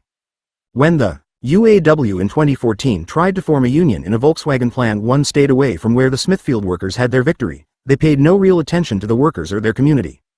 The corporate class did. Spending months holding community dinners and forums, putting up billboards, working the sewing circles of the wives of the mostly male workers, all tactics aimed at reaching the workers from outside the factory. It is hardly a surprise that the company won that round. Note to unions. Consider Reverend Johnson's words, from the Smithfield chapter. So labor isn't an other, some, northern-based, thing, some, anti-southern, thing. It's actually people in our own community. Many labor strategists, particularly men, can't see past the need to reorganize the manufacturing sector, and Smithfield demonstrates that it is of course possible. They implore labor to focus more on the logistics sectors, which makes perfect sense and should be high on the movement's to-do list. But given the domination of the service economy today, we need a unifying strategic plan for and within the service economy. The brilliant organizers of the CIO understood that some sectors of the industrial economy, such as steel and coal, were key. They mattered more than others. Within the service economy, education and healthcare are the strategic sectors. First, because for at least the next couple of decades, there can be no exit threat. Schools, like nursing homes, hospitals, clinics, and other components of the always changing healthcare delivery system, can't be moved offshore or relocated from a city to its suburbs or from the north or Midwest to the south. That is why the corporate right campaigns tirelessly to change the legal structures of the Rust Belt and the nation, through the cases it brings before the Supreme Court. Immune, for now, to the exit threat, education and healthcare are also particularly strategic fields for organizing and movement building because of their geographic and social placement in the community. They aren't walled-off industrial parks, and the nature of the services they provide creates an intimate relationship between the workers and their community. There is an urgent need for precisely this kind of solidarity building. While some see this relationship as a complication, it's actually an incredible strategic advantage. First, as long as the workers, and especially their leaders, grasp the context of this relationship and do what the Chicago teachers did, in stark contrast to the borderline anti-community efforts of most teachers' unions and their national union officers, it is clear they can win over the broader community not only to the importance of the craft of teaching but also, even more fundamentally, to the importance of unions in society. The success of the national war on teachers has been pretty thorough going. The average self-described good liberal will generally say he or she supports unions, but not a teachers' union.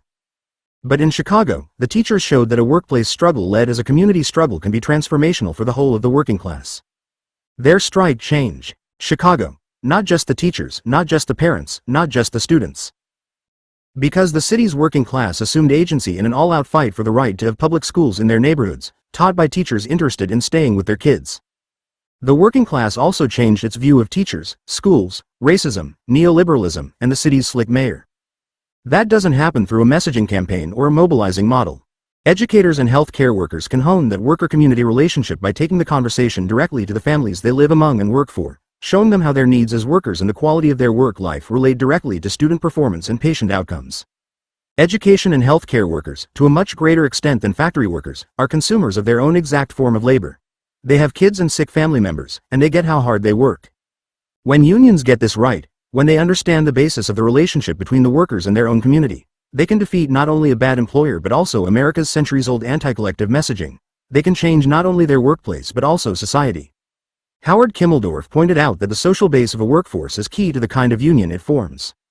The social base of educators and healthcare workers trends fundamentally toward solidarity and collective behavior because the workers are mission-driven. Their motivation for success is high, and they perform their work in teams and in the context of success and outcomes with patients and students, their community. The workers get this. It's too bad their leaders don't yet. Because of today's power structure, victories for education and healthcare workers will be greatest when all the workers struggle together as one force, in one union, up against their employer in a united front. Craft unions wreak havoc on class solidarity. Why? For the same reason that was true in the 1930s and 1940s. Schools, colleges, nursing homes, hospitals, and clinics are today's factories, measured by the sheer numbers of workers who regularly work cooperatively inside them. For the best possible outcomes, healthcare workers and educators need to maximize their power. Inside and outside the workplace, simultaneously, through one unified, united strategy. Point 4. Many new teachers being hired in Chicago today are from programs like Teach for America, or are teachers fresh out of graduate school. They see teaching as something they will do for a few years before moving on. They are a wider group than the city's teachers have been, and are younger and more mobile. They often don't live in their school's community, a big difference from the social base of recruitment 30 years ago. A similar difference can be seen between registered nurses and everyone else in the healthcare setting. Although the socioeconomic base of the non-nurse healthcare workers and non-teacher education workers makes them easier to replace, and certainly less valued by employers in spite of their often heroic labor, it also positions them more strongly in the community, in the churches, in the neighborhoods, and in local politics. Because it takes an inside-outside power strategy, driven by the workers themselves, to strike in these sectors and to win a big labor fight. These more skilled and less skilled workers can't strike at different times and can't be at the bargaining table at different times. They need each other and must forge solidarity by struggling together. Teachers and nurses are up against financial power brokers and venture capital firms who have invested in a long-term effort to monetize these two fields. Wall Street and bankers, seeing profits where others see patients and students, have chosen automation and privatization as their route to making fortunes off sick people and kids. To succeed, they must first break the unions. Robotizing the jobs of teachers and educators, converting education to test prep and test delivery, is a sure way to get those professionals' salaries down to janitorial level. Changing laws so that any individual tasks that registered nurses or licensed practical nurses do can also be done by certified nurses' aides, and many isolated tasks that certified nurses' aides currently do can be done by anyone, or thing, that is, a robot, is yet another way to cheapen the cost of staff and increase profits. The fight to save education and healthcare is a fight against the logic of neoliberalism, and it's deeply personal to every worker in each field. The core argument of this book is that for movements to build maximum power, the power required in the hardest campaigns, there is no substitute for a real, bottom-up organizing model.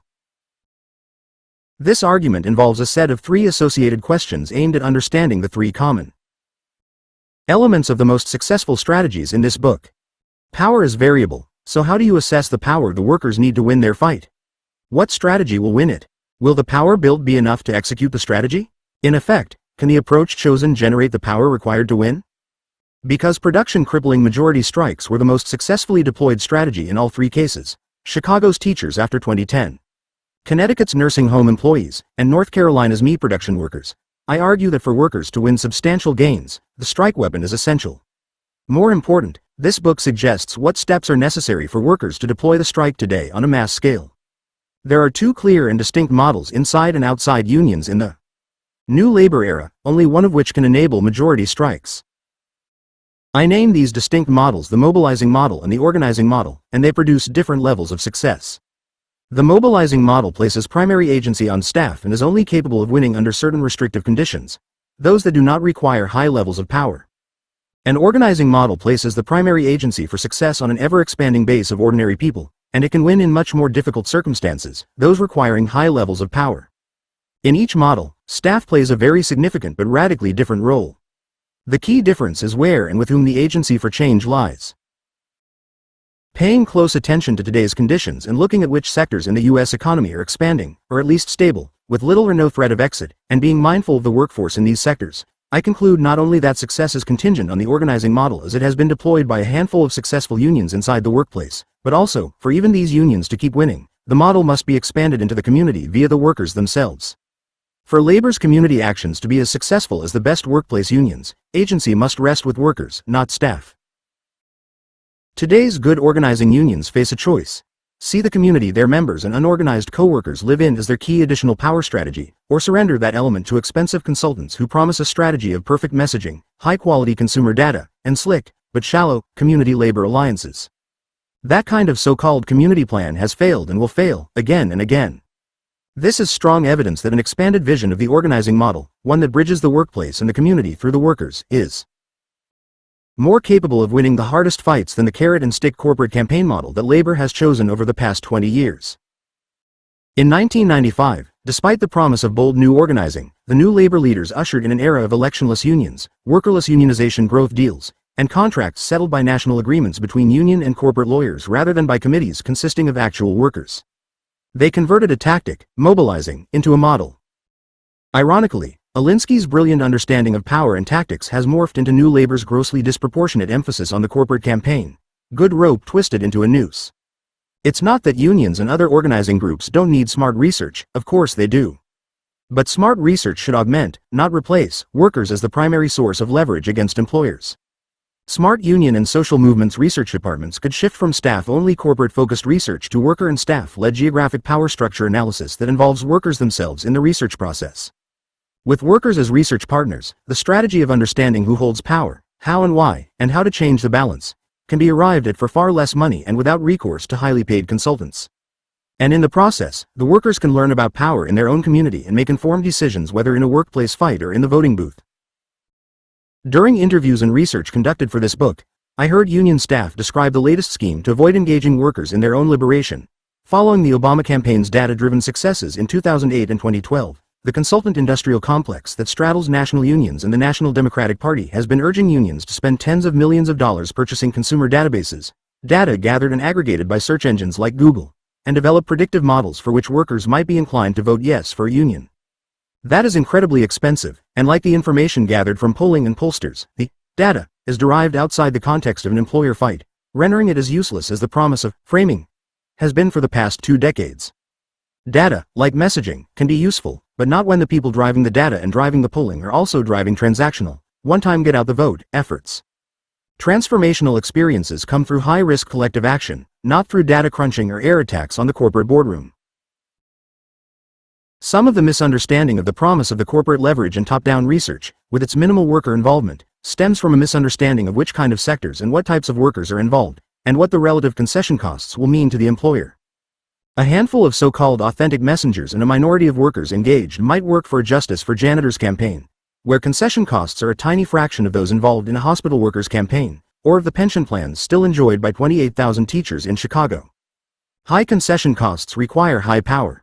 High power is what progressives need to beat the Koch brothers and the power elite, to reclaim the country from the corporate right. The greatest damage to our movements today has been the shift in the agent of change from rank-and-file workers and ordinary people to cape-wearing, sword-wielding, swashbuckling staff. To deny that having experienced staff can be the difference between workers winning and losing is ridiculous and counterproductive. Way more counterproductive has been the wholesale elimination of the crucial role of the rank-and-file workers, at work and at home. Having experienced staff matters, but the role of the staff should be coach, mentor, history teacher to the organic leaders. Without reorienting the focus of everything staff does back to identifying and enabling the central role of organic leaders among the workers, today's movements can't achieve scale. Scale comes from seriously developing the skills of the organic leaders among the masses of ordinary people. Saul Alinsky unfortunately obscured the issue of agency by declaring that there are organizers and there are leaders. The organizer is a behind-the-scenes individual who is not a leader, who does not have anything to do with decision-making, and who must come from outside the community. The leaders must come from the base constituency, and they make all the decisions. Yet near the beginning of his chapter, The Education of the Organizer, Alinsky writes, since organizations are created, in large part, by the organizer, we must find out what creates the organizer. He then reveals his real point. Those out of their local communities who were trained on the job achieved certain levels and were at the end of their line. If one thinks of an organizer as a highly imaginative and creative architect and engineer, then the best we have been able to train on the job were skilled plumbers, electricians, and carpenters, all essential to the building and maintenance of their community structure but incapable of going elsewhere to design and execute a new structure in a new community. 5. By on the job, he means grassroots leaders.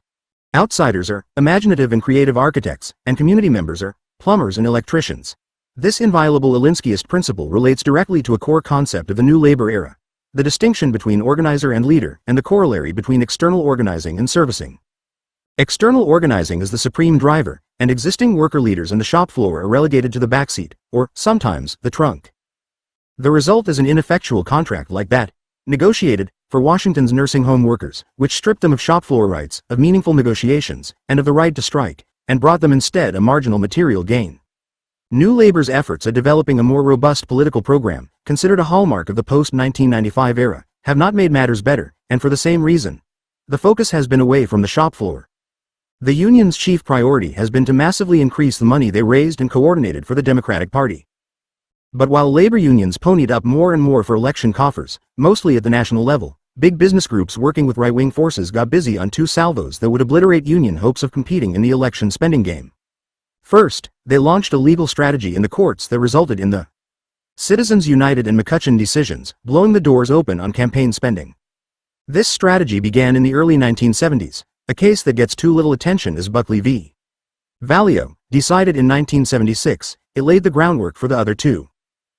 Second, they developed their own evangelically anti-union candidates and ran them in local and state races, resulting in the 2010 election cycle progressive route, which was repeated in 2014, a disaster for workers and their communities. Tellingly, in the wake of the 2010 elections, Wisconsin's new governor, Scott Walker, provoked a showdown with the state's public sector unions.